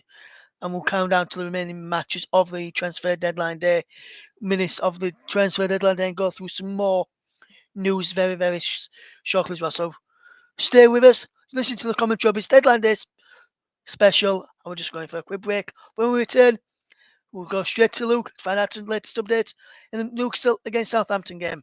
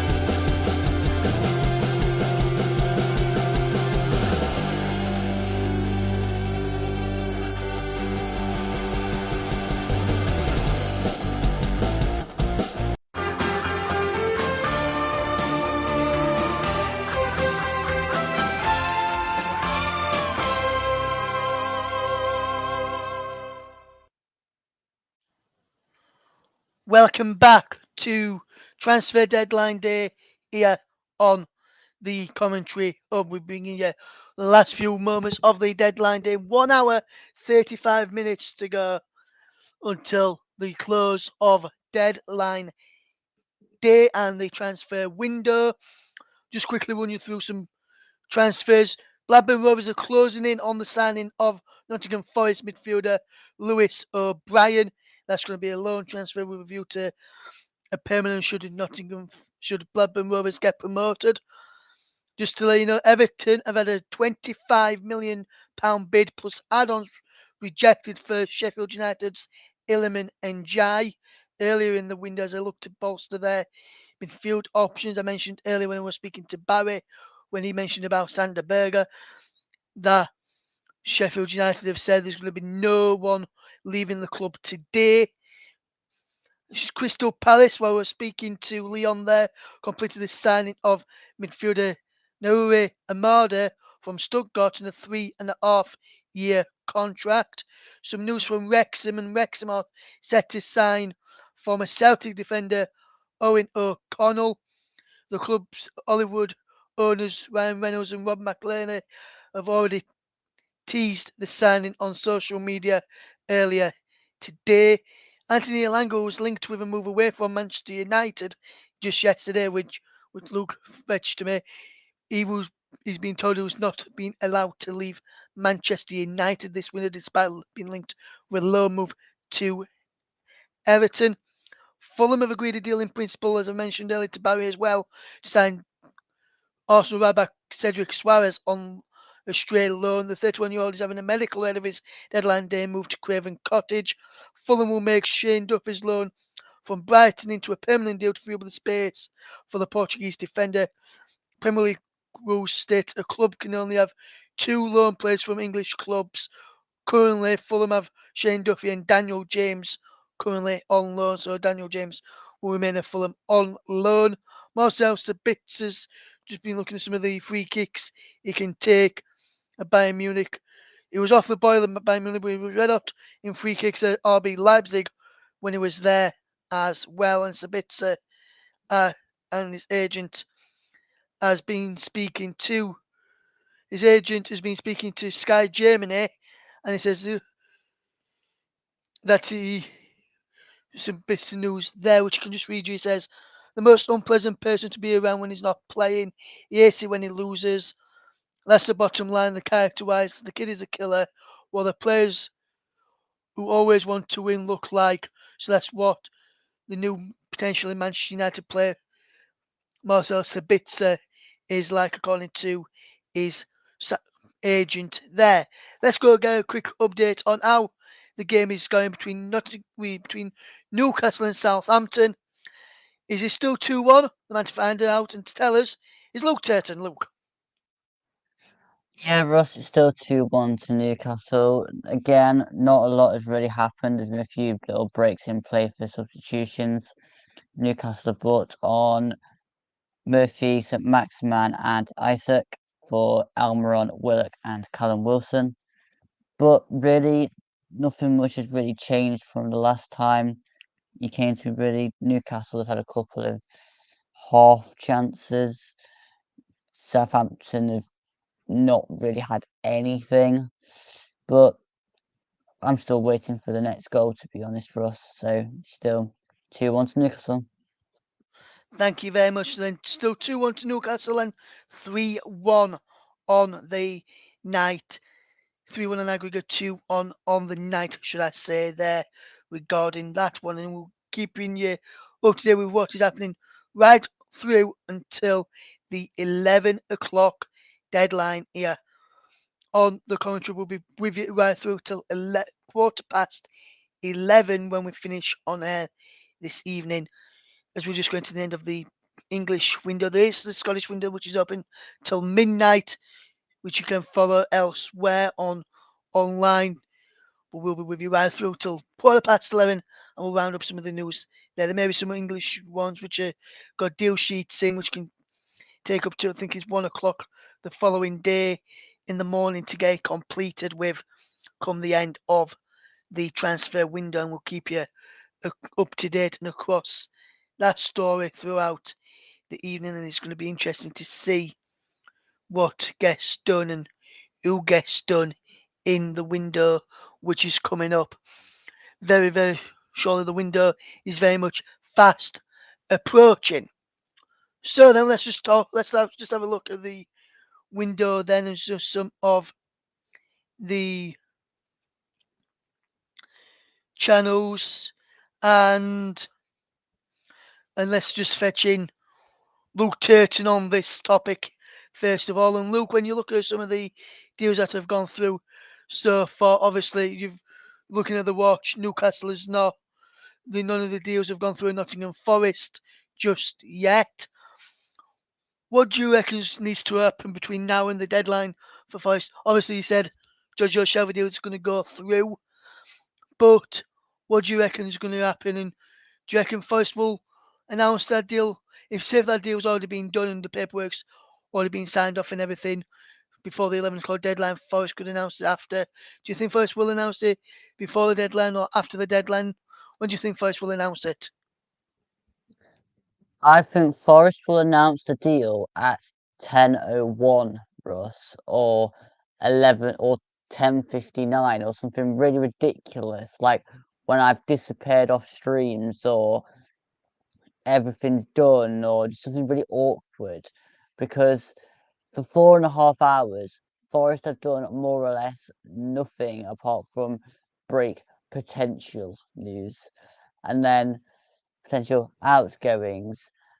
And it's almost like we're trying to set everything up for the kind of maddest finish ever, which makes everybody on social media basically break their fingers for the amount of typing they're going to have to do in a short space of time.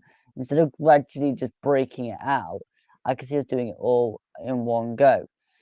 And I don't know. I just feel like time's ticking.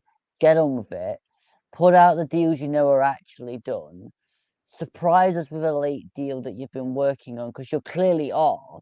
Because if you're only doing the final touches of Felipe and looking at the Navas one, and you're still not announced John Joe Shelby, you're clearly working on something else we don't know about.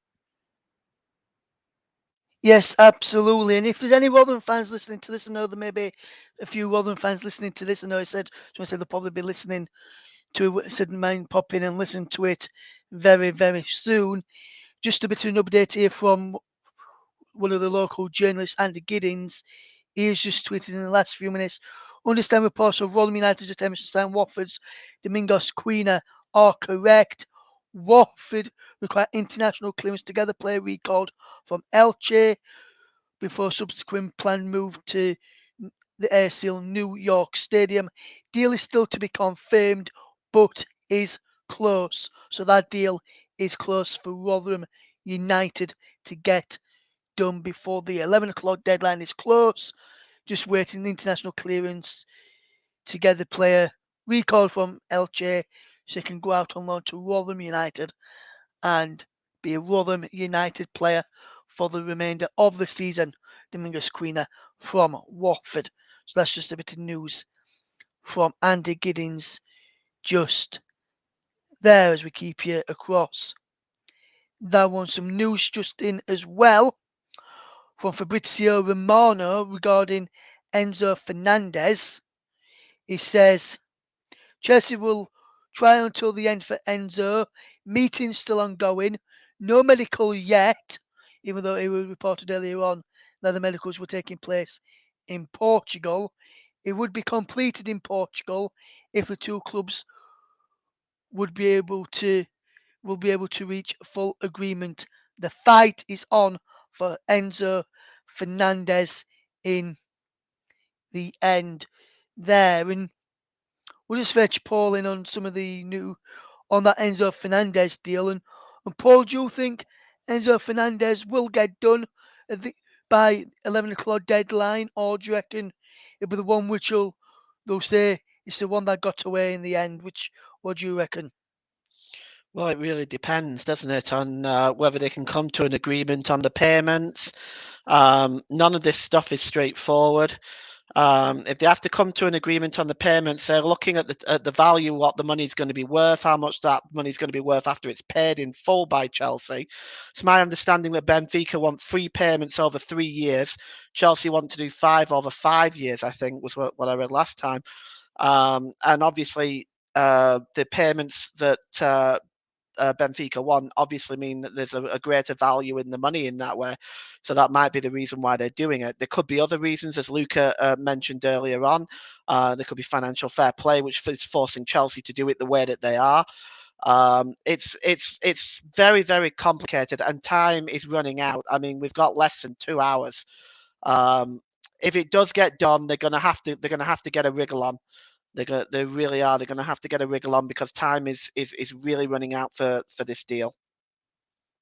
Yes, time is actually running out for this deal. They've got just over an hour to get this deal done and wrapped up. It'll be interesting to see if that deal does get done in the end, and we'll keep you up to date with that if that is going to be the case as we try and get people on. We'll be getting in around about 5 minutes time. We'll be getting Isaac Dilks on to talk all things Chelsea and touch upon that Enzo Fernandez deal and see whether thinks the deal will get done.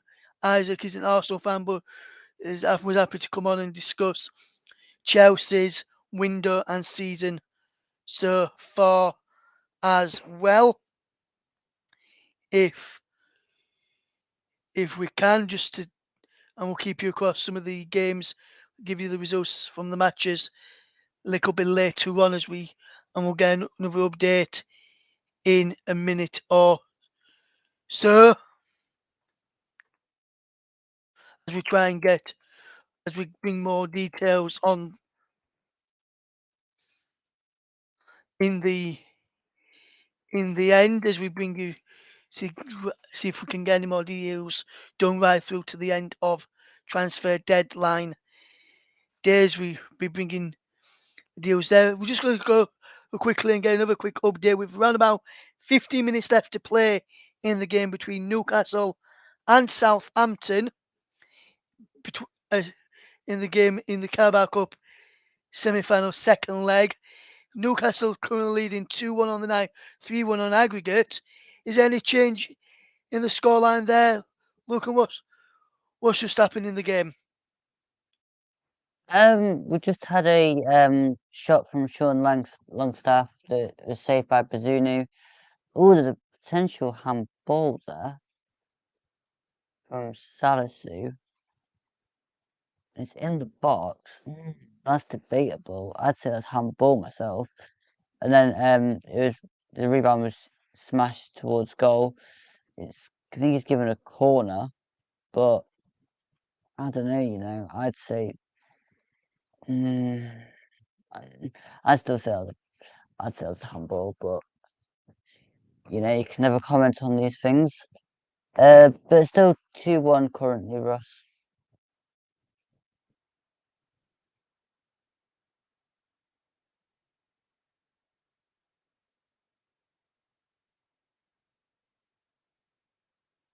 Ross, we have no sound. Yes, thank you very much there to Luke Tatum. We'll be getting back to the very, very shortly with some more updates. Still 2-1 to Newcastle, 3-1 on aggregate in the game against Southampton. We're now going to fetch in one of our another guest in who's coming on to the show tonight. Isaac Dilks is with us now. He's a Arsenal fan, but he's here to discuss all things Chelsea this evening, which is good to see. First of all, Isaac, how you doing, my friend? You okay? I'm very good, mate. Always happy to come on and chat some football. How are you? Yeah, really good, mate. Thank you. Good to have you on, and thanks for coming on so far. Then, first of all, Isaac, what have you made to Chelsea's season so far? Obviously, they started under Thomas Tuchel. He was sacked, and then they've fetched Graham Potter in. How do you think the season's gone as a whole for Chelsea? And how do you think the Chelsea fans will be thinking about that this season as a whole so far? Well, I think rightfully so. Chelsea fans should be disappointed. Currently sat 10th in the league.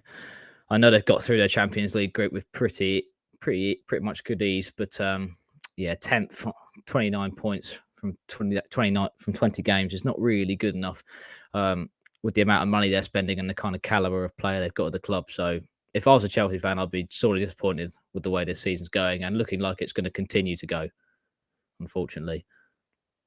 Yes, obviously, a bad start and then picked up a little bit, will be indifferent to past few months under Graham Potter as well. Not as much as fluency to his game as he would have liked, like he had a Brighton. With some of the transfers that they've made in this January transfer window, how do you think they can take? Do you think they'll be able to take Chelsea on to that next level, and do you think Potter will be the man to do that as well? I like Potter. I think he's a very good manager. He's proven himself at Brighton. and in the Swedish League of Österland as well. He's proven himself to be a top quality manager and a great developer of young players, which I think is why Chelsea, this window in particular, it's important to note that Chelsea brought in, I think it's Christian Vivel from the RB Leipzig group, so the Red Bull group, to be their new technical director just before Christmas. And I think you can see that in the transfers they've made this January. You know, an average age of 20.1 years old, I think, of all the players they've signed this window. So going for those young players and physically strong players. Mudryk, really, really quick, top quality physical stats. Badiashile, very quick, very strong, top quality centre back prototype, and Madueke as well, proper winger, very physical, very quick. So going for that sort of Red Bull recruitment strategy, young players, top physical prospects with really high ceiling. So I think if you look at it from a player perspective, I wouldn't say no to any of the players they've signed. Mudryk, Badiashile, Madueke, Malo Gusto from Lyon, who's just gone back out on loan for another 6 months, and then a couple of younger guys as well, Santos from Vasco da Gama and Datro Fofana as well from Molde, and obviously the Felix loan. Of all those players, I think they're all good players. You know, from that perspective, the quality you want, the technical ability, it's all there to see. I think the question will be in the fees, spending 208 million this window already, and just whether or not they need to players in these positions. You know, they've brought in 2 more wingers, another centre back. I know they've had injury problems, but this squad is getting quite full. And with only Jorginho leaving this window and possibly Ziyech, I think come the summer they might have some problems with the amount of squad depth they have. Yes, absolutely. And just before we get back to talking about Chelsea, just seen a comment coming from Extra Streams who was watching on our Twitch channel this evening. They say, any news on the Pedro Porro deal? Pedro Porro potentially going to Tottenham. I can tell you, Tottenham are close to finalising the deal. Signed Pedro Porro from Sporting Lisbon for £39 million. Fabrizio Romano said earlier that the deal was signed and sealed between Porro and Tottenham. Just waiting for it to be signed off at the Sporting end, and then that's going to be finalised there. So that's just the bit of latest there that we've got on that deal there. Just go back to Chelsea. They're hoping to try and get Enzo Fernandez over the line from Benfica. The payment structure is holding that deal up. Currently, no medical taking place just yet, as earlier reports were suggesting that had been the case, and be interesting to see if that one deal does get through. And if that does get through, do you think that could be a really good, strong window for Chelsea with Enzo Fernandez coming in as well as the others, Isaac, that we've already touched upon? I think so. I think, again, from a player perspective, from a quality perspective, Enzo Fernandez is excellent. I know he's had very few months at Benfica, you know, in a top 5 European league. But there was always talk when he was in Argentina of him being a top quality talent. And I think he's shown that at the World Cup as well, winning the Young Player Award. He's been brilliant. Obviously, the only thing that comes into question again is the fee. You know, this is extortionate amounts of money to be spending on a guy who's had half a season of top flight, top European League football in Portugal. But if you like the talent, if you back your scouting and you trust the player that you think he is, then I suppose any fee is justifiable for the future. But 105 million going up to 120 possibly, I think is probably a bit high for me at the moment. But they're probably getting a jump on all the other big teams that will want him in the summer. So, like I say, if they want him, then you're gonna have to pay the extortionate money right now and go get the kind of player you want. But I think that'll make it a good window for Chelsea, especially if they're going to look to let Conor Gallagher go. There's still rumours he's going to go to Everton, I think, at the moment. They're going to need another midfielder. So whether that's Enzo Fernandez or Moises Caicedo, they just let Jorginho go, of course, as well. So a couple of spots might be open.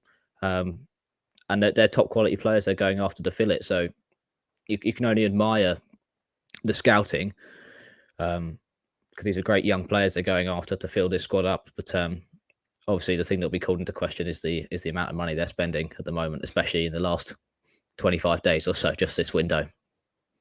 Yes, absolutely. We're just going to break off from talking about Chelsea at this moment in time because we've just had a red card in the game between Newcastle and Southampton. Newcastle are 2-1 up and 3-1 up on aggregate as it stands right now. But there has been a red card in that game. But a red card for who, Luke Turton? For Bruno Guimaraes, he did a tackle where his foot went over the top of the ball into the kind of ankle of Samuel Edozie, a bit similar to Andy Robertson's the other day that wasn't given as a card. Portini gave it as a yellow card initially. VAR intervened trying to have a look at it, and Portini looked at it and said, "Yes, that's a red card." So, and now currently have a free kick, which I believe Ward Prowse is over. He takes it straight into the wall. I got way too excited about that fact. But yeah, so it's a red card for Bruno, but it's still Newcastle 2, Southampton 1. Thank you very much there to Luke Turton. So Newcastle still leading 2-1, but down to 10 men now, 3-1 on aggregate against Southampton in the Carabao Cup. And Alexander Isak is currently down injured for Newcastle as well. I can tell everyone that he's still down injured at this moment in time. And Ward Prowse just being beckoned over by Nathan Jones while the treatment for Isak is taking place. Shadham's just come running across as well to get some instructions on board while the treatment is happening. Also, Jan Benarek come across there. So that's the latest there. Any more developments in that game will break off and go back to Luke Turton to bring us updates on that game this evening. We'll just go back onto Chelsea then, Isaac, and as the window comes towards a close, then and say Chelsea doesn't get Enzo Fernandez over the board, what rating would you say Chelsea fans would give that window for them with the players that have bought in? And what rating would you give them as an outsider looking in, as a neutral looking in on it as well? I think I'd give them a couple of ratings. I think in terms of building the squad for the future, it looks like they're going to lose a couple of guys in the summer. Quite likely that some of the players who haven't quite performed, your Christian Pulisic's, things like that, might be at the door. Looks like Conor Gallagher might even leave today still. You don't know. So I think from a rebuild perspective, bringing in young players, high ceilings, good technical quality, good physical attributes, I'd give them a 9 out of 10 probably. But I think in terms of immediate impact, are these guys going to be what gets them to European football this season? I'm not so sure. These are inexperienced guys coming from foreign leagues. Some of them have played a bit of Champions League football. Mudrik's played a bit of Champions League football. Madueke's played European football. And Badiashile has obviously been in and amongst that France squad as well. So they've all played a high level. But I think coming into this league, especially at this time of year, is always really tough. So is this going to take them from 10th to 4th or 5th? I don't think so. So I think for immediate impact, I'd give them a 4 or 5 out of 10. But building for the long term, they're looking positive. Yeah, they're looking positive with the signings that they make. And just another quick final one with you. When you look at the Graham Potter after where he did Swansea when he came in there, and then moved on to Brighton, coming from Sweden, moving his way through the ranks. Do you think he could be the man to take Chelsea forward to that next level, or do you think Chelsea need to go for a more experienced manager, someone who's managed in the Champions League to take the club to that next level? I hope they give him time. I hope they give him the opportunity to take what is going to be a young squad as far as they can go, because I think they've got the ability now. These players they've signed are top quality players with big ceilings, big high ceilings. And these are the kind of guys that are going to be self-motivated. You don't need a big character as a manager in the dressing room. We're not talking about the likes of Toni Kroos, Luka Modric at Real Madrid, and who might need someone like Zidane to sort of motivate them. They might need that player who's been there and done it. These young guys should hopefully be self-motivated and eager to learn. And I don't think there's many managers in the world right now better at developing young players and better at scouting those hidden gems than Graham Potter is. So I hope Todd Boehly gives him time. From seeing what he's done with American sport, his LA Dodgers franchise, the team manager over there has been in charge for nigh on a decade, I think, 8 to 10 years. So hopefully Todd takes something from that and gives Graham a bit of time, gives Graham Potter a bit of time to work his magic, get his fingernails into this squad and see where they can go from next season. If he can stave off all the media pressure, hopefully Burley gives him some time to do his thing, because we know how good a manager he is, how good a man manager he is, and how good tactically he can be. Yes, absolutely. Then, Isaac, absolutely. Big thank you for coming on and giving your thoughts on Chelsea window. Just before we do go, just want to see if we'll just see there's some breaking transfer news which is coming. Bournemouth have just announced signing of Ahmad Traore, and while we was talking there as well, big news which Nottingham Forest fans will be listening to, likely to hear, and that is that Felipe has signed for Nottingham Forest from Atletico Madrid. That one has gone through now, so I think lots of Nottingham Forest fans will be very happy with that signing there as well. So big thank you there to Isaac for his thoughts, and Luke is, and Paul just said Luke will be jumping through the ceiling with the news of Felipe signing, because normally when we do these sort of streams, Isaac, Nottingham Forest don't sign any players until after Luke's left the stream. This time around, Luke is still on the stream, and Nottingham Forest have announced a signing, so he's going to be really happy with that one, with Luke being a Nottingham Forest fan as well. Lucky so, him. Yes. What is that, number 25 now? Number 25 for the season? I think it's something like 25. I think he's number 25, yes. I think number 26, maybe John Joe Shelby, which is likely to be confirmed a bit later on this evening as well, which is, I believe all the paperwork's done for that one there. So it looks like that's going to be done as well. So that's, but just want to say as a big thank you for coming on, and thank you for taking time out of your Tuesday evening to come on and chat with us this evening. No worries, mate. Thoroughly enjoyed it. Thanks for having me on. Yeah, no, Isaac, thank you very much for coming on, and Isaac, and we'll hopefully catch up with Isaac again real soon, as we've got 7 minutes added time in the game between Newcastle and Southampton this evening. So then we're going to take a quick break in a second, and then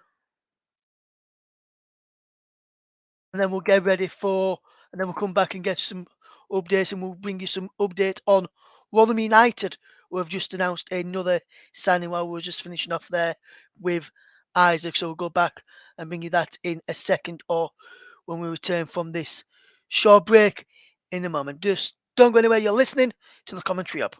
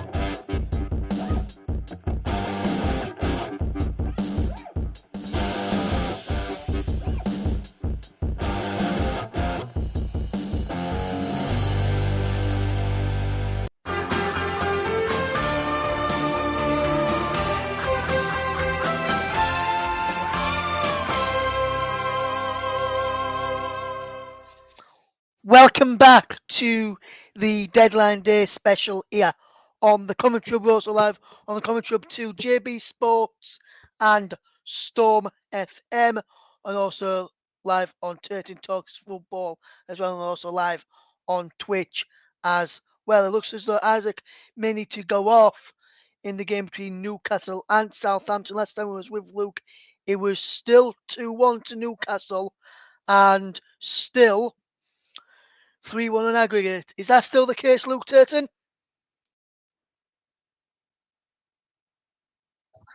Yeah, it's still 2-1 and 3-1 aggregate, Russ, but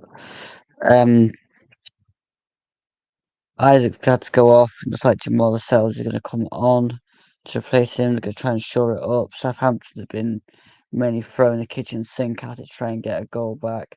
I do think it's a bit too late now for them to get anything from this, but you never know. But yeah, it's still 2-1.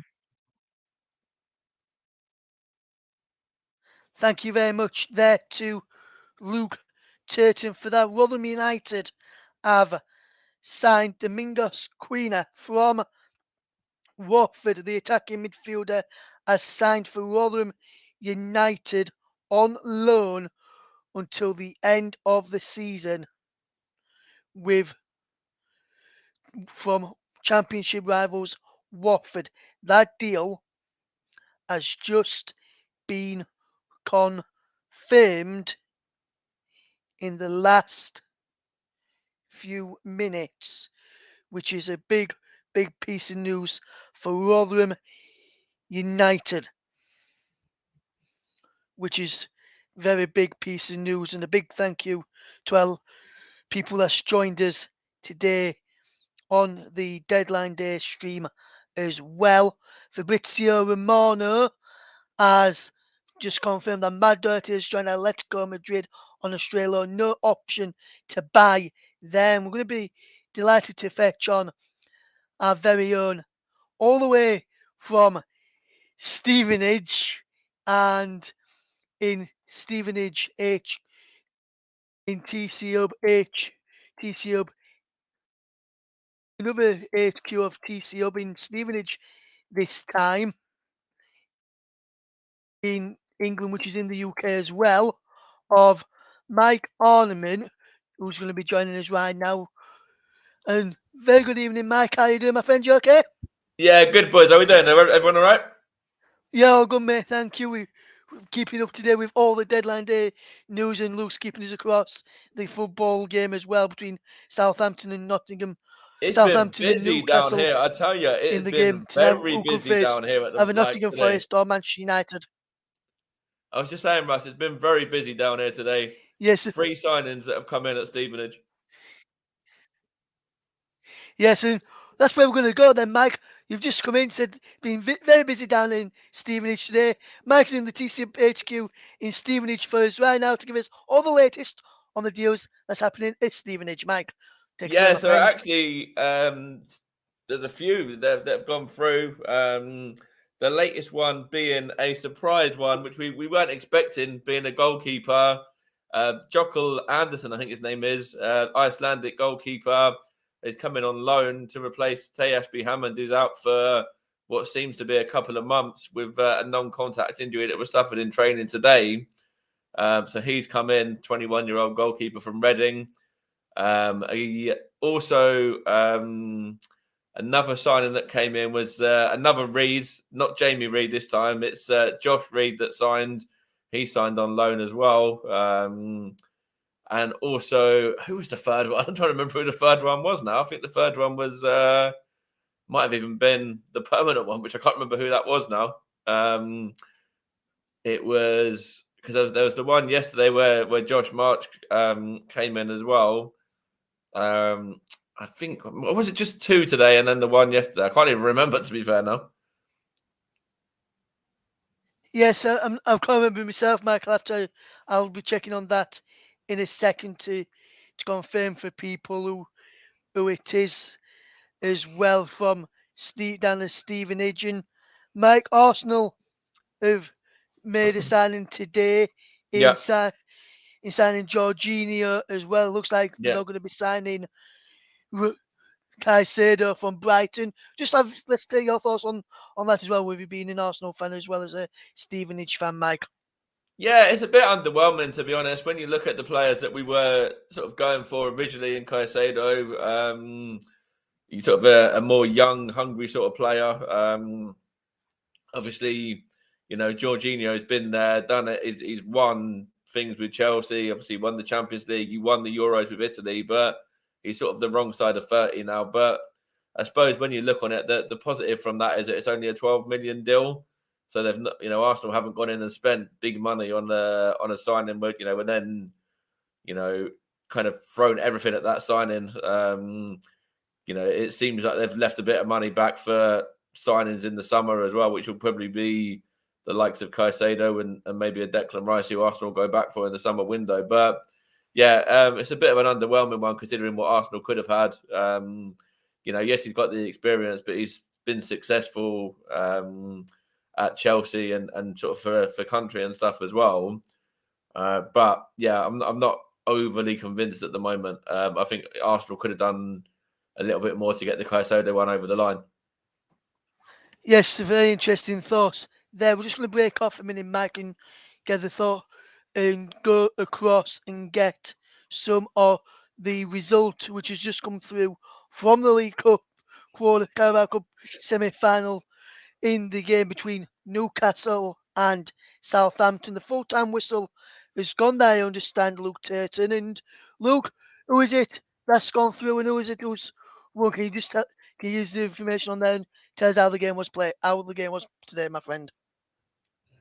Yeah, Newcastle have gone through 2-1, winners 3-1 on aggregate, but it really wasn't that clear cut. I mean, Sean Longstaff had the best first half I've seen for a long time, scoring the 2 goals. Then Che Adams got that goal back, which was gifted by Newcastle defence.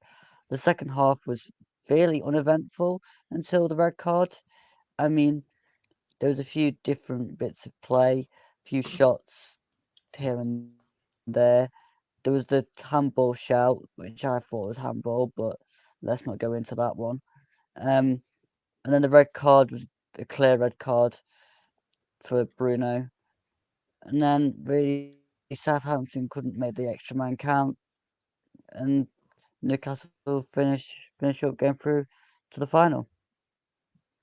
Yes, Lou, with what you've seen tonight in the game as a whole, do you reckon Newcastle have got what it takes to potentially win the Carabao Cup final against either Manchester United or Forest? Yeah, I think they've got a chance, but I mean, it all depends on how they turn up on the day, to be honest. I mean, they didn't do a lot second half, but that may be because Southampton changed a couple of things, made it a bit more difficult. Yes, so very interesting stuff there. Just to tell everyone about there, as we're going to bring you some more transfer news in a second, as with the deadline day window comes towards a close. Big thank you there to Luke for his updates throughout the evening on the deadline day between Newcastle and Southampton for the past hour or so. Luke will be staying with us just for another little bit longer, just to touch on some of the transfers and some breaking news just into us, which has come from Matt Law of the Daily Telegraph. Chelsea have now reached a deal with Benfica, signed Enzo Fernandez. That deal and that saga is now over. It's a British record fee for Chelsea, with Enzo Fernandez moving to Stamford Bridge. We just touched on it towards the end there with Isaac when he was on, and Mike was just going to confirm that Stevenage have only had 2 signings today and 1 yesterday. Just to break another breaking news story, which is just coming to us literally just a couple of minutes ago. Arsenal midfielder Albert Samba Lokonga has joined Crystal Palace on loan until the end of the season. That deal has just been confirmed.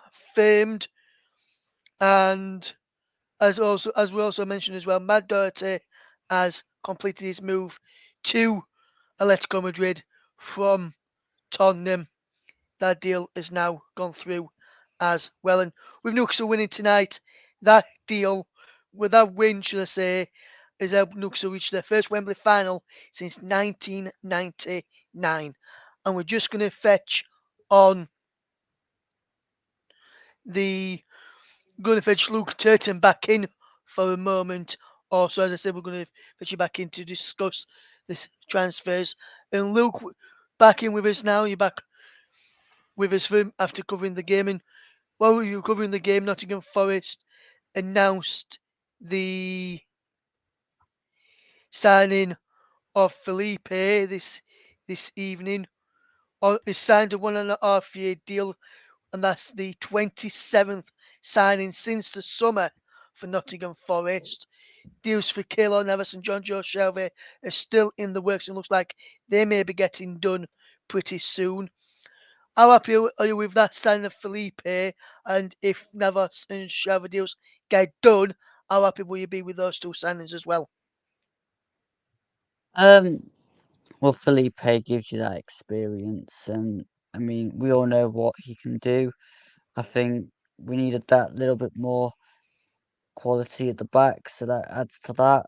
I think John Joe Shelby, again, has Premier League experience. That's more or less done. He said bye to Newcastle this evening, so you feel well is coming to us.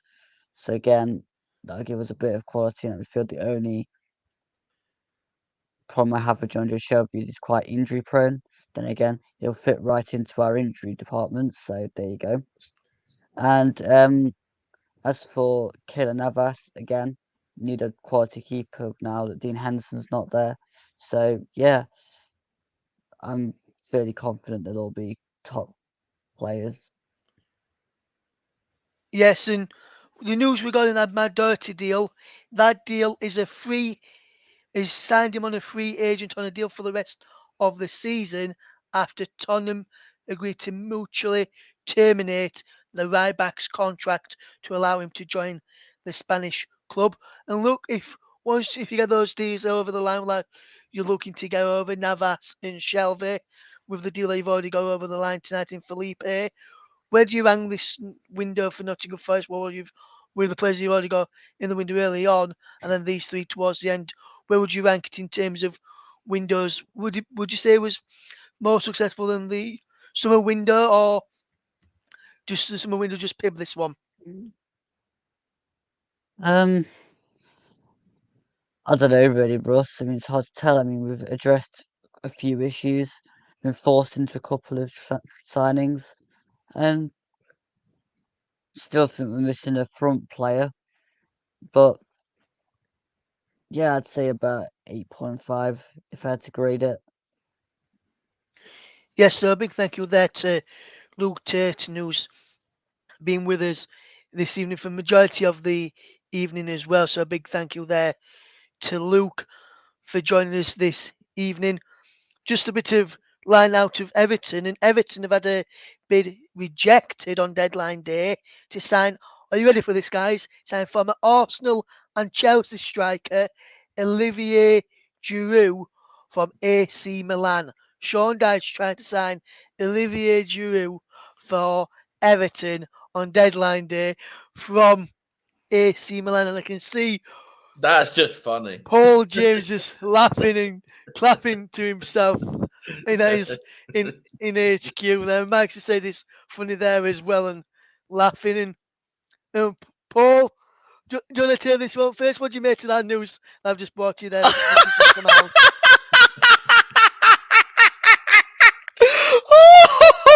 Oh, excuse me, I'm so sorry. That's hilarious. Well, that is a very, very, very brave by Everton. I'll give them that. I'll give them that. Yeah, Mike. Obviously, you've seen him play for Arsenal and play for Chelsea as well. What do you make to that one, my friend? That's just like I was just reading about Everton just a second ago, saying about how how their fans are so angry with. Obviously, they've been angry with the owners and stuff for a while. They've had the new manager.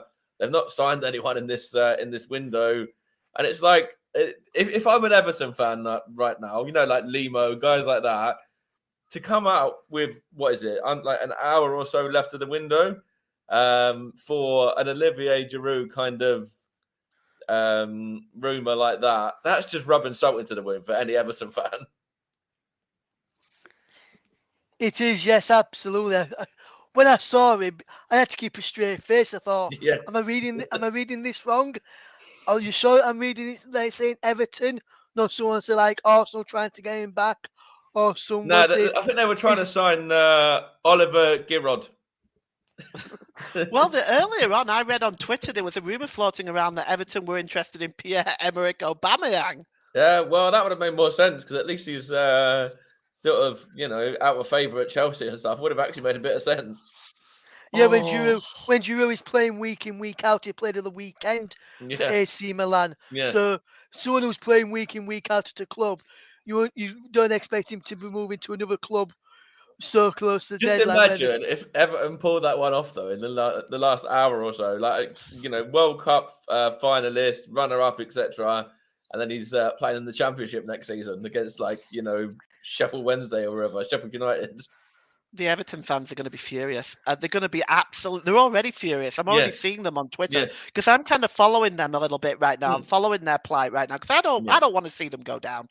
But I'm looking at their plight right now, and if I was an Everton fan, I would be absolutely sideways right now. Sideways. It's embarrassing what is going on at that club right now, and it's the fans who are suffering. And even to the point where obviously they've absolutely. sold Anthony Gordon as well, who, to be honest, a lot of Everton fans were raving about him as like the next big thing to come out of Merseyside. Yeah, then he's been sold, and then they're going in for someone like Olivier Giroud.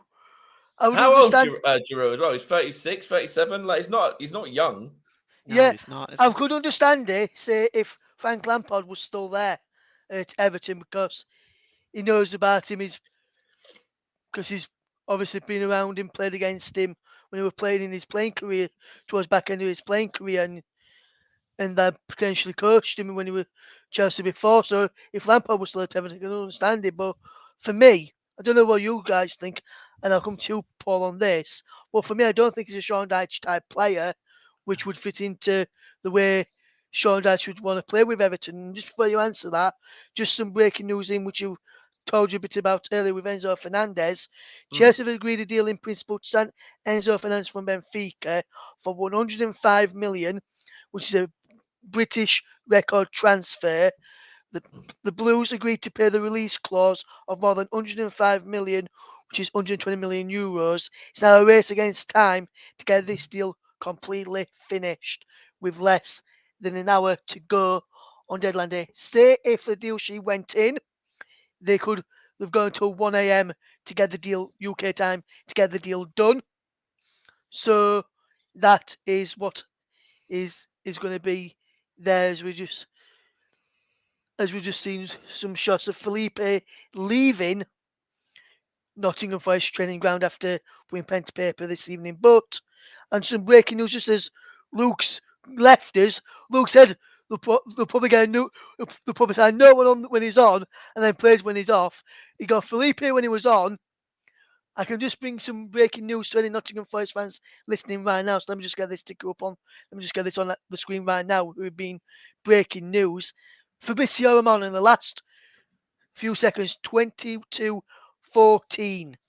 Keylor Navas to Nottingham Forest. Here we go. His favourite phrase, here we go. Agreement in place on loan deal from PSG until the end of the season. Keylor has accepted Forest days ago and is now sealed. Documents finally signed. Boarding completed. And he's flying to Nottingham via Turkish Airlines. And then he's just put out a YouTube video that says Enzo Fernandez to Chelsea. Here we go as well. So those two very much done deals. Because when Fabrizio Romano comes out and says, here we go, and gives you the sign of approval, with him being one of the top tier journalists out there, along with likes of David Ornstein and people like that who's been around for quite a bit, then you definitely know that the deal is going to be done. So Keylor Navas to Nottingham Forest. Here we go, just waiting the official club Even announcement. Fabrizio Romano had egg on his face when it came to the Mudryk deal, though, because he put "Here we go" to Arsenal, and then the next day he put "Here we go" to Chelsea. Yeah, and maybe with that, Mike, maybe day before he found out everything was already signed, sealed, and ready to go to with the player and Arsenal, and Mm-hmm. it was just down to the club structure of the payment with Arsenal, which is Yeah, what I've heard. Arsenal wasn't willing to pay up the full price or majority of the price up front, whereas Mm. Chelsea were willing to pay all the price up front and an additional fee on top of that to get it to yeah. five Obviously, to on get on it Twitter, to I think he got a that little bit of 5 stick. It's like, mil. is the next day going to be "Here we go" to Manchester City? Like, Well, they've just Yeah, announced it but on Sky, even Fabrizio Romano's tweet, and he's got a picture of Keylor Navas wearing a Nottingham Forest goalkeeping jersey. there you go. Then that's it, done, confirmed, sorted. Yeah. yes, and That's I can just massive. and then I can just show that photo to the people on our deadline day stream right now. In fact, if I just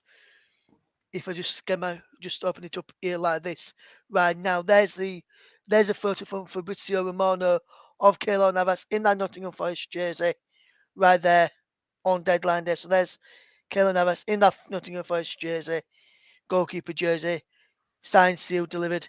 He's yours. I'm excited actually for Nottingham Forest, and I'm excited to see him in the Premier League. I'm a big Yeah. fan of Keylor Navas. Yeah, and there's a deal.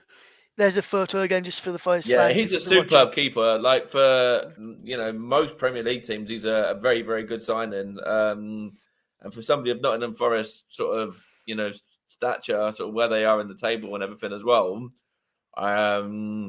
Yeah, that's a big coup for them. That's a big deal. Like that people would talk about the Enzo Fernandez one being sort of a record fee and everything, but that's up there for sure because the fact he's gone to Nottingham Forest, like that shows that Nottingham Forest did have the pulling power of from being former European champions, etc. Even though it was all those years ago, it obviously still plays a part in somebody like Keylor Navas joining them, obviously knowing a bit about the history and that sort of stuff as well.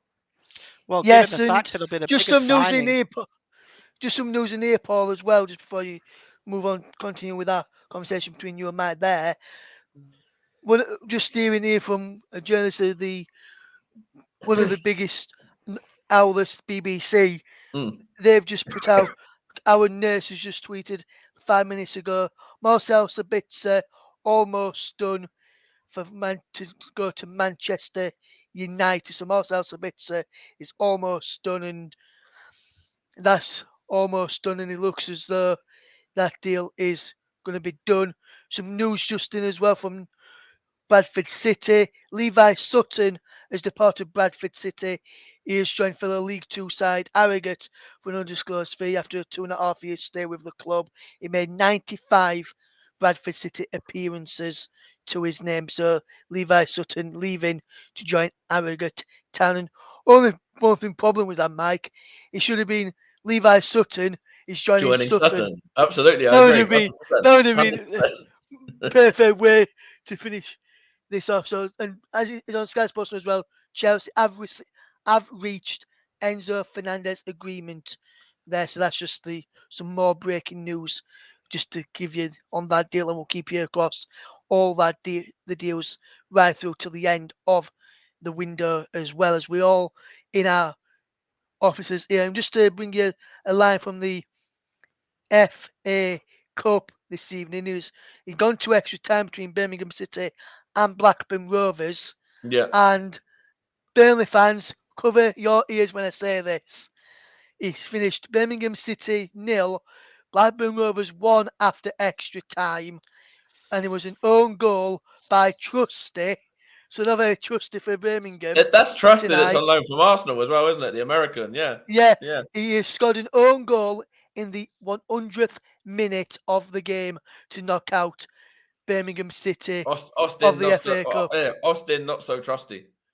Yes, but it was trusty if you're from if you're a Blackburn Rovers supporter there to Send put him your back team to through. Arsenal.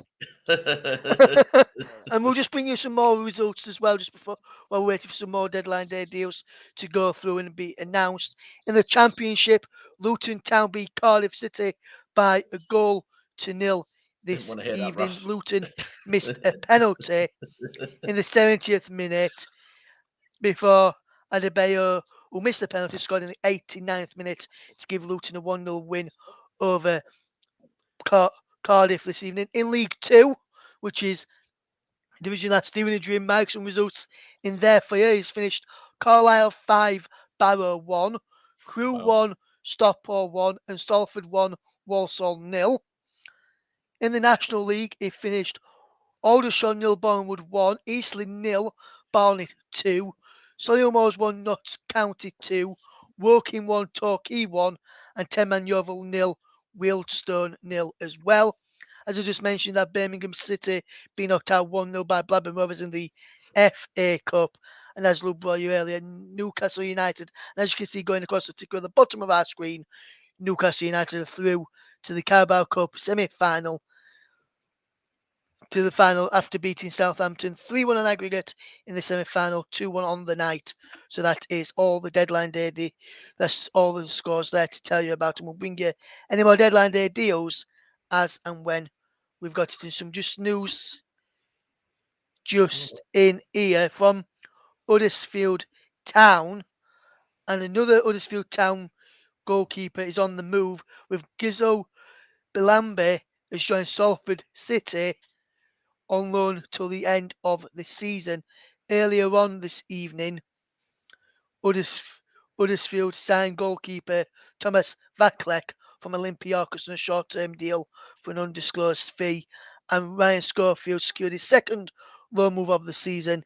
He joined Crawley Town from Huddersfield Town earlier on today on Deadline Days. We bring you right up to date.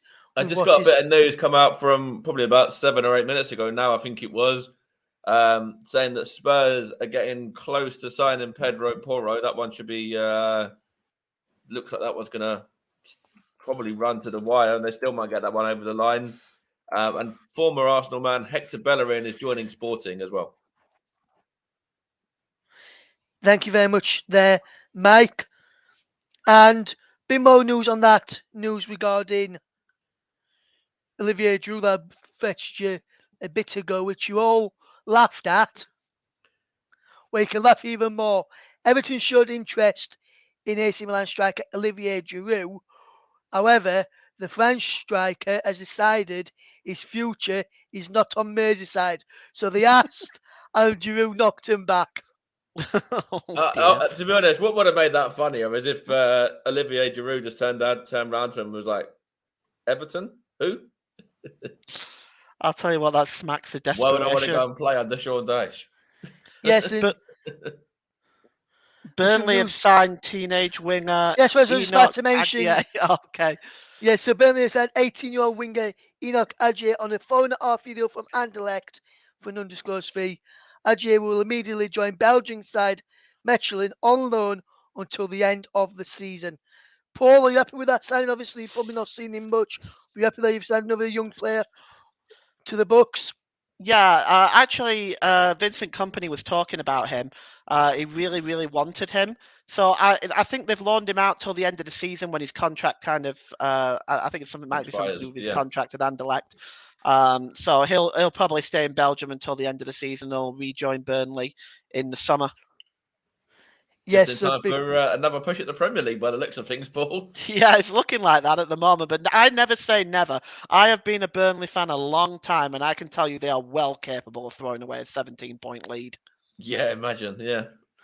Yeah, imagine, Paul, Burnley end up in the playoffs and your bitter rivals overtake you. Yeah, we've been through this, Ross. We've been through this. We're not going to go through it again. That will not happen. Just put it out there. The fact that Russ has put it out there in the universe means it probably will happen, but it's not going to happen. That's probably our business done for the day, to be honest. Yes. They were talking about that since yesterday, so. Yeah. Yes, just a bit of news in from Barcelona as well, and they're closing on a deal to sign Julian Araggio, agreement has been reached. Comes from Fabrizio Romano. It's understood as a permanent deal from LA Galaxy. Fee close to €4 million. Contract will be valid until June 2026 for Araggio, with the second team, Barcelona B.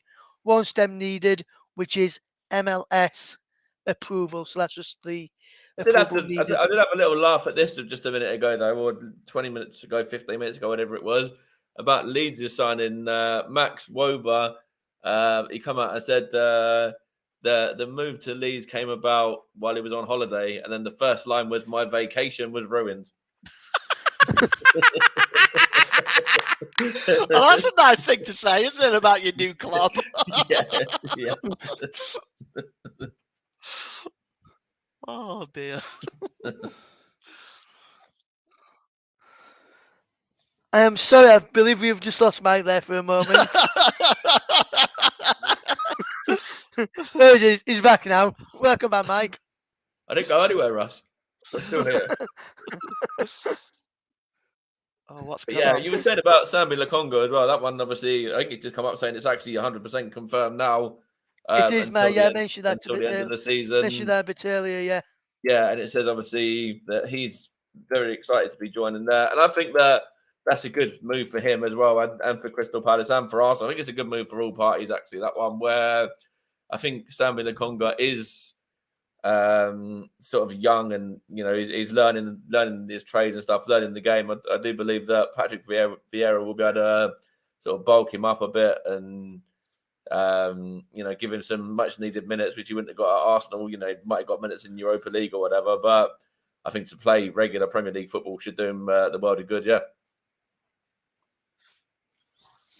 Yes, and big more news on Enzo Fernandez. When that deal gets completed, which Chelsea could have put a deal sheet in now to get the deal done between now and 1 a.m. tomorrow morning. We'll be with you till about 11:15, just rounding up some of the deals. Then Fabrizio Romano just said Enzo Fernandez will sign with Chelsea until June 2031. Exactly the same deal agreed on the first week of January. Nothing has ever changed between the player and Chelsea. He's always been open to the move and happy to join. So that's just a bit more news just there on Chelsea as we bring you all the deadline day news as and when we can bring you the deals there. And we can I'm just getting some pictures in as well, Mike, because Arsenal signed Jorginho earlier today from Chelsea, as we mentioned earlier on in the show, and you touched upon when you came in. Yeah. Just some photos in just here now, which we're just getting through to us here at the commentary of Jorginho in his new Arsenal kit. There's the first one there with him sat down. Yeah, with red the, suits him better than blue. Then there's that one there with his number 20 with his name on the back of his shirt. There he is again after signing for Arsenal earlier today. There he is again in another shirt and in the Arsenal kit as well. And Paul, just to memorise, just so I'm going to show you this once, Paul, and I'm going to ask you towards the end what number Jorginho has got at Arsenal. See if you can remember. See if you remember, because we were testing him the other We were week, doing guys. it, we were doing it the other day, weren't we? A few days ago, yeah. Who knew there's some of the numbers from the Arsenal squad. So I'm just going to show him this, and then he can do a test a bit later on. So Paul, if I just show you this number, if I just show you this there. Okay, I got it. And then we're going to test you a little bit later on in the show. See if he remembers what number he is. We'll test him just before we finish this evening, around about 11:05, 10 minutes before we finish. See if he can tell us what number he has got for Arsenal for the season. See if he recognises and remembers the number there. And just a bit of news in from Leeds United regarding Phil A of The Athletic, top journalist for Leeds United. He says, being an uncertain time for Jack Harrison, but as we are at 10:30 p.m., he stays at Leeds. Looks like the club are done this window for this window, and I must say I'm really happy with the business that we have done in this window. Some good additions, strengthened which play positions that we needed. Got a striker in which we needed in Rutter with Banford's injuries. Got a defender in as well, which we needed in our back line with Max Verber, who can play centre back or left back, which is good to see as well. And then we fetched in that midfielder, just gives more competition for places in that midfield there as well. So Leeds United are now done for the transfer window, and I'm pretty happy with the signings that Leeds United have got. Obviously, people, if you can, as you can see just behind me, there's the Leeds United stuff on the wall just behind us there. So Leeds United fan that I am. So just so people know that, and this is one of an old Leeds United shirt that I've got on with one of the old Looks like badges it's that we. before you were born, is it? Yeah, well, it was one before I was born, but one of Leeds' old shirts, yellow with it being deadline day, yellow shirt, because I've now got a yellow tie, and this is the deadline You day, get yellow shirt on and now instead. with That's me fair. dressing gown over the Over the yellow top. shirt on instead. I Yeah. don't think, I I'm don't think impressed by Paul Leeds' or business, by the Mike way, got the memo. especially. Go on, mate. I don't think Mike or Paul got the memo that they had to wear yellow today on deadline day. I don't think Lou did it earlier for his piece You got on the yellow deadline background day. and the yellow names. That's good enough.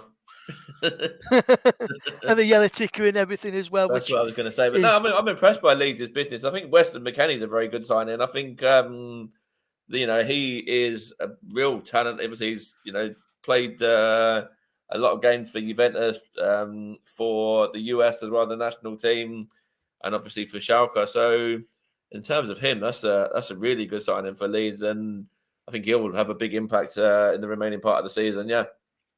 yes, and I think with the signings that we've made, like I said, Mike, we've strengthened where we needed to, where we've been looking to strengthen, where fans knew we needed to strengthen in past 2 or 3 windows, which the club didn't do. The club now realise that this window and that deal looks like is going to be is being finalised. I got just some news coming out of Stevenage as well. It's not a signing, but it's regarding Josh Reed, who signed earlier. Unfortunately, Stevenage fans, just because Matt Godden's tweeted and it's been retweeted by the club, doesn't mean he's re-signing. It just says look after Josh Reed because he's a teammate of his at Coventry. But if Matt Godden signed, I think we would definitely go on and win the league. Yes, just big thank you there to Mike there as well for that. Just a bit of news in which I was hearing earlier on today as well. Just waiting for that confirmation from sources that I know I can trust, and that source has just come out. One of the sources I know I can trust has just come out with the news which I heard earlier when we first started this broadcast at 5 p.m. this evening. So we've been going for just over 5.5 hours now. Well, I have for majority of it. Paul was on earlier, Luke was on earlier as well, and then Mike's joined was the back end. Big thanks to the people that popped on the show as well earlier. And I can tell you that David Datro for Forner will stay at Chelsea. There's no loan move to Nice or anywhere else on this deadline day. Datro for Forner will be staying at Chelsea. Interesting. I've just got some news come through now. About 2 minutes ago, that Huddersfield have signed goalkeeper Thomas Vashlik from Olympiacos. I mentioned that And I earlier, think that's. Mike. I was just going to say that's an interesting one because obviously Huddersfield are in the relegation zone in the Championship, and then they've gone in for the Czech number one goalkeeper. So that's quite an interesting move on Huddersfield part. I think it's a really good signing for them, and obviously he's wants to play in England. Yeah.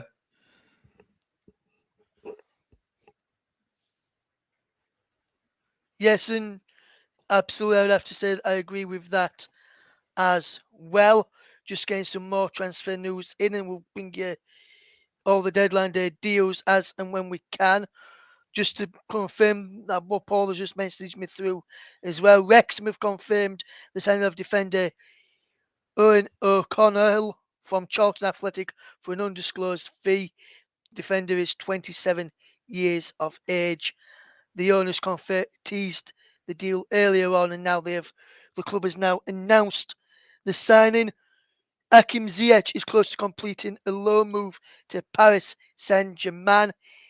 The Chelsea winger is in the final stages of completing a loan move, as I said, to PSG. John Joe Chevy was on the pitch at St James's Park this evening to wave goodbye to the Newcastle fans. He's expected to join Nottingham Forest before the deadline as well. Like Lou mentioned earlier, that deal was done. Just went back up to say bye to the fans and to the Newcastle players before being officially announced. There, just some news just in, and two big news coming in from out of Bristol City this evening. Chris Martin, and no Coldplay fans, not the band, not your band member, but the footballer Chris Martin and defender Tim Close have both left Bristol City by mutual agreement. Bristol City boss Nigel Pearson said, Chris and Tim have both come in today and said goodbye on behalf of everyone at Bristol City. I'd like to wish them both well for the future and thank them for the services to the club as well. So that's just a bit of breaking news which broke 7 minutes ago from Bristol City. So that's just a bit of more news there.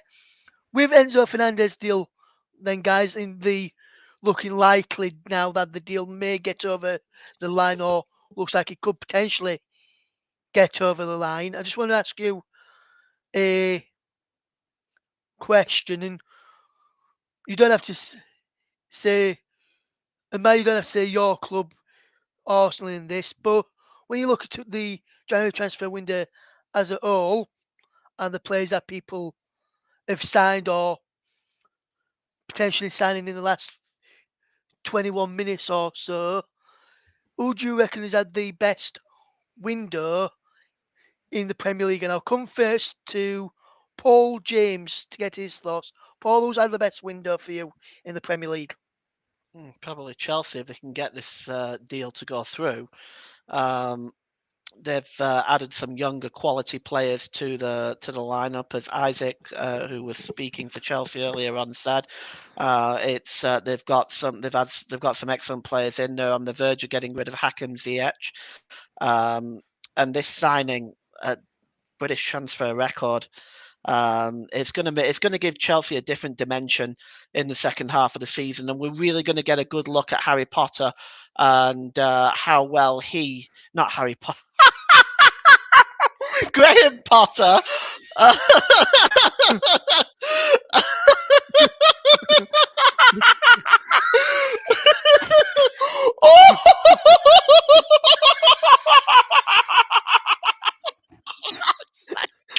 Oh my word! Like you just. What's happened? What have I just missed? I just called Graham Potter Harry Potter. What the hell, man? Oh! Internet decided to drop out at the wrong time there, but there you go. Yeah, I think, so to be honest, if you look at, 1 minute, Mike. Go on, Paul. So continue what you were saying without. I was just going to say, if Graham Potter, yeah, go on. I was just going to say briefly as well, if you look at Graham Potter, being called Harry Potter, I think Chelsea need more than a magic wand to save them from their mess they're in right now. Well, it'll be a good test on Graham Potter and his how he handles these younger players, and it might determine on whether he continues to be manager next season, doesn't it? But we'll wait and see. But in answer to your question, Ross, I think definitely Chelsea for me have had the best window, and it looks like Aberdeen have signed a player as well. We can confirm Vincent Bessulian has joined. I don't know. I can't even pronounce that team, but it looks like he's moved. Actually, it's also moved from Aberdeen to Excelsior Rotterdam in the Eredivisie. Yes, Vincent Bestrin has joined Excelsior Rotterdam on loan from Aberdeen. The Eredivisie side retain the option to buy the player on a permanent basis at the end of the season if they wish. So there is Paul's pick for who's done the best window. Chelsea under Harry Potter is his pick. There. Mike, would you Oh, dear. agree with Paul's choice of Chelsea under Graham Potter? Or do you reckon if someone else was at the best window, then I'll give my opinion at the end? But Mike, try not pick your team also after the signing of Jorginho tonight and the other signings that you made as well. Yeah, it's interesting because Chelsea have done some really good business. I do think they're certainly in the mix. You know, I'm going to have to mention Arsenal because I do think Arsenal have had a really good window. You know, I don't think we've had the best window because I do think we should have got, you know, maybe Caicedo over the line, and that would have made it better than going for Jorginho, in my opinion, as I said about earlier. But I think if I'm being honest, you have to look at Chelsea for the younger players that they brought in. And in terms of a sort of signing, if I was to go for a signing that's gone to a club, it's going to probably be Nottingham Forest going to get Keylor Navas as well. Obviously, that one is a big signing. If I was to look at an individual signing, but for the window overall, yeah, it's Chelsea. I think, yeah. Yes, and for me, I've got to mention Leeds with the signings that we made, especially Weston McKennie, Rutter, Verber. I know McKennie's not played for us yet, but you can see with that signing already, quality player, Champions League experience, big game player for Juventus in previous seasons as well. Obviously, Max Verber, I've seen him two or three times now, and yes, he's played against Cardiff and Accrington in some of the games. We can see the quality lifted and the helping boost around about the back line as well. I know he was only one game and he not played since before the World Cup. And Jorginho Rutter, who was signed as well from Offenheim in Germany, with the Bundesliga only starting back a couple of weeks ago now in Germany following the World Cup break and everything. But I think he could be those could be a big signing for us. I'm looking forward to see how McKennie does. But for me, like Mike and Paul said, I've got to go with Chelsea. They've made some fantastic signings. Enzo Fernandez, if that deal goes through, is absolutely World Cup fantastic. winner, obviously, yeah. World Cup winner there as well. Arsenal, I think they've had a good window as well, Mike, especially with the signing of Trossard coming in as well, and Jorginho. I think those two have helped Arsenal had a bit of quality. I thought Arsenal were going to win the league anyway, beginning of the season when they signed Gabriel Jesus from Manchester City, but then adding Jorginho, now another a Euros winner with Italy, Champions with League the winner as well. Obviously, he's Champions won League winner, other trophies with Chelsea as and well, yeah. won trophies with Chelsea, won the Euros with Italy when they got to the final against England as well. So just don't let him take penalties. Stuff. Although he's normally pretty good on penalties, he missed in the final.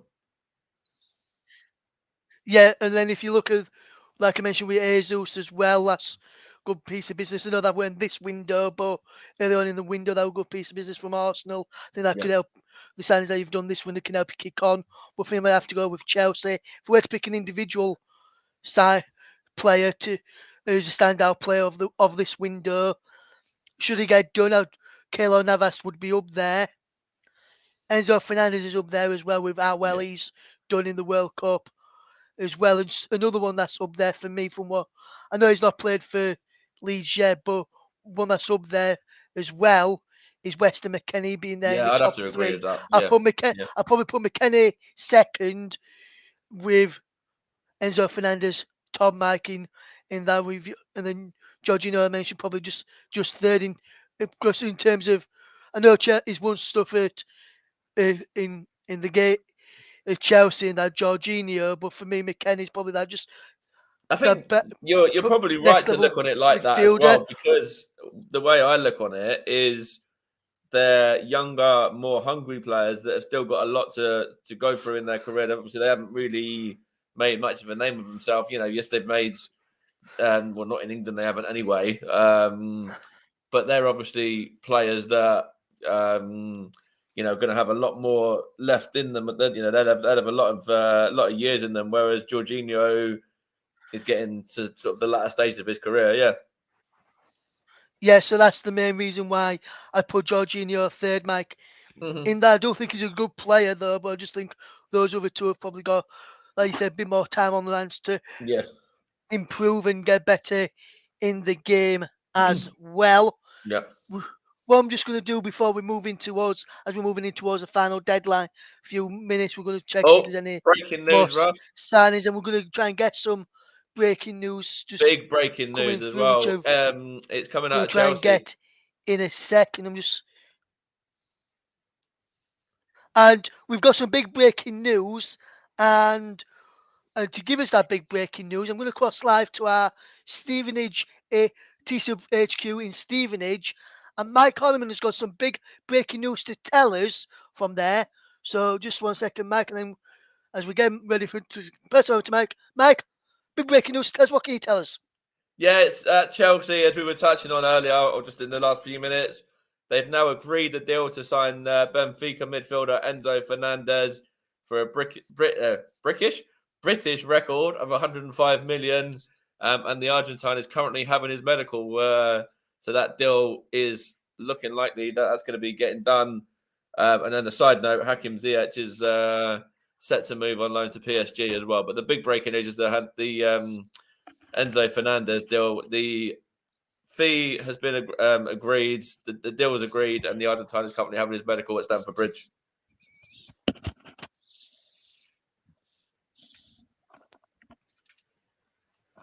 Big thank you there to Mike Ornament for that big breaking news story there, as we bring you all that there. And I'd be interested to see now how the rest of the season goes, see how Chelsea fit in all their new players together. Because just a side point on that as well, the Enzo Fernandez contract is not signed yet, but the documents are being put together to get the deal done before the deadline. So it might be where there's a deal sheet that comes through if it's not completely done in time. Where obviously, Rush, you touched on that earlier. If a deal sheet's been submitted, then those deals can go through after the deadline's closed.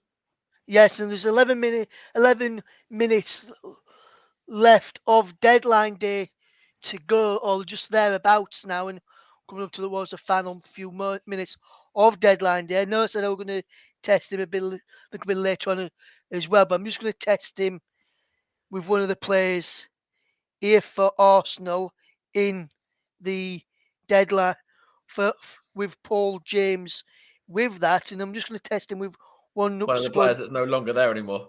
one of the numbers that I put on a team sheet, which I put in the group chat that we've got on WhatsApp between all our commentators.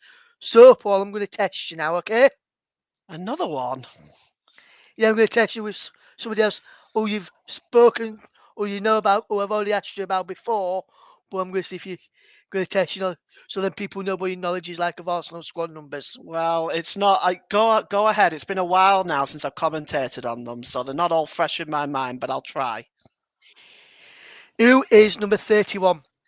31. It's a goalkeeper, and it's Carl Hein, I think. Mike is nodding in the background there, so you've got that one spot on there, yep, Paul. That's Carl Hein. Number 7. Obviously was the goalkeeper that played against Brighton in the League Cup when Arsenal were knocked out. Yeah. Did you say number 7, Russ? Yeah, that's number. Yes, I said number 7, but number 31, as Mike just mentioned. Oh, okay. Number 7 is Bukayo Saka. That is spot on, yes. Who is number 14, Paul? Number 14. Oh, that's Eddie Nketiah. Yes. Who is, and I'm going to test you again now, with a player that who's no longer there. What number did Sambi Lokonga have at Arsenal? Oh, but Sambi Lokonga, that's a tough one. I think it was 23. That is correct as well, yes, Paul. So, see, Paul remembers Arsenal squad numbers. We're going to test him a little bit later on as well about one of the new signings. I'll test you about a new signing now, Jakub Kivar. What number Oh, is he? Kiva, wasn't he 15? Was he 15 or was he 23? What number do I you want say there? to. I want to say either 23 or 15. Which one are you Um, going to go for, Paul? I'm going to go for 23. No, I'm going to go for Wrong. 15. I'm going to go for 15. I'm changing my mind. I'm going for 15. But I'm probably Yes, wrong because. 15. Oh, it was Yes, it is No, it 15. was 15. 15. It is 15. Yeah, yeah, Yeah, yeah. number All right. 23 was Sambi Lakonga. Sambi Lakonga. Yeah, this is Yeah. what it gets. This whole thing has been done today. Oh, Spurs have sealed Perot loan signing. It's just gone through Yes, from I've Sporting just yes. seen that as Lisbon. well. Yeah. On San Pedro Porro from Sporting Club de Gal. And I can just bring you the news just here, which I've got for you guys, which I've got for you Tottenham fans. It says Tottenham have signed Pedro Porro from Sporting Lisbon on loan till the end of the season. The deal includes obligation to buy the right wing back, which will be 39 million in the summer. So Pedro Porro is a done deal. Let me just see who asked about that earlier on. Extra streams, if you're still listening on Twitch right now, Pedro Porro deal at 10:52 is now done. I've just seen as well. This is quite an interesting one. Obviously, we touched on Matt Doherty going to Atletico Madrid. The reason that he was released and not done as a loan deal, I should say, is because of new or newish FIFA rules that only allow clubs to send out 8 players on loan in one season. And Harry Winks, Tanguy and Ndombele, Brian Hill, Joe Rodon, Sergio Reguilon, Giovanni Lo Celso, Jed Spence, and Destiny Udoji already out on loan. So that's the reason why he was released, because it would have been the 9th player and that would have been breaking rules. Interesting stuff there then, and big thank you to Matt for bringing that bit of interesting information there. We've got 6 minutes left of deadline day before the window slams shut here on deadline day. We've been with you throughout all the day from 5 o'clock. I was on 5 till 6. Then we had Luke and Paul take over. I was back at 7 o'clock, and we had some guests on then. And then we've had some guests on throughout the evening. I just want to go through and just thank some of the guests that we've had on the show this evening. And Paul, if you want to say thanks to him as well, or people that who was on when you was on, you can do them. So today we have had, just to let people know who we've had on. We've had Richard Bond, which was in the 5 o'clock hour, which was recorded earlier this afternoon from Football Live. So a big thank you to Richard. We had Mackie on at 7 o'clock, around about 7 o'clock, between 7 and 8. We had Barry Swain on during that hour as well, touching on Fulham. So a big thank you to Barry there as well. We had it in the 8 o'clock hour. We had Phil, the Nottingham Forest fan. So a big thank you to Phil. I watched some of that one with Phil. But That was really on. good, really interesting. Obviously, Barry's I watched some of as well. I thought Phil was very knowledgeable what he was talking about with Nottingham Forest. And obviously, I bet he's delighted with the deals that they've got over the line as well. Yeah. Yeah, he said it would have been Mike if we managed to get him over the line, which it looks like they are. Then we had Leon Jones and Isaac Dilkson around about 9 o'clock as well. So big thank you to those for all coming on as well. Also a big thank you to Luke for us in between 6 and 7. Same as well with Paul as well for us in between then. Big thank you to Paul for hosting or co-hosting with myself towards the back end of the 9 till 10 and the 10 till 11. Also a big thank you to Mike for coming on and co-hosting towards the end as well with me as well. Really enjoyed this deadline day stream, and what's going to be a 6-hour stream, 6-hour 15-minute stream once we all get running. Rotherham United, just a bit of news coming out from those there. If you're listening, if anyone's listening regarding Rotherham United, I know there's a few people said they might tune in who are Rotherham United fans who I sent it to earlier on this afternoon. And with Rotherham United, just to say, Rotherham United have made 7 signings this window, all proven at championship level. Dan Barlas is gone, but that was the right deal for everyone, and he'll be loved and running forever. This is all coming from Paul Davis, the William United reporter of the Advertiser, and Chiadozie Ogbenny stayed. Everyone has said they've all taken that for the transfer window on January the 1st, and I would completely agree. As someone who I follow and speak to says, couldn't agree more. Quality signings, kept a key player. Even the player we lost, Rotherham got a good fee. This is, and I just want to say as well, this isn't like Rotherham United at all. Normally, when they go into the windows, they normally sell majority of the best players and don't fetch anyone in. And I know it was a good friend of mine, the previous manager who's now at Derby, Paul Warren, and discussed stuff with a thing of mine. But I was listening to another podcast on Sunday evening, and I agree with what they were saying on there. And what I've been reading, it's probably the best thing that happened to Rotherham going and Matt Taylor coming in, opening a few eyes, getting the play some money, getting the back players that Rotherham fetched in. 2 on deadline day. San Jordan Ugal last week.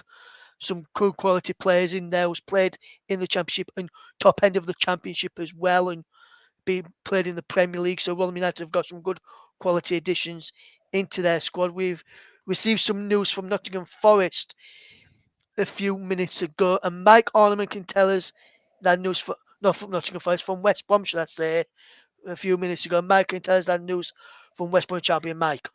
Yeah, so it's regarding a incoming at West Brom from Leicester City, and it's the 33-year-old Mark Albrighton who's on the verge of making the move from Leicester across to West Brom. Says it's going to be a loan deal, that one. That's a big one. Yeah, that is a big news there. And I'm not sure which Tomlinson this is, but Stephen, some news which I've just seen in the past few minutes, which is breaking news, which I've seen from a friend of mine and a good source as well. Tomlinson to Swindon is a done deal. I'm not sure which Tomlinson that is, but apparently Swindon's been after for a long time, so I'm not sure. It's Tomlinson from Doncaster Rovers, according to what I've seen here. So that deal is being done. So I wasn't sure which Tomlinson he was initially there. So well, that's just some news there. And news I brought to you around about 10:30 regarding Chris Martin. There's some news which I've just seen, which is being deleted. So I'll fetch it anyway while I'm here, just in case it happens. I've just seen a tweet from one of the local radio stations that who covers a football league club, Gillingham, and they've said Gillingham have announced that he's joined Gillingham after being released, but maybe that deal's not over the line yet, so that's been tugged down. So that maybe one to look out for as a free agent, so he can move outside of the transfer window as well. So that's just a bit of news to look out for, as well as we come towards the end of deadline day. As we come into the final few seconds on deadline day, we have got, and I'll tell you, we've got 10, 9, 8, 7, 6, 5, 4, 3, 2, 1. Deadline day is now over. The transfer window is now officially slammed shut for another 4 months until the summer. So the transfer deadline day window is over. The transfer window is now closed.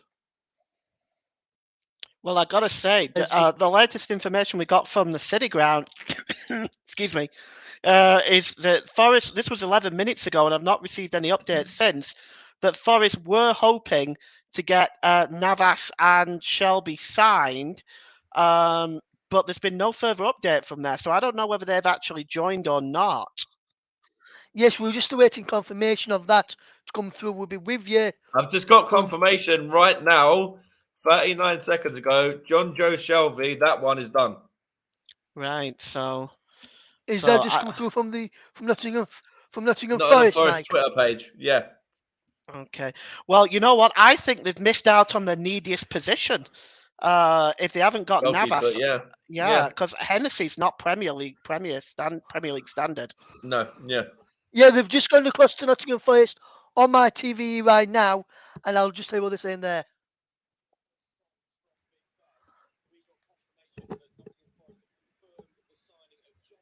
Yeah, like Manager said, they can confirm they've signed John Joe Shelby. He signed a 2.5-year deal for an undisclosed fee. That's a done deal for Nottingham Forest. Felipe joined earlier as well. That was an hour ago. He signed a 5-year contract, Felipe. Nothing on Navas, though. I'm just No, doing still now that nothing on Keylor Forest Navas yet. No. believe they've registered Keylor Navas before the deadline. They're just waiting to hear whether that deal did get done over the deadline beforehand. Oh, okay. If never, so we're just waiting to hear that one. This is quite funny, by the way. I've just seen here there's some now. just breaking news I've just received here now, Mike, a few minutes ago, which I've just seen just now, which there was linked. Everton was linked with a striker earlier, as we mentioned. Yeah. Well, I can just let people know now, with a bit of breaking news I've just received here, Everton will not be signing Andre Ayew. They've got no one. They've actually got And it no looks one at like all. Everton have Oh, got that's nobody criminal. Wow. that's signed. And like what I was listening to a few people earlier saying, if Yeah. Everton didn't get anyone in, then there was no point changing the manager, Yeah, I because agree. it's not the Right. manager that's Yeah. the problem, it's the players that's the problem at Everton. A lot of people are saying, and Wow, I they've- agree with that. And it They've looks like really Everton stiffed have Sean got Dyche. zero, zilch, nobody in on deadline day. Wow, they have really stiffed Yeah, Sean Sean. Dyche. They've really, really stiffed him. Yes. Mhm. That's And it doesn't And I'm get easy. It wondering- doesn't get any and I'm easier for them wondering- in the next Premier League game, obviously, because they're playing Arsenal, the league For the leaders as well Arsenal at next the time out. weekend, yeah. Yeah. And I'm wondering whether that is the reason. And I'm wondering whether that's the reason Bielsa said he wanted to manage the under-21s till the summer and then the first team then, because he knew Everton weren't going to send anybody on deadline before the end of the deadline. And I'm wondering if that's one of the main reasons why. I'd be livid. And I'll tell you now, if I was Sean Dyche, obviously I'm not. I'm sat here, and you can see who I am with my name on the screen. Yeah. I would be going to the ground when I go rather than the training ground, the first thing in the morning, knock on the door of the owners in the ground, and ask why they didn't back him to fetch anybody in on deadline day to improve the squad. Because Everton, for me, if they didn't improve the squad, which they haven't done by the looks of it, then there's only one way that they're going, and that's down, down, down. Yesterday, Even Southampton for me, improved, didn't they? Yeah, they have. Yeah. Southampton's improved, but they've got some players in. Leeds have got some players in and around them. Nottingham Forest have got some players. Bournemouth have Wolves have got some improved. players, yeah. Nottingham Forest have improved. Wolves have improved the squad. Everton have stood still, and Everton are one player weaker, selling Anthony Gordon as well. Yeah, that's it, yeah. So if they knew they weren't going to get anybody in, why not say to Anthony Gordon, and this is just me as a neutral here now looking at this, why not say to Anthony Gordon, I know you want to go to Newcastle, we'll agree a deal for you to go to Newcastle, but it will not happen until the summer. You stay with us till the end of the season, try and help us stay up, and then go to Newcastle in the summer, which would probably made more sense if no one was coming in. That was. I don't understand the whole thing about Sean Dyche anyway. Like, it's so strange to give a manager 2 days in the 2 days of the transfer window to sign any players. It's literally he's got no time whatsoever. Yes, so but breaking that news club from is so badly Huddersfield. run. Yeah. Yeah. Absolutely, Paul. Absolutely, yeah. Just breaking news from Huddersfield. So I'm just saying need to fetch this breaking news tab back up, thing back up there, banner back up there. Huddersfield Town have recalled Josh Osterford from his loan spell at League Two side Harrogate Town. The 21-year-old has gone back out on loan to League One side Morecambe for the remainder of the season. That's just been confirmed by BBC Radio Leeds, the local radio stations. And I'm just going to show everyone, just for you and Mike as well, and Paul, in case you've not seen it, just some breaking news here. Documents signed for Hakim Ziyech to Paris Saint-Germain from Chelsea. Time to register contracts, then it will be official. So it looks like that deal sheet has gone in. Yeah, So I've that just one can seen be that done. there's a deal sheet Time. that's gone in for For Sabitzer at Manchester United. yes, yeah, that's it. Yeah, So, Mike, I've just seen that as well. And if you want to know what a deal sheet looks like on deadline day, this is what it looks like here. So just so you can see, I'll just show everyone here on the screen as well. yeah. That is what the deal sheet looks like. They put in that there. They put the player's name in, transfer club to transfer club. So from where he's going to where he's going, has been concluded prior to the closing of deadline day. How much the fee is, then how much the sums and when the payments are going to be. So that's the deal sheet. That's will the clubs will have submitted to get the deals done, and hopefully that's what Forest have done to try and get Keylor Navas deal over the line. It looks like they have as well by what I've just seen. Yeah. Yes, and I've just seen here as well with Keylor Navas, Nottingham Forest, 11 minutes ago, lights still on, and then they announced John Joe Shelvey. Yeah. And John Joe Shelvey in his new Nottingham Forest kid there. He'll probably be watching the game, training with his new teammates, and then watching the game later when they take on Manchester United. And it looks as though Keylor Navas is going to be joining as well, as Fabrizio Romano replied to that tweet, which for his polite is still on, with a Costa Rican flag. Okay, and so we that's know that indicative. Keylor Navas plays for Costa Rica.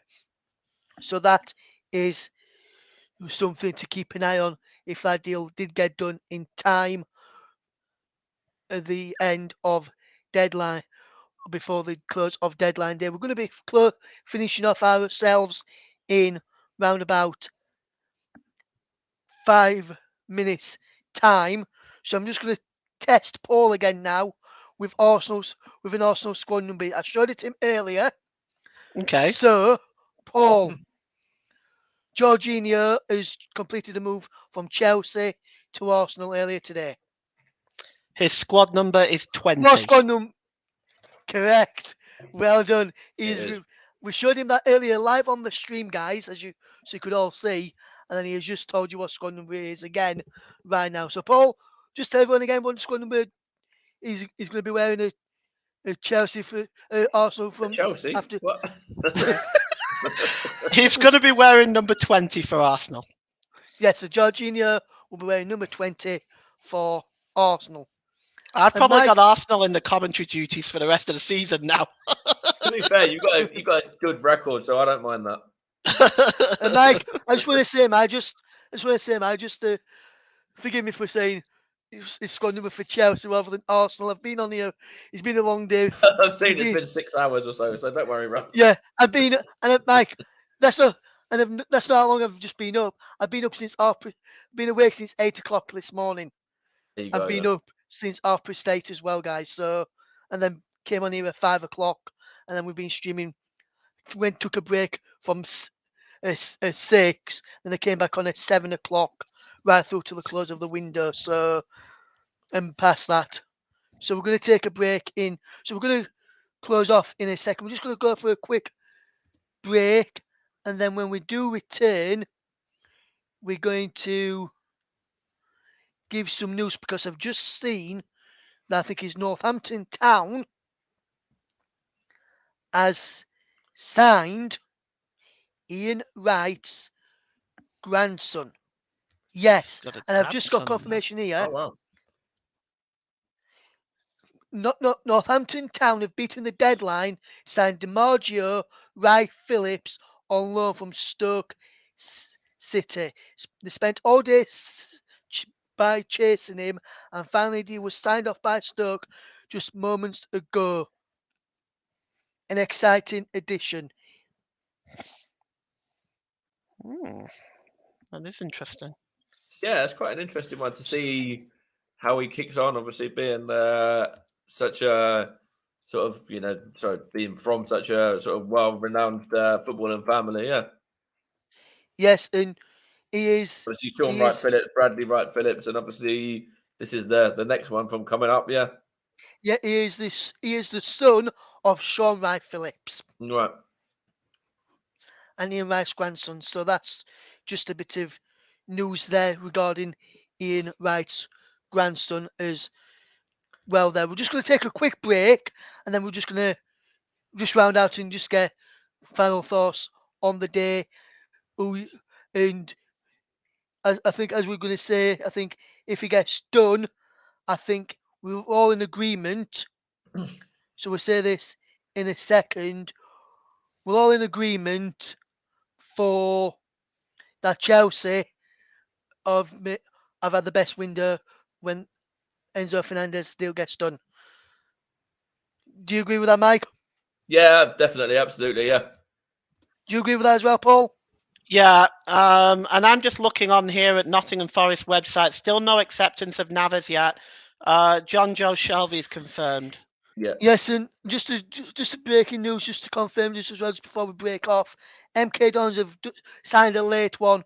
They have completed, just confirmed, they have completed the signing of Aberdeen captain Anthony Stewart on loan. So Aberdeen captain Anthony Stewart has joined MK Dons on loan. He was thought to be joining on a permanent deal earlier on in the day, but that deal is now just a loan deal.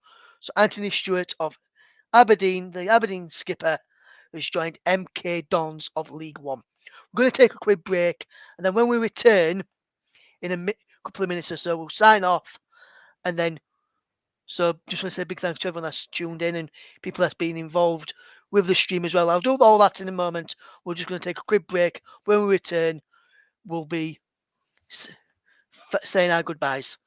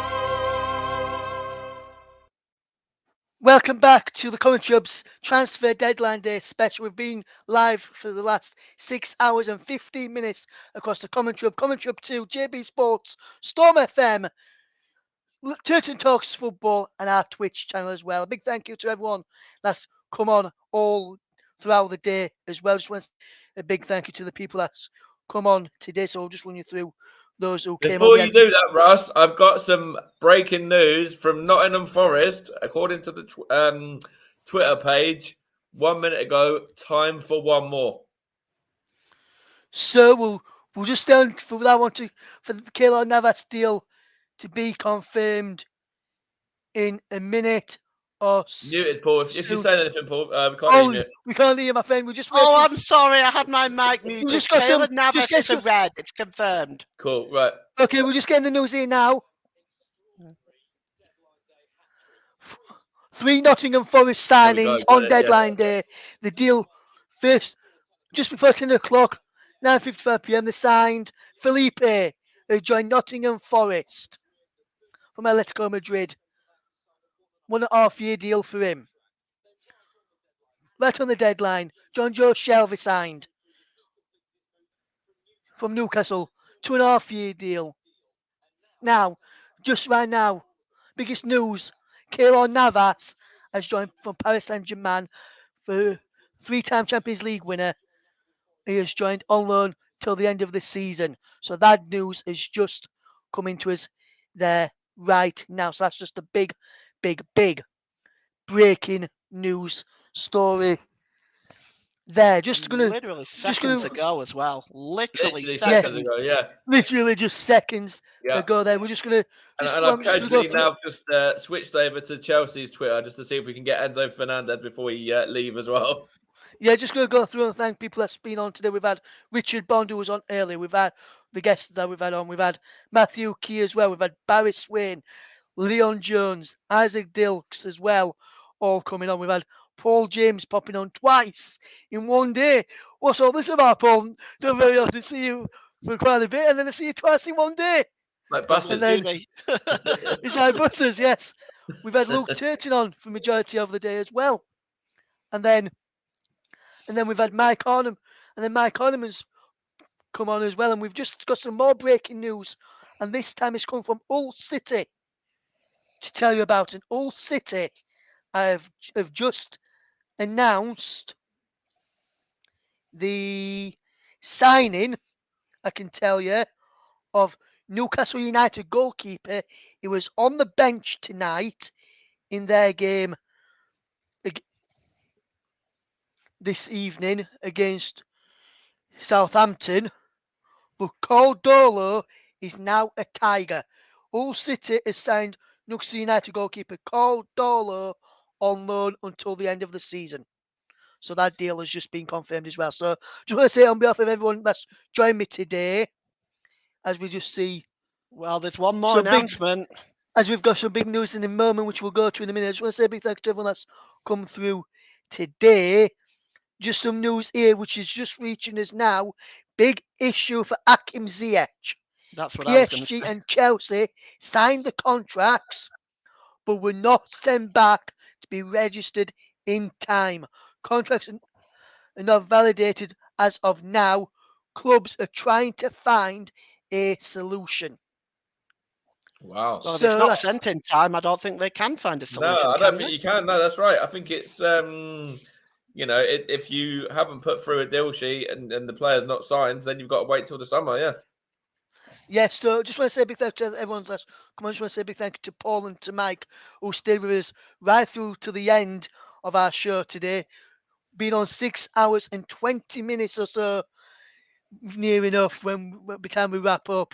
So big thank you to everyone that's tuned in. Only about an hour for me. About an hour for Mike. 2 hours, an hour earlier, and a couple of hours now as well. Just over 2 hours now as well. So just over 3 hours for Paul on deadline day. Big thank you to everyone that's joined us as well. And I just want to say next time, Paul and Mike, if you do this deadline day stream, if you've got a yellow shirt or a yellow tie, wear that next time. But I don't know. I don't like the colour yellow. I'm not a massive fan. Yeah. Can I wear I don't know, pink? Mike, we've all on that point there, Mike. With Arsenal, you always think she wore a yellow ribbon. Yeah, but we're not singing it this year, so we got knocked out by Man City. Yes, maybe you can get a yellow ribbon and put that on your shirt next time, Mike, instead. We'll see. So, but big thank you for both of you for joining me, anyways. For all the way from Calgary in Canada, it's been Paul James this evening. All the way from HQ in Stevenage, it's been Mike, and me all the way in Yorkshire. I'm still the frantically HQ trying there. to refresh Twitter every 5 seconds just to the hope that we get this Fernandez deal. The deal for Fernandez is not done yet.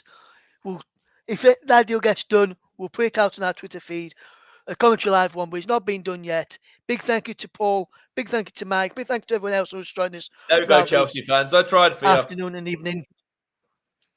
Well, from all of us here at the Commentary Hub, that JB Sports, Storm FM, Commentary Hub 2, Turtle Dogs Football, thank you very much for listening. We'll see you next time. Goodbye for now.